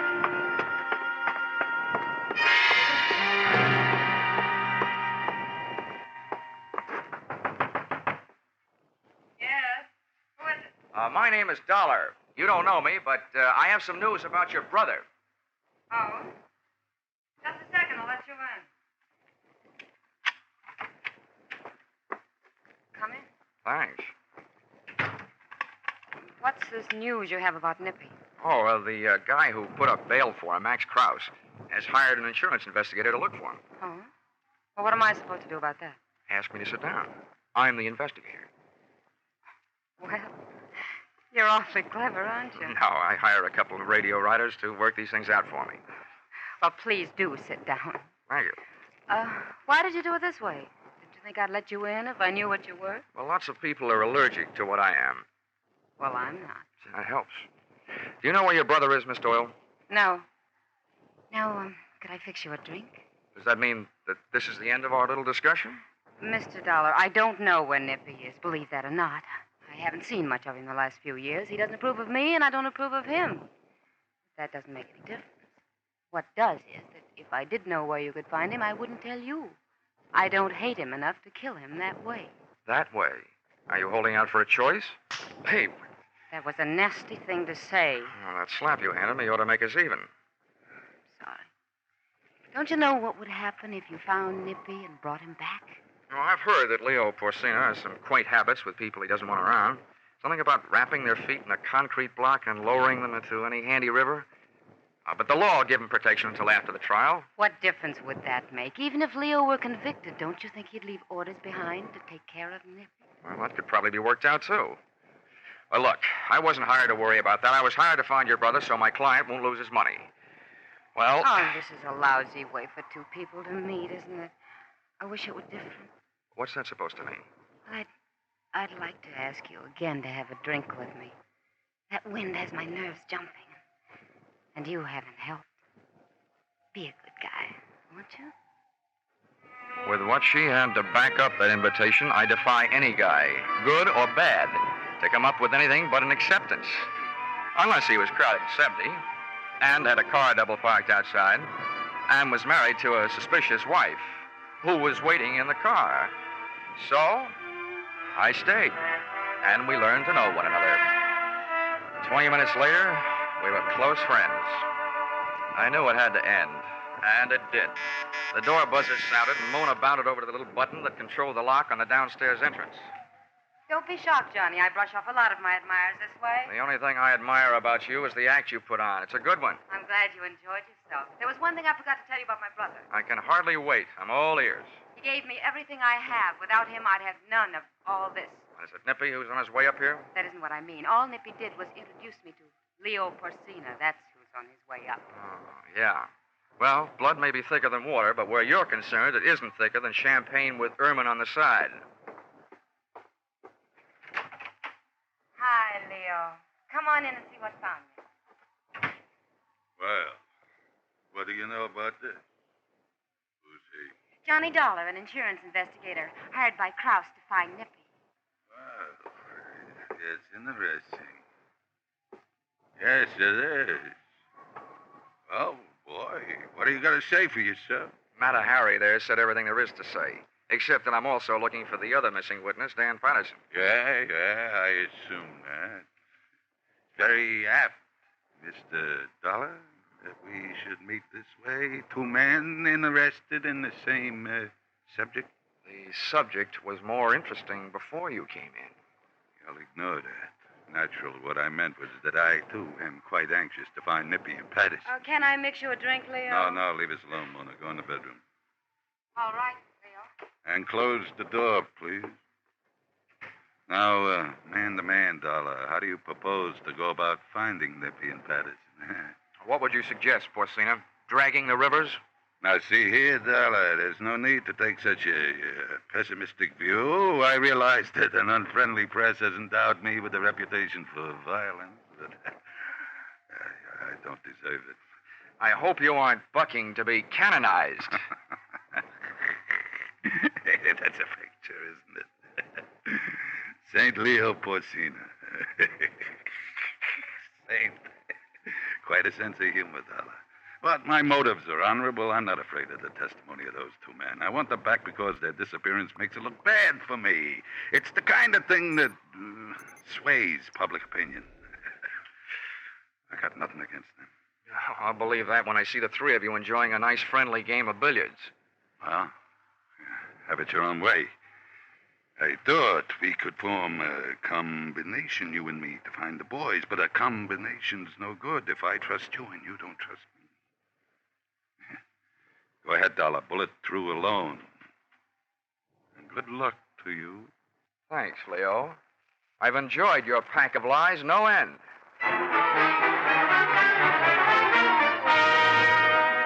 So I put on my top coat, picked up my hat, and left.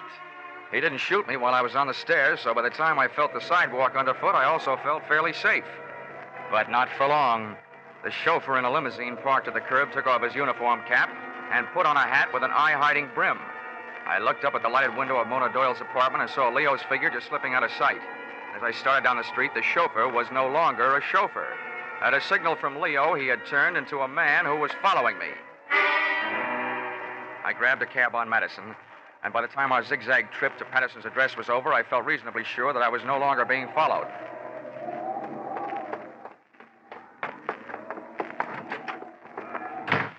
The hall was like a mine shaft and smelled worse.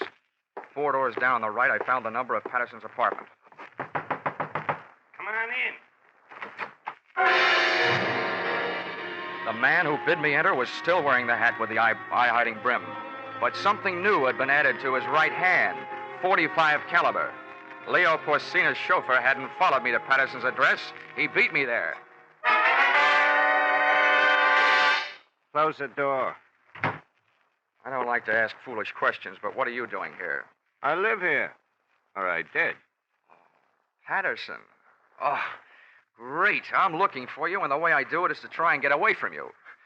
Look, take the lid off your right hand, will you? I want to talk to you. Sure, but not here. Let's go someplace. For me, that someplace was out. But before I got there, I had time to pass myself a question. What better place for a missing witness to hide than the employ of the guy he was supposed to testify against? Then I found a hiding place of my own. It was nice and dark, but the only person I was hiding from was me, Johnny Dollar, America's fabulous insurance investigator. Fabulous indeed.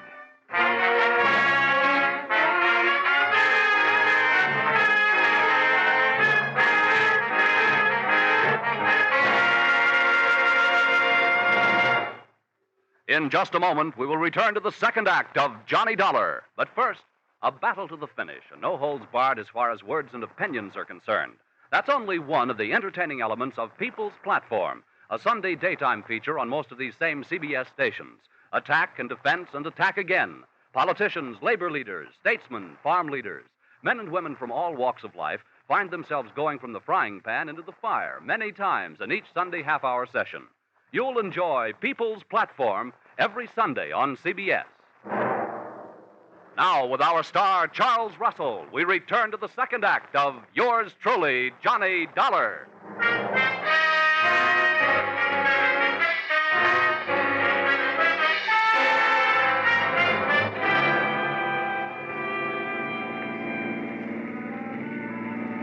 When my brain started to trip back from unconsciousness, I thought at first I had passed out in one of the tunnels. The air, what there was of it, was thick with the smell of burned gasoline. It was still dark, and it seemed like cars were going past me without headlights. Then I noticed that the tunnel was moving.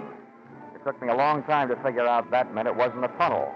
It was a car, and I was on the floor in the back seat with a blanket covering me. It took two hands and all my strength, so I managed to lift the blanket away from my face. The first thing I saw was one of those old-fashioned speaking tubes that sometimes are used between a limousine's rear and driver's seat.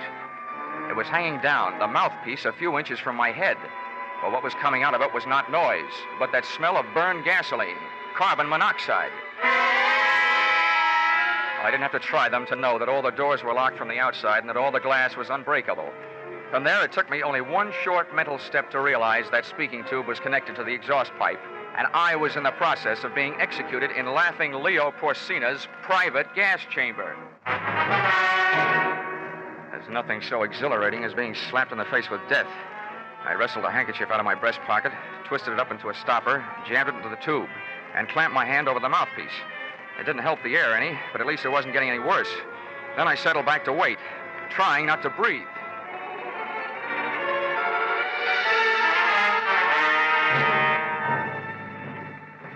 Chauffeur, leg man, executioner, Dan Patterson. Opened the rear door. When we came to a stop, waited a few seconds for the wind to clear out the fumes, then reached in, grabbed me under the shoulders, and dragged me out. I managed to stay limp until we got a few yards off the road and into the brush. Then I dug my heels in and heaved. It was surprise more than strength that toppled him, but it was no time for niceties. I picked up a handy rock and bashed him one on the head.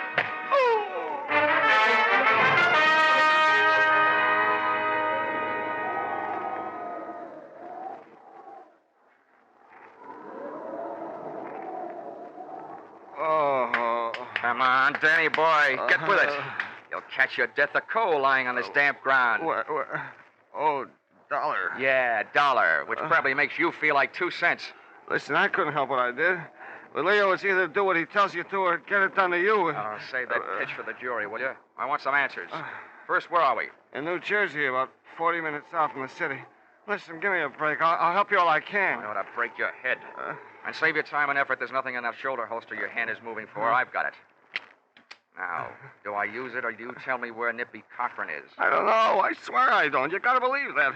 If I knew, I'd sell the information to Leo for plenty. He wants him bad. Yeah, dream boy. I'll just bet you would. Okay, get up. Wait a minute. What are you going to do? I was hired to find you, and I found you. And now I'm going to put you away where you'll keep. Come on, get up. Listen, maybe I do know where Nippy is. Why don't you and me? Patterson, I'll have to stop you. I didn't want to fire, but I had to, and fast, in the darkness. Aim was next to impossible, but I shot low. I guess it takes more lead than I threw into him to kill a guy who's so full of mental poison.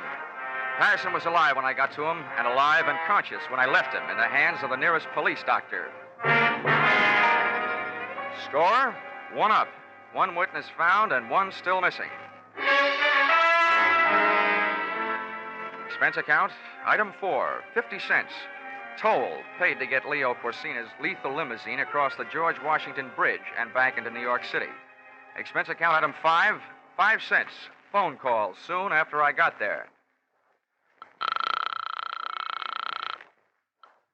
Yes?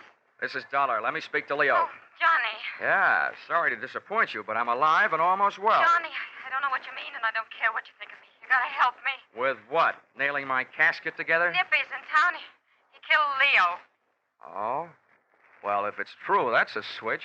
All over the country, defendants are knocking off witnesses, but when I show up, the witness knocks off the defendant. I repeat, if true. It is true. I was with Leo. We went from here to his apartment. Nippy came in with a knife, and you gotta help me. I don't know what to do. Well, it's generally a good idea to call the police. Did you? Are you crazy? Probably. Where's Leo's apartment? Do you have to go over there? Well, why not?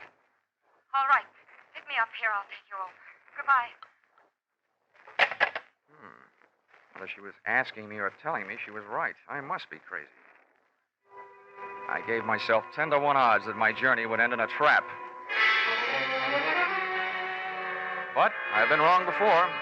Leo Porcina was in his apartment, all right, ungracefully spread out on the floor in front of a not quite clean white leather chair. There he is.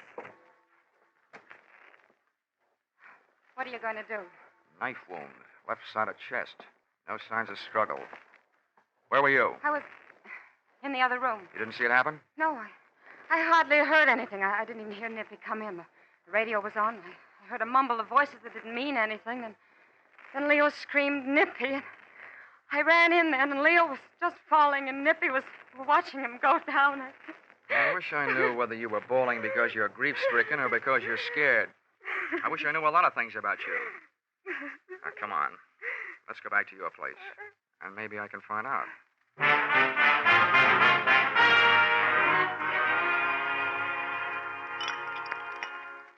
Here you are.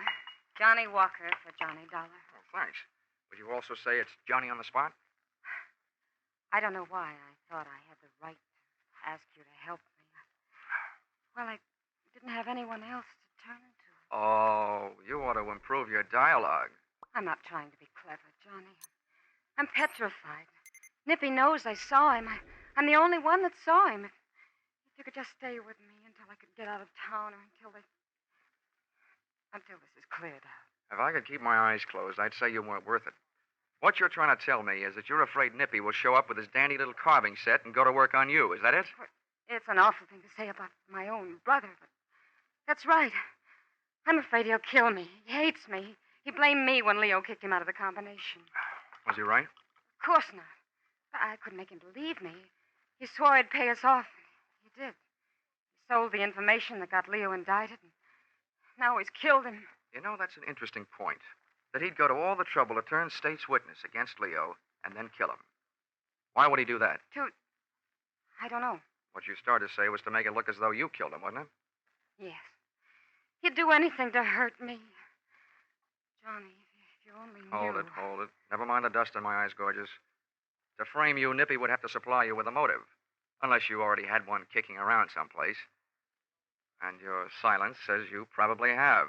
Johnny. Leo was nailed on tax evasion because it turned out that he had undeclared income deposited in various banks under various people's names. How much is in your account? You're smart. Not very. Doesn't take a wizard to add 2 and 2 and come up with a motive. With Leo out of the way, there's very little chance that you will be dragged into court as an accomplice.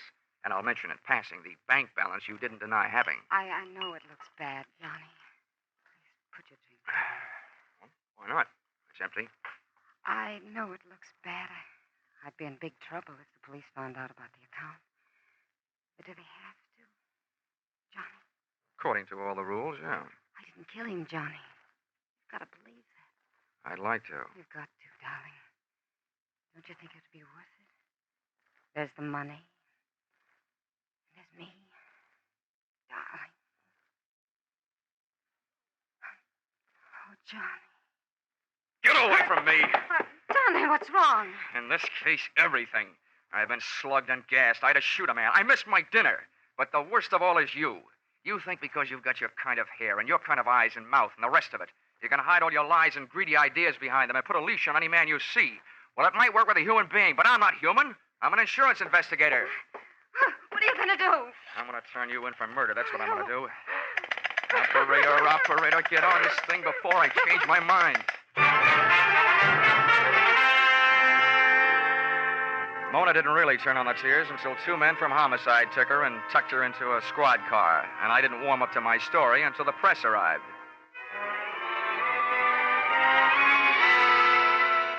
In print, in a very early morning edition that hit the stands at 12:01 a.m., it looked even better than it had sounded. Headline, Insurance Investigator Records Confession of Murderess. Lead, Police, late last night, booked Mona Doyle for the murder of Leo Porcina, racket boss. In an exclusive statement, Johnny Dollar, Hartford, said he was able to record the voluntary confession of the shapely knife killer by means of a tape recorder and a microphone concealed beneath a sofa, thus lifting the suspicion from her brother, Glenn Nippy Cochran, who has been sought for the slaying. The wind was dying, and so was I by the time I got back to my hotel, after making one stop at an all-night drugstore for expense account item 7, $1.79 adhesive tape, which might be classified as an odd item, since I didn't, as yet, have any broken bones. In my hotel room, I put the tape and the 2 telephone books, one classified, one general, to what I hope would be good use, slipped on a dressing gown, and sat down to wait. An hour and 10 minutes later, it turned out that I'd waited long enough. Yeah? Who is it? Telegram. Well, you can't say much for his originality. Wait a second. I'll slip on a robe. Okay, Dollar, get back in the room. This is hardly the way to deliver a telegram, is it? I've got a message for you, all right, but it's not in an envelope. I'm Nippy Cochran. Well, hello, Nippy Cochran. That confession you coaxed out of my sister isn't worth the tape it's recorded on. It's phony. The police seem to like it. And nuts. I killed Leo Porcino. Oh, that's your story, and it could be phony. Look, I'll tell you why the police like Mona's better. Huh? Leo died from a knife wound in the left part of his chest. There were no signs of a struggle. That means he was probably killed by somebody who just walked up to him and pushed. Someone he trusted, a friend. That doesn't fit you, but it fits your sister. I've got the answer to that. It says in the paper that confession of hers lifted the finger off me. The least I can do is take it off her. You know how that's done. It's a little late for guesswork, Nippy. Killing the same way with the same knife while she's alibied by the police, that'll clear her. What's it going to do to you? And if you get close to me, you can believe me, there's going to be signs of struggle this time. I don't have to get close. See? The knife came from the usual place in his collar behind his head. His aim was perfect. I felt the shock just over my heart. But the telephone books I taped to my chest called his number. The knife bounced off, and Nippy stood there with his mouth hanging open. Then I found something to throw. Something I could aim just generally. A chair. He stumbled back from the impact, and before he could collect his wits or his balance, I let him have a barrage.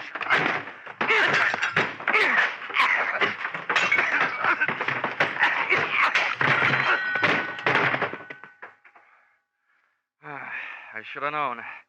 A bail bondsman doesn't know the right people.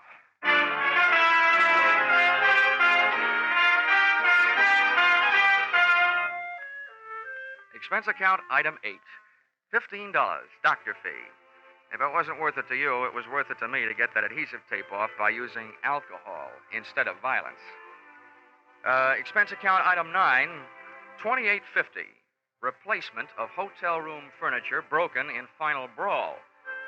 And expense account item 10, if you don't mind, $367.25.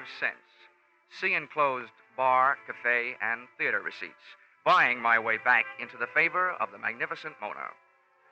Oh, and you may ask me how I was clever enough to know that she was innocent all that time. I didn't. But I could hope, couldn't I? Expense account total, original retainer not returnable, $500.71.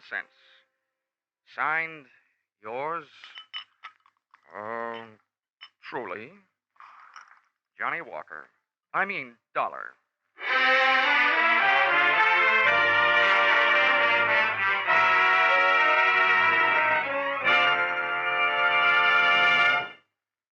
Yours truly, Johnny Dollar, is produced and directed by Gordon T. Hughes and stars Charles Russell. Script by Paul Dudley and Gil Dowd. Featured in the cast were Ed Max, Paul Dubov, Sidney Miller, Jim Nusser, and Georgia Ellis. The special music is written and conducted by Wilbur Hatch.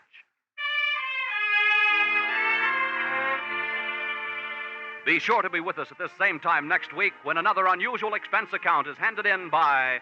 Yours truly, Johnny Dollar. It's fascinating, it's challenging, it's something unusual in radio fare. Yes, that's what folks are saying about CBS's popular Sunday program, Invitation to Learning. You'll renew old acquaintances in literature. You'll make some exciting new ones when you make a Sunday afternoon listening habit of CBS's Invitation to Learning. Remember the time every Sunday afternoon over most of these CBS stations. Stay tuned now for Vaughn Monroe and his Caravan. They follow immediately over most of these CBS stations. Paul Masterson speaking. This is CBS, the Columbia Broadcasting System.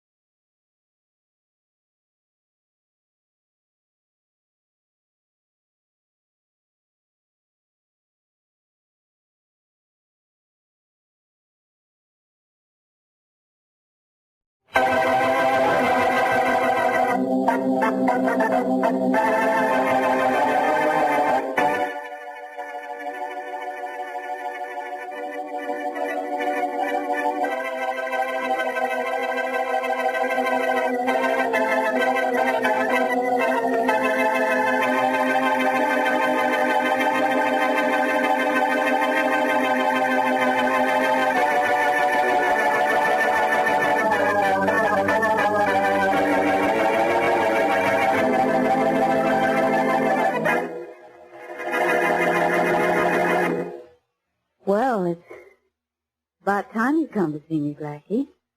Where have you been for the last 2 weeks? Around, Mary.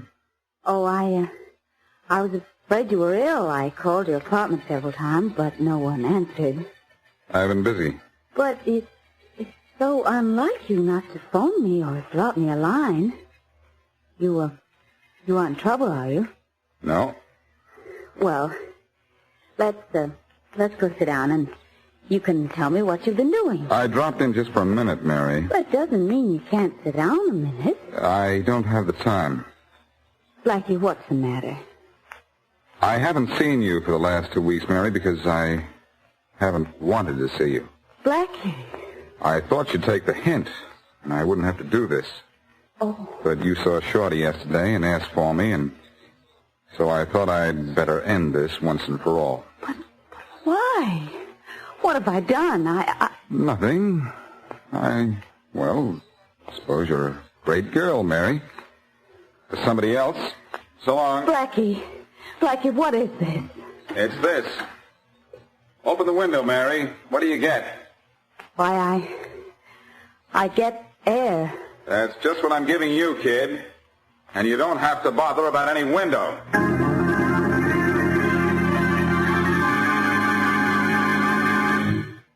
And now meet Richard Calmer's Boston Blackie. Enemy to those who make him an enemy, friend to those who have no friend.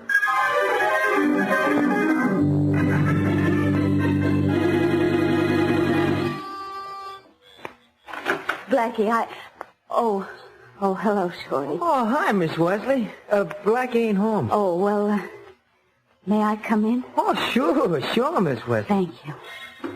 Gee, Miss Wesley, you sure are one beautiful dame. Am I? Uh-huh. What's the matter? You down about something? Shorty, maybe you can help me. Oh, Miss Wesley, for you, I'd jump off the Brooklyn Bridge in my Sunday suit. Oh, well, thanks, Shorty, but I don't want you to do anything like that. I just want you to tell me something. Well, if I know what to tell, I sure will. What's the matter with Blackie? Oh, that. Then you do know about it. Well, not exactly, Miss Wesley. You see, I don't ask Blackie no questions about nothing. But you do know that he's broken off with me. Well, sure. You see, Blackie's a funny guy. He treats all the dames the same as he treats you. Nice and friendly like 1 minute, and then like an old pair of shoes the next. Oh, Shorty, that's just not true. No? Don't bet. Look, I know how he treats his dames. Blackie just gave you the same air he gives them all, Miss Wesley. I see. Well, that's it then, huh? Well, I sure wish it wasn't. Thanks, Shorty, thanks. You needn't tell Blackie I was here. No, please do tell him. If there is anything behind all this that I ought to know, maybe he'll tell you. Oh, certainly, I'll tell him. No, better still, Shorty. I'll write him a note. Maybe that's the way. I'll use this telephone pad. Is that all right? Sure. Oh, wait a minute. What's this address on the pad? 11 Bailey Street. Oh, that's someplace that Blackie wrote down to go to this afternoon. That's a strange part of town for Blackie, Bailey Street. Well, he said he was going there on business. Look, Miss Wesley, I don't know what this is all about, only I kind of hope you ain't sore at him. Don't mind him, huh, Miss Wesley? He needs somebody to mind him, Shorty. And right now, I'm going to mind his business.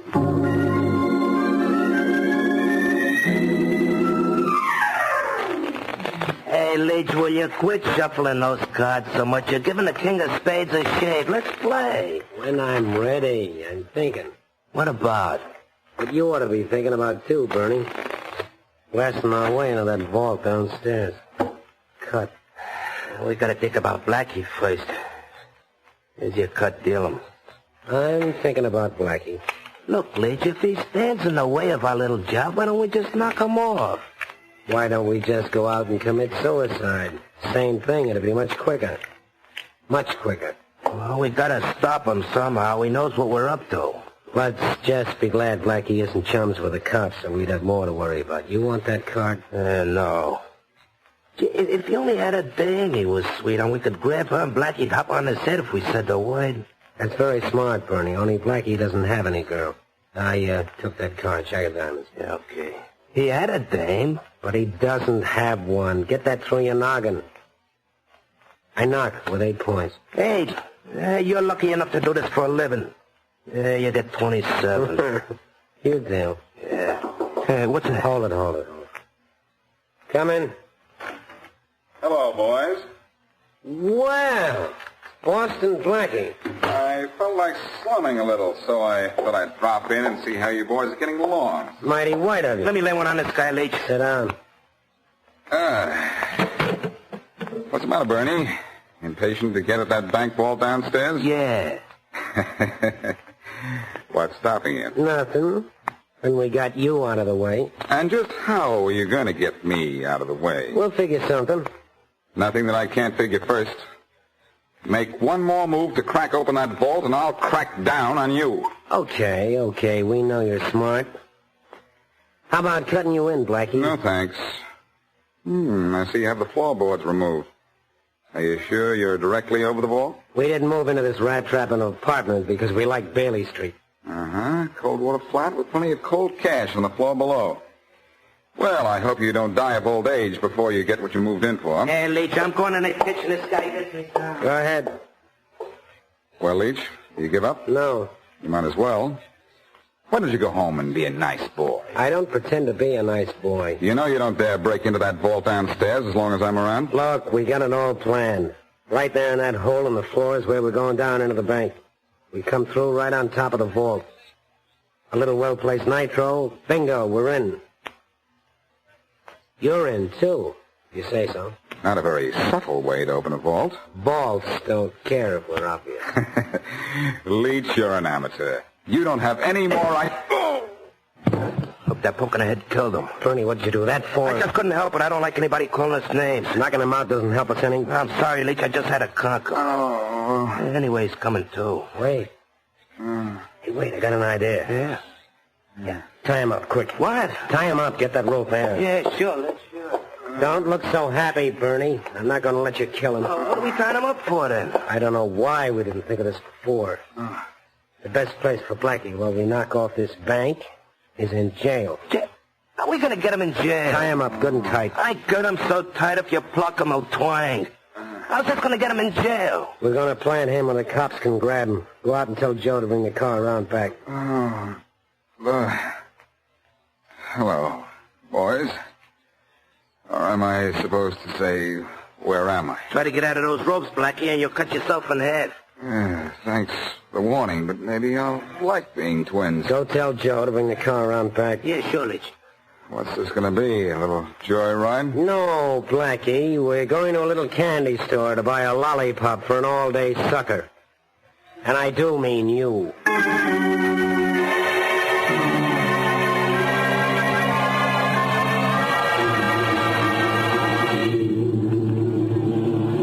Turn left at the next traffic light. The candy store is down the Jefferson Pike about a mile. Lovely day for an automobile ride, isn't it? Shut up, Blackie.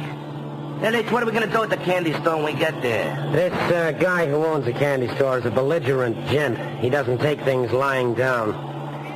You and I going into a store, stick him up.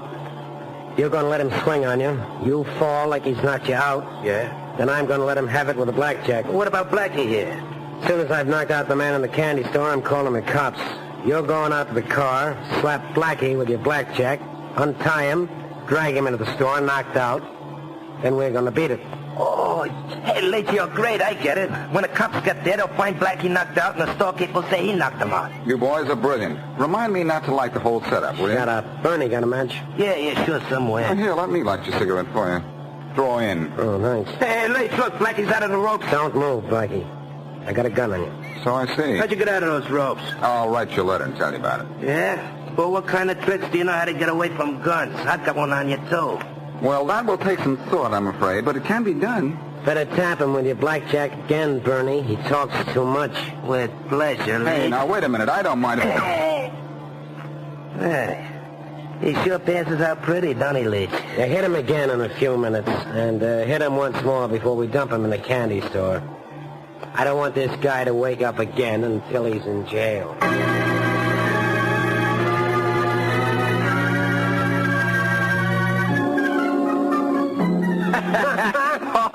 Lich, I gotta hand it to you. The cop sure made a rush go to that candy store when you phoned it and said, boss, that Blackie was in on a deal. Yeah. So did you see?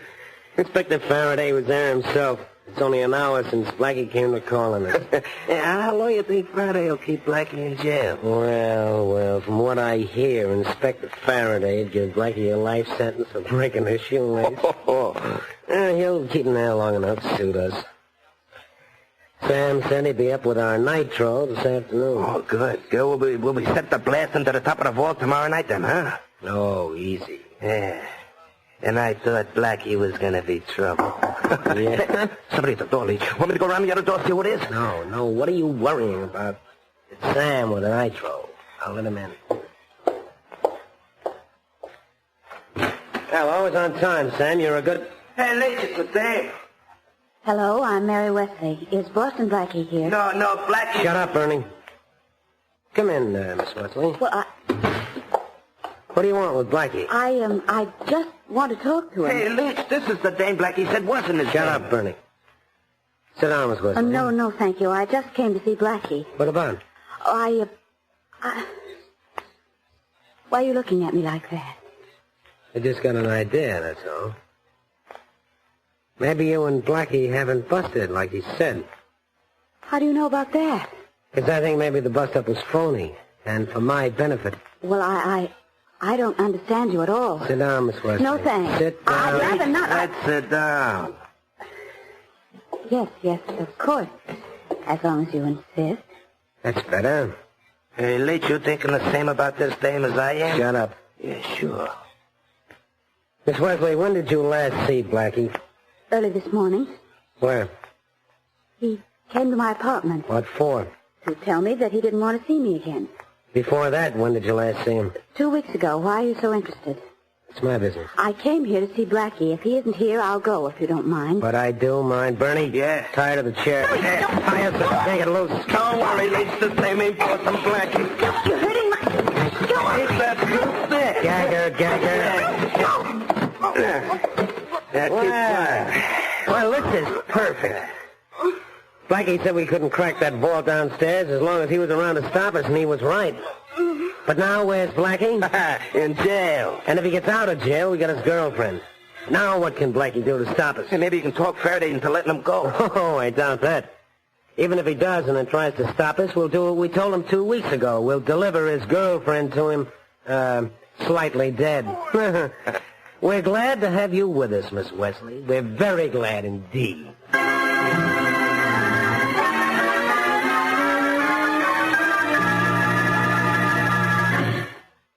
Now, back to Boston Blackie.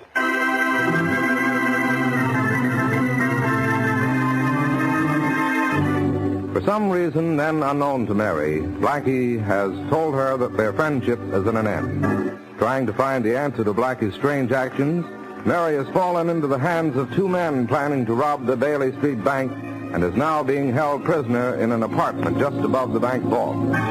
Blackie, at the same time, is being held at police headquarters for a robbery into which the bank thieves have framed him in order to get him out of the way. As we return to our story, it's the next morning, and Shorty, who has heard through the underworld grapevine that Blackie is in jail, comes to see his friend. Hiya, Blackie. Good morning. Shorty, how'd you find out Faraday was holding me? I get ears, boss. And my friends talk a lot. I'd have been here last night if I'd known sooner. If you've brought me a loaf of bread with a steel file inside it, I'll never speak to you again. Nah, boss, nah. I'll bring you some bad news, boss. Then go over there to the desk and give it to Faraday. Look, this is real bad news, boss. The two mugs in Bailey Street have got Miss Wesley. Mary? Yeah. Well, how did they get hold of her, and why? I don't know, Black. I guess it's all my fault. Miss Wesley came up to your apartment to talk to you and found the Bailey Street address she'd gone to. You went down there to see what you were up to. Shorty, you shouldn't have let her do that. Now I'll have to get out of here. You wait around the corner for me. I won't be long. Okay, boss. Hey, Faraday. Faraday. What do you want, Blackie? You. What's the matter, chum? You lonesome in there? Or do you want me to give you my keys? What keys? These in my coat pocket right here. This may be just a temporary cell in my office, but it's hard to get out of unless you have the keys. Well, why didn't you take me straight to the city jail, Faraday? Do you enjoy having me around? When you're behind bars. Listen, I've got to get out of here, Faraday. What are you going to use for keys?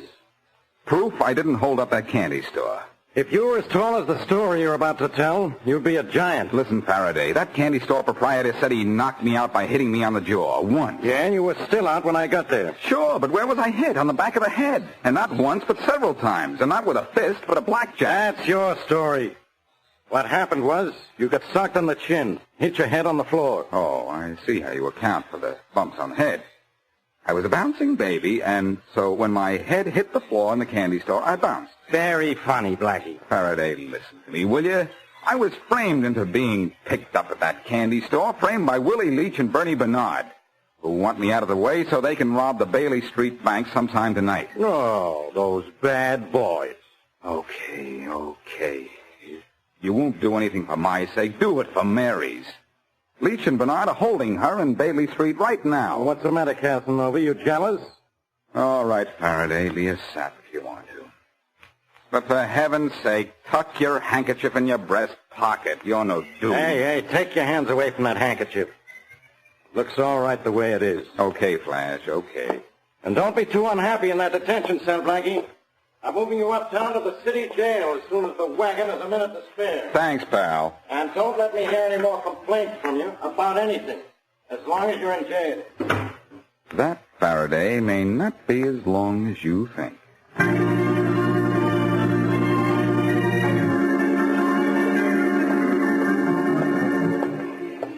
Thanks for waiting for me, Shorty. Gee, Blackie, you sure got out in a hurry. How'd you do it? I pretended to fix Faraday's handkerchief and lifted the keys out of his pocket and slipped through his office and out the back way. Look, I guess we better beat out of this neighborhood, huh, boss? But being this close to a jail when I don't have to, it makes me nervous. All right, let's go. Boss, look, I'm sure sorry I let Miss Wesley go see them two mugs in Bailey Street. Well, you couldn't help it. That young lady has a mind of her own. Well, what are we going to do? Them guys are holding her there, I bet. You're betting on a favorite, Shorty. That's a cinch. Gee, and I tried to stop her, too. Yeah, well, they're doing just what they said they do. Hold Miss Wesley so you would play hands off while they cracked the Bailey Street Bank. What are we going to do, Blackie? What do you think, Shortman? Well, unless we want them to knock Miss Wesley on the head so hard it's fatal, I guess we stay away from them. Huh? I think what we ought to do is to keep after those guys. They might kill Mary because she knows too much, even if we lay off. Oh. Well, then what? I don't know. I'm going down to Bailey Street and see those two. Oh, wait a minute, boss. I don't think that's so smart. I don't either. But it so happens that it's necessary. Now, here's what I want you to do.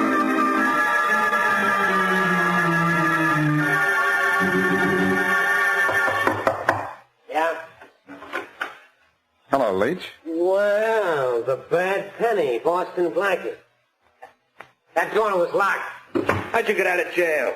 How did you get in here? That's 2 more letters I owe you guys. Let me slug him again, Leach. I don't think that'll be necessary. He got his girl. I'd like to see Mary. Oh, you want proof, do you? We don't kid about anything. Where is she? Open the door to the front room, Bernie. Yeah, sure. Don't worry, Blackie. We haven't heard her. That would spoil our plans for the present. Yeah, there she is, tied to a chair, nice and tight. Yeah. Mary, don't worry, honey. I'll get you out of here. Everything's going to be all right. Look, Leach, I'll make a deal with you. Let Mary go, and I'll help you get into the vault. Nah. Leach, you're a fool. You're going to blow the vault with nitro. Nitro makes noise. Oh, it does, really? I'm telling you, you're a sap to use nitro when you can use me. Take me to any vault in the world, and I can open it with my fingers, and you know it. Are you suggesting that you want to come in with us? I'm not suggesting anything. Release Mary, and I'll open the safe for you. Sit down, Blackie. Now you're getting some sense. Don't do it, Leach. He's up to some trick. Maybe. Then again, maybe not. Now you're brilliant, Leach. Let Mary go now, will you? I'll stay here until it's time to open the vault. You'll stay here until then. Your girlfriend stays here, too. But that's the condition of our deal. You have to let Mary go. That's the condition I don't like. The girl stays where she is. How long? Until after you've opened the vault. Then you'll let her go? Maybe. Maybe?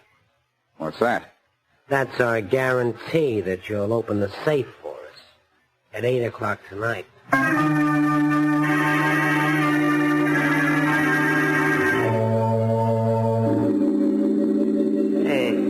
Hey, Leach, what kind of a vault is this, anyhow? It's in 2 rooms, Bernie, just like the plan said.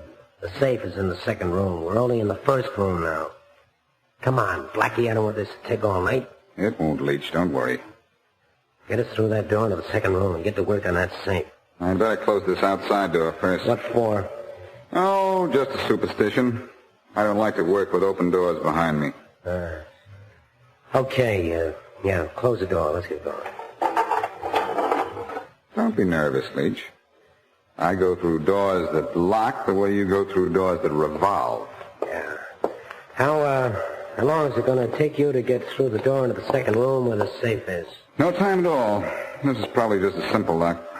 You, won't accidentally trip the burglar alarm, will you? And bring the cops down on my own neck? Faraday still wants me, you know. Yeah, all right. But no tricks. I got a gun if there are any tricks. Now, both of you boys keep quiet when I work on this door. Yeah, that does it. I'm beginning to like you, Blackie. How nice. Now the door's open. Yeah, you better try it and see. Shut up. If Blackie says it's open, it's open. Thanks, Leach. There you are, wide open. Now, I want to go the rest of the way alone. Why? Don't let him do it, Leach. It's a trick. Why do you want to be alone, Blackie? 2 reasons. First, I'm superstitious about opening safes with somebody looking over my shoulders. Second, I'd rather you didn't know how it was done. Look, Leach, I haven't double-crossed you so far, have I? No. That's a good thing, too. Shut up, Bernie. How can I double-cross you from here on? There are no windows, no doors. You'll be between me and the outside. You both have guns. I haven't. I'd be a dope to try any tricks. Yeah. Yeah, I guess you would.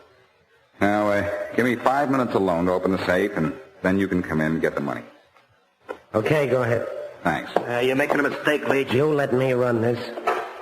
Blackie can't double-cross us now. How you doing, Blackie? All right. In fact, I'm doing fine. Careful you don't trip that burglar alarm. I'll be careful that I do, Leach. What? Hey, what's the idea? Too bad, Leach. You can't get through that door. It's locked. Let's get out of here, Leach. But I'm not trying either of you. Shorty is waiting outside with a Tommy gun. I'll get you for this, Blackie. There's still a locked door between us. Come on, Bernie. We'll try the outside door. It's probably lying about Shorty. I know how to work this latch. Okay. That opened it. All right, you guys. Stand right where you are. Hey, Shorty ain't here, but the cops are. Shorty is here. Me, without no uniform. Keep your gun on him, Shorty. Rollins, turn off that alarm. Sure thing, Inspector. Hey, Faraday. Is that you? Come on out, Blackie. Okay, Monahan, Rollins, take these two bums out of here. All right. Okay, Blackie, come out. Hi, Faraday. Hello, Blackie. I don't know what brought you down here, Inspector, but I'm certainly glad something did. You did, Blackie. But I thought you didn't believe me when I said the bank was going to be robbed tonight. I believed you, but I didn't want you to think so. I'm not as dumb as you think. I believed your story as soon as you told me you'd been hit on the head, not on the chin, the way the candy store proprietor said. Faraday, you're getting positively brilliant. You mean you're just waking up to the fact that I'm smarter than you are? Yes, Faraday, but when I wake up, I stop dreaming. Hey, boss. Yeah, Shorty? Can I put down this Tommy gun now, huh? Makes me nervous. Think how nervous it makes me. You're in back of it.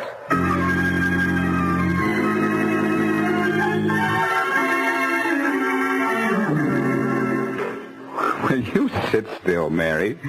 Or do I have to tie you to that chair? But, I'm still nervous about last night. You needn't be.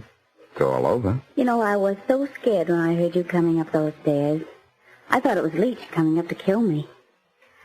I was, more afraid only once in my life. When? When you came to my apartment and told me you never wanted to see me again. Do you understand now why I did that? Not completely. Well, Leach and Bernard heard that you and I were good friends. They figured the only way to keep me away from them while they robbed the Bailey Street Bank was to hold you. Oh, I see. So I told them you didn't mean a thing to me. To go ahead and do whatever they wanted to, will you? I didn't care. Well, I like that. It worked, honey. Until you came looking for me and they realized I'd lied to them. Did you lie to him, Blackie? About me? What do you think? Well, you could tell me. We're right back where we started. Goody, and where's that? Good friends. Oh. With our troubles over and no more troubles in sight. Oh, Blackie, if you only hadn't said that. Said what? No more troubles in sight. But there isn't any trouble in sight. I know it, but you go looking for it. Any objections? Definitely. But, where shall we look?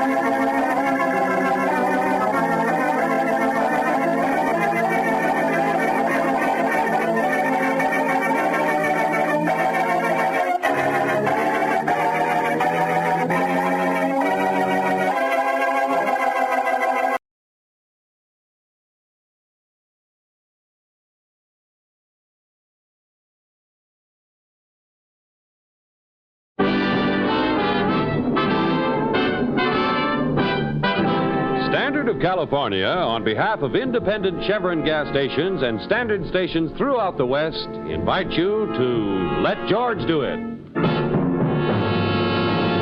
Another adventure of George Valentine. Personal notice. Danger is my stock and trade. If you're up against something over your head and need help that's strictly confidential, you got a job for me, George Valentine. Write full details.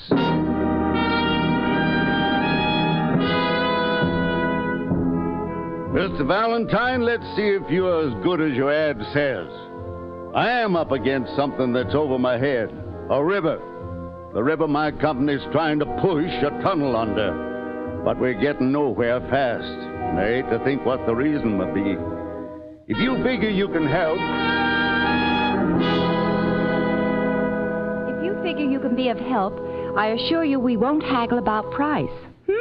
It's signed, William Kane, President. Kane and Bowers Tunnel Construction, huh? Now, I wonder where I could find a diving suit with a new look. Now, seriously, Brooksy, you must mean the West End Tunnel, the one they're having all the trouble with breakthroughs and cave-ins. I could drop in at the Globe department store. Okay, Angel, okay. But this seems like a job for an engineer, not for me. Well, there's still no harm in talking to the nice man who insists he's not going to haggle about price. As long as you insist on being mercenary, let's get going.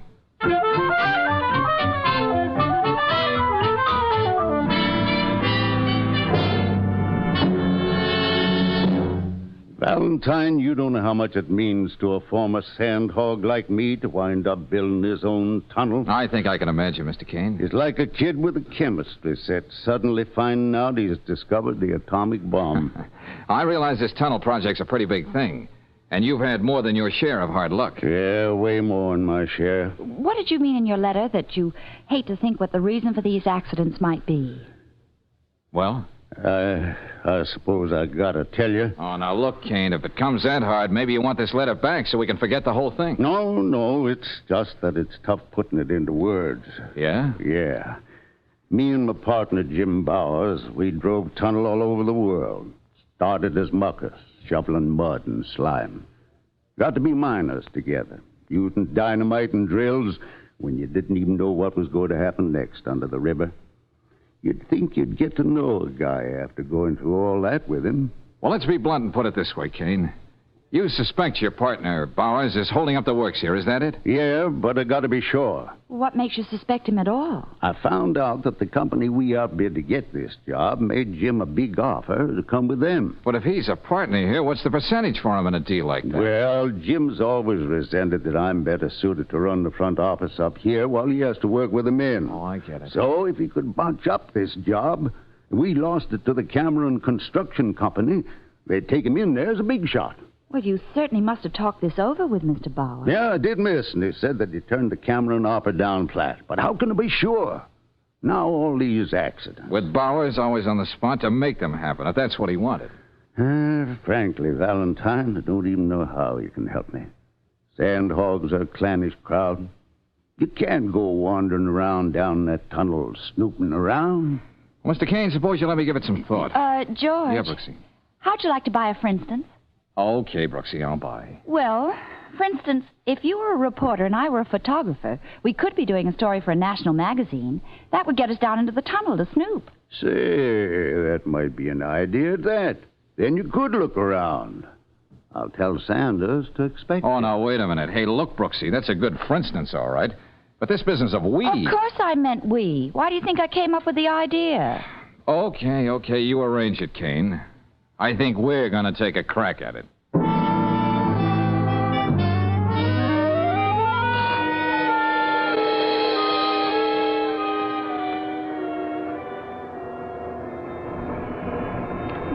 Just how far down does this elevator go, Mr. Sanders? About 30 feet, miss. Oh, well, that's not too bad, is it, George? Oh, no, that part of it's all right. I'm thinking of what happens later. What are you so smug about? What do you know that I don't know? Hey, you want to tell the lady what happens next, mister? Well, miss, it's getting into the tunnel that you've got to worry about. Oh? There'll be about 40 pounds of pressure per square inch on you down there. That's why when we get to the bottom, you still got to sit a half hour in the manlock. Manlock? What's that? It's kind of a sealed-up room, miss. We keep shooting pressure into that while you just sit. That's so it ain't so bad for you when you get into tunnel. Get it? I got it. To put it more concisely, my sweet, unless they're very, very careful, the pressure of the river would come down on you and flatten you out like a jellyfish. Oh, lovely thought. Well, here we are. Hey, Charlie, come here. We got visitors. A reporter and a young lady to take pictures. Oh, visitors, huh? Yeah, it's okay. Mr. Kane knows about it. In that case, I'd better sit in the lock with them. Yeah, you better warn the boys. Put their shirts on, Charlie. Ladies' Day. Right here, folks. Okay. All right, step in. Thank you. Hey, looks like a bank vault. Yeah, almost. Important thing is to seal it airtight. You'll see what I mean when I close this door.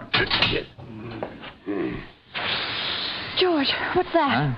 That's the air from the tunnel coming in through this valve, lady. When the pressure in here is the same as it is out there, that big door opens by itself. Then you're ready to go under the river. Won't you sit down, Miss Brooks? Yeah, it usually takes about a half hour. Oh.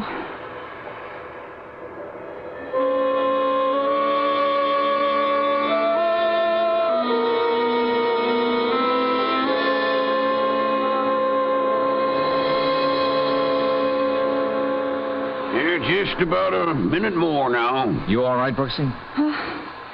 I'm just swell. But my ears... It's even worse coming out. You're in too much of a hurry. That's when you can get the chokes and the bends. Nothing like having things to look forward to. You'll have to put these little metal tags around your neck. Huh? What are these, Charlie? All sandhogs wear them. It's in case you're found staggering around. Tells the cops not to throw you in with the drunks, but to rush you back here to this decompression chamber. If they don't waste much time, you'll probably live. Oh, goody. Hey, you sound like an old sandhog yourself, Charlie.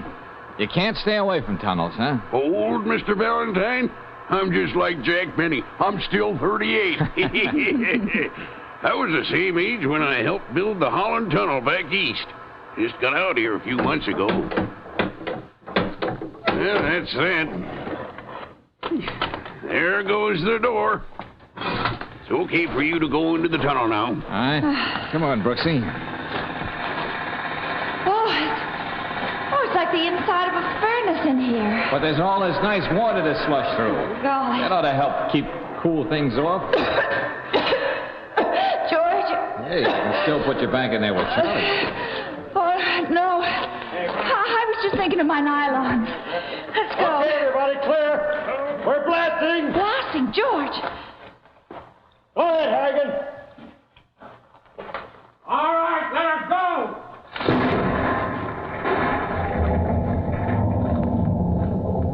That'll do it. Now we can go up to the other. Hey, where'd you two come from? You Bowers?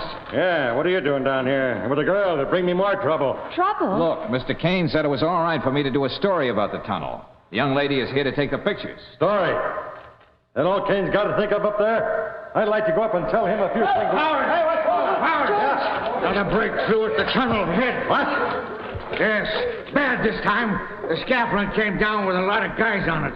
Scaffolding come down on every job. Young Davis is down there, caught under all that rock and sand. We got to get him out. I'll get the ambulance, Harrigan. But you get back there. Patch up that break. Go on. Davis wouldn't be there now, Bars. If you sent that gang up tunnel far enough when the blast come off. Look, Sandhog, don't tell me how to build a tunnel. I'll tell you anything I want. Okay, if you want to play pick yourself up and do what I said. Okay, reporter, there's a story. How we lost another day. Yeah, what about the man you just lost? This is one accident they won't blame on me. A woman in the tunnel's the worst jinx there is. Kane knows that. And I got a phone upstairs for an ambulance.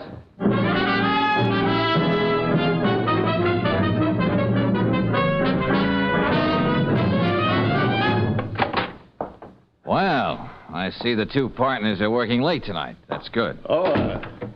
Valentine. To get a good story out of that accident today? Now, look, let's stop kidding each other. You know I'm not a reporter, Bowers. I wasn't born yesterday. I know Kane had you checking on me. Why shouldn't I? You know we can't go on much longer this way, and you're in charge. A little bribe from the Cameron Company, and you... Another crack like that, and I'll fix you. Okay, break it up, boys. Break it up. Let me do some talking. What I have to say will be short and to the point. Yeah? Yeah. I did some checking today. Bowers isn't the only one who might profit by these accidents. You could too, Kane. Huh? What are you talking about? Let's hear some more. I had a talk with the city engineer. He said he doesn't know how you can do this job on the bid you put in. I admit I was figuring close to the line, but we would have made it if things went right. So the boy in the stiff shirt comes up with another bad deal, huh? And, Kane, you had the foresight to take out insurance to protect you in case you went broke building this tunnel. Well, that's a natural precaution. Oh, yeah. But it was a personal insurance policy, taken out in your name, not for the firm. What's that, Jim? I know how you've been spending money, so I paid the premiums, but I was only thinking of the company. Well, here's what I'm thinking, Kane. The insurance company would pay off if none of these accidents could be traced to you, and you'd be saved from a ruinous bid. Yeah, but that's how it might look. Gentlemen, look, if there's one thing I don't like, it's to be kidded along. Now, do you still want me to find out what's behind those accidents? I have nothing to fear, Valentine. That's why I hired you. I know I'm clean. Go right ahead, Valentine. Okay. If you're sure that's what you want. Of course. You heard what I said. Yeah, but just remember, if I dredge up something from the bottom of that river that you don't like, you're the guys who ordered it.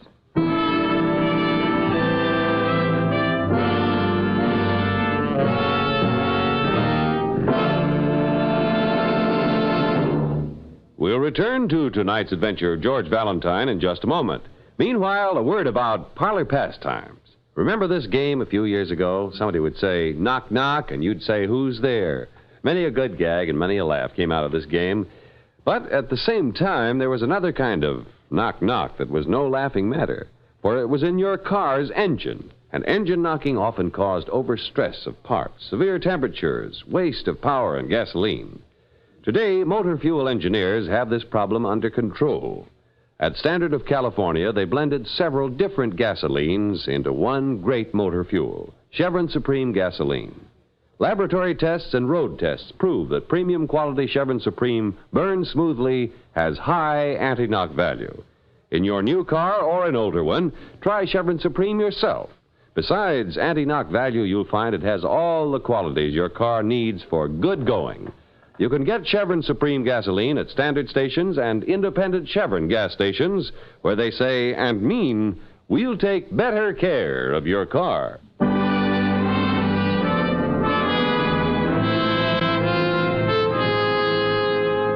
And now back to tonight's adventure of George Valentine and a $1 million tunnel burrowing deep under a riverbed. A series of unexplained accidents that stopped the job cold. Why? That's the answer George has to supply. But so far, all he's learned is the rather startling fact that both partners in the contracting firm of Kane and Bowers have their own good reasons for wanting to see the tunnel left unfinished. Right now, George and Claire have just entered Hogan's Hog Pen, hangout of the Sandhogs, where Big Bill Kane is talking to his workers. And I know we've been falling behind down in the tunnel, but you know Jim Bowers and me were Sandhogs ourselves. We can lick this job. And I've even hired Valentine here to make sure about them accidents. Now, here's an offer. You make up for lost time, and I paid time and a half to every man from then on. I could swallow that better, Brooksy, if I didn't know about that insurance policy Kane took out. Yeah. Now, look, boys. That offer my partner just made you suits me, too. Just wanted you to know. I could swallow that easier if I didn't know about the offer Bowers got from that other construction company. Well, I don't know about you boys, but I still have my doubts. Oh, it's our cheerful old friend from the Manlock. Don't get me wrong, Mr. Kane. I like making extra money.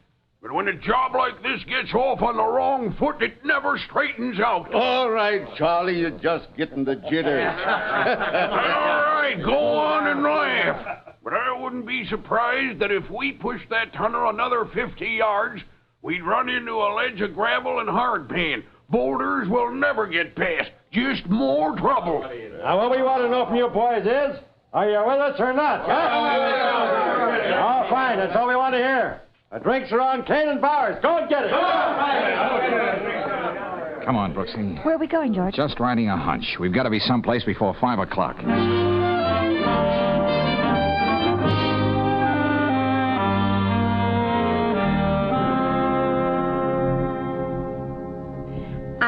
I wish you'd hurry, Mr. Valentine. You know the Bureau of Harbors and Waterways closes at 5 o'clock. Yeah, sure. Be through in a minute. Yeah, I think I found the map I want. Topographical survey, riverbed, section B, Oleander through Perry Street. Uh-huh. Well, that's just where the tunnel is being built, George. Huh? Very interesting. Yeah, and this would be around Pier 19. What are you talking about? I'm not quite sure, Brooksy. But we're going to ride that hunch a little harder.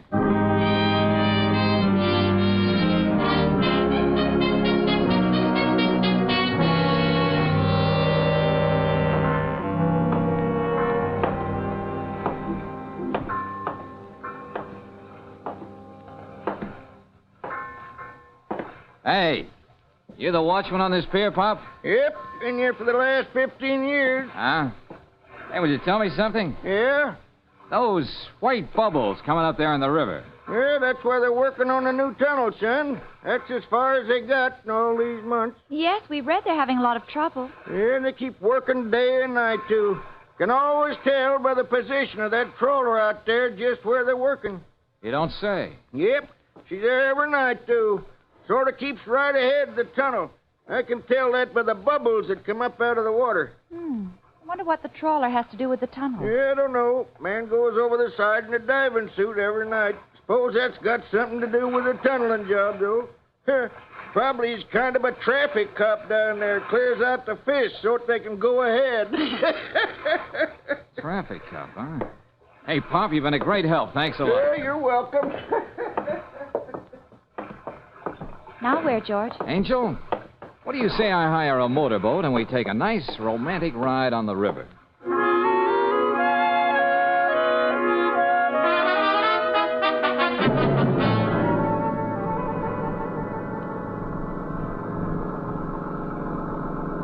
Okay, George, I agree with you.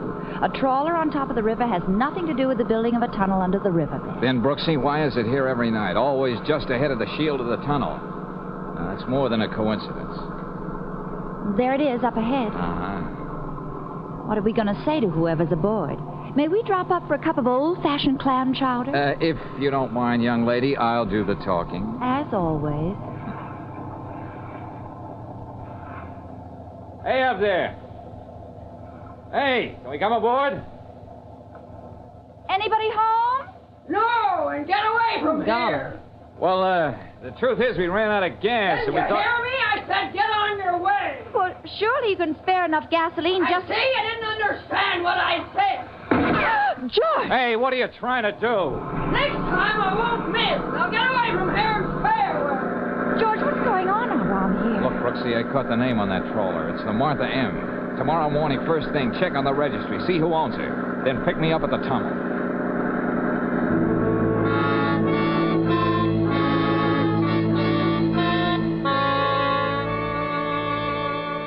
You were down in the tunnel early this morning, Mr. Valentine. I had to look around, Charlie.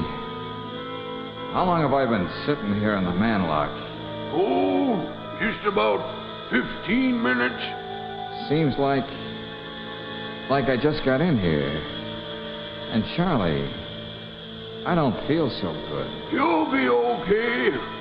You're an old hand at this now.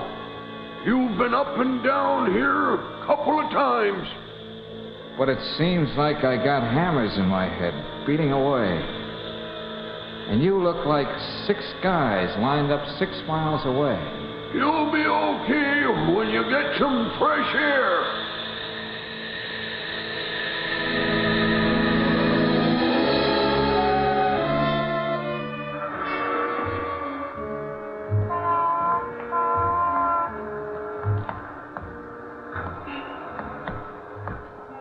Hey, look, officer. I know where I want to go. Help me, will you? Yeah, you need a lot of help, mister.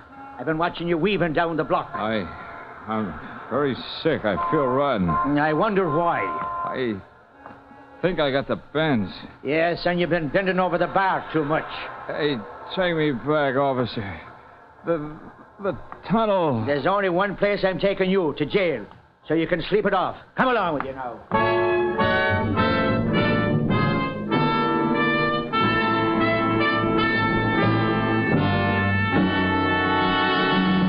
Look, Mr. Kane, Mr. Bowers, I know Mr. Valentine was here at the tunnel this morning. Okay, but what you so excited about, Miss Brooks? He was supposed to meet me at the shaft, and he never would have gone without leaving some kind of message. I wouldn't worry about Valentine. I found out what he wanted to know, and he was waiting for that information. Information about the tunnel? What kind of information? I'll let Mr. Valentine tell you. Do you mind if I use your phone? No, go right ahead. Hello? Police headquarters? Let me talk to Lieutenant Riley. Okay, I'll wait. Look, we hired your boss so we could keep this thing confidential. Yeah, that's right. Let's forget about ethics, boys. The man who's among the missing is someone I happen to care a lot about. Hello? Oh, Lieutenant Riley, this is Brooksy. Oh, I need your help. I can't find George. Oh, look, Lieutenant, will you check the jails and the hospitals and see what you can come up with? Oh, believe me, Lieutenant, I know what I'm talking about.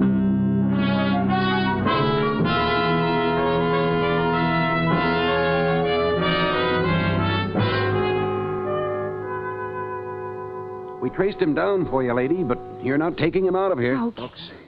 Brooksy, my Oh, head. take it easy, darling. Best thing is to let him sleep it off.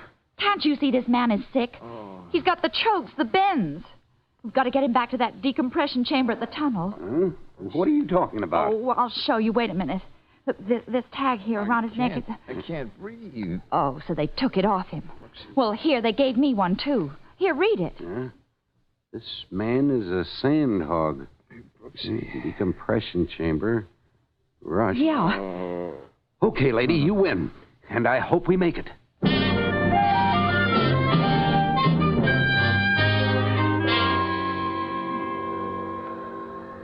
Hello, Angel. Oh, darling, I thought you'd never open your eyes. Hey, why doesn't somebody turn that radiator off? It's hissing. We're back in the manlock, George.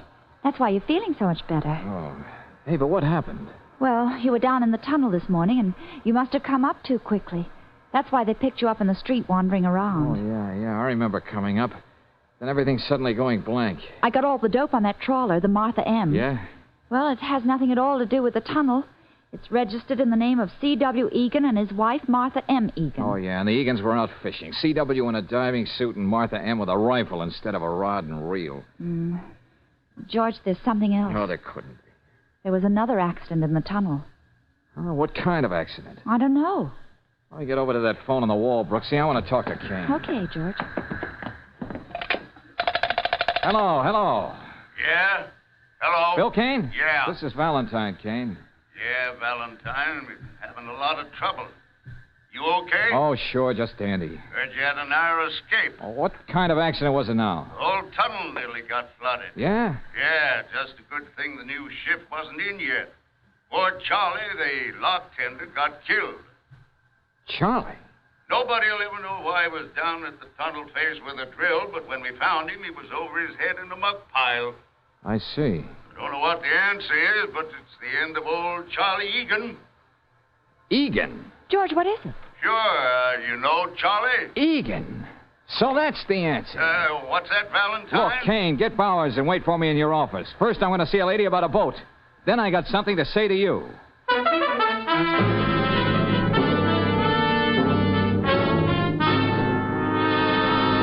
Valentine, you don't know what you're saying. Just the same, gentlemen, it was Charlie Egan who was responsible for all the trouble here at the tunnel. That doesn't make sense. He was just a lock tender. You gave him the job more out of pity than anything else. Okay, then listen to this.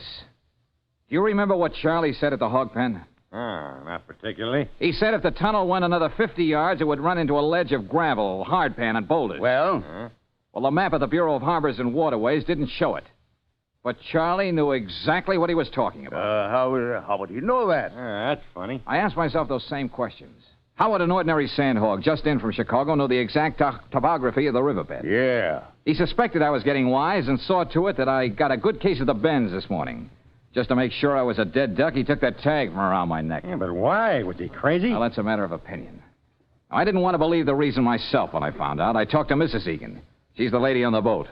Now, she's in the outer office right now. Suppose we have her in and see if it's any easier for you to believe her story. Anything you say, Valentine. Okay. Will you come in, please, Mrs. Egan? All right. I want you to repeat just what you told me. Well, what shall I tell them? The two people wasted their lives looking for a will-o'-the-wisp, a treasure you were always going to find the next day. Treasure? Yes. Sensible people don't believe in buried treasure and sunken ships bulging with gold, but Charlie did. Now, wait a minute. He was the eccentric C.W. Egan, who spent a fortune and 20 years of his life looking for ships that had sunk with treasure aboard. And fantastic as it may seem, gentlemen, he found one. Didn't he, Mrs. Egan? Just a couple of months ago. He went down into the river every night. He kept prowling around the hull of that boat. He knew that there was gold there somewhere. He kept saying he'd find it any day now, his treasure. And then Kane and Bowers started to drive a tunnel. Yeah, Charlie knew it was going to meet head-on with the Granada, the old Spanish galleon he knew was there. It became a race against time. That's why he got a job here. Did all he could to keep the tunnel from getting any farther. Yeah, and at night, every night, he'd go down to look some more. And I'd help him. And today was his last desperate attempt to flood us out. Yes, he wasn't going to see anybody get to his treasure as long as he lived. And he kept his word.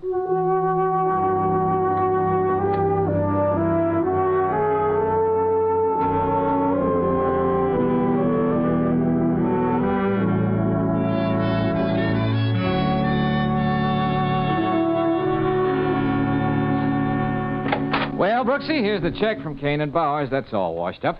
So what do you say we go out stepping tonight? Oh, well, darling. Hey, did you see the paper this morning? No, why? Well, they raised the Granada out of the river last night. They did? And there was a treasure chest, just as Charlie knew all along. Oh, so old Charlie was right after all. Yep, a chest packed to the brim with old Spanish coins. George, how romantic. Oh, yeah, but old Charlie wouldn't have been too happy about it. No, why? No. The whole batch was worth about $100.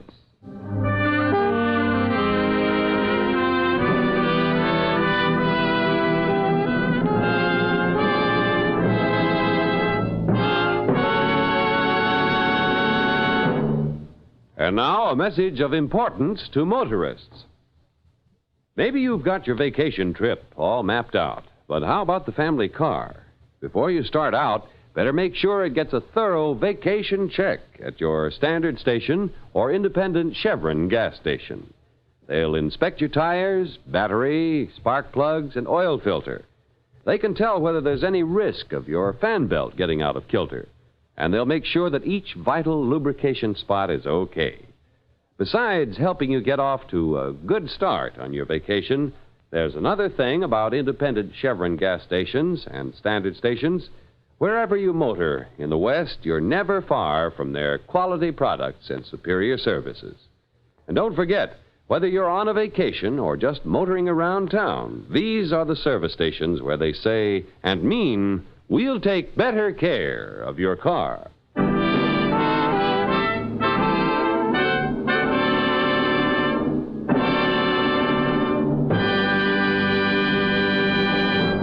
Next week, when you tune our way for another adventure of George Valentine, you'll hear... Brooksy, I want you to get down to headquarters as soon as possible. Have them get that whole crew together, all those pixies that were at the seance last night. Including the spirits, George? Including Miss Turner. Have them all brought back to the sanctuary. But why? If there really was a murder, Brooksy, I won't be able to live with myself until I find the reason for it. Right now, I got a date with a crystal ball, and maybe I'll get a preview.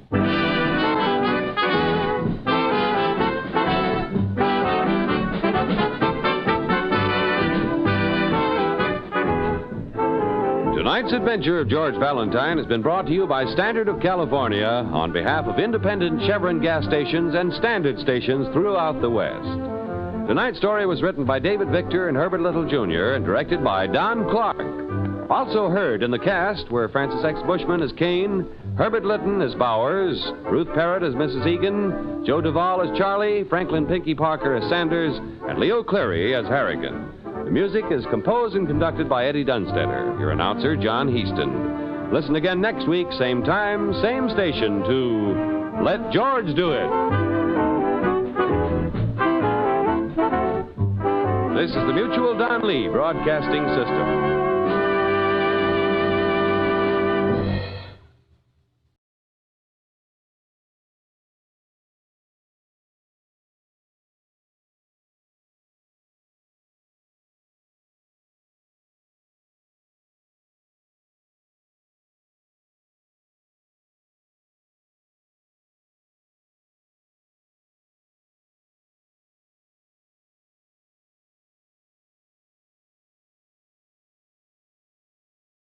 size Jordan Lansden, Brazil brings you to captivating videos showcasing heart-pounding adventures, mouth-watering cuisine, and hidden gems of this incredible country. From bustling cities to tranquil beaches, our videos capture the essence of Brazil's beauty, experience the warmth of its people, the rhythm of its music, and the thrill of exploration.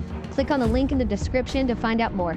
I would like to extend my sincere gratitude to Old Time Radio Research Group for their remarkable efforts in preserving and archiving the captivating world of old-time radio programs. Their invaluable contribution allows us to step back in time and experience the magic of radio history firsthand. Their link is in the description below.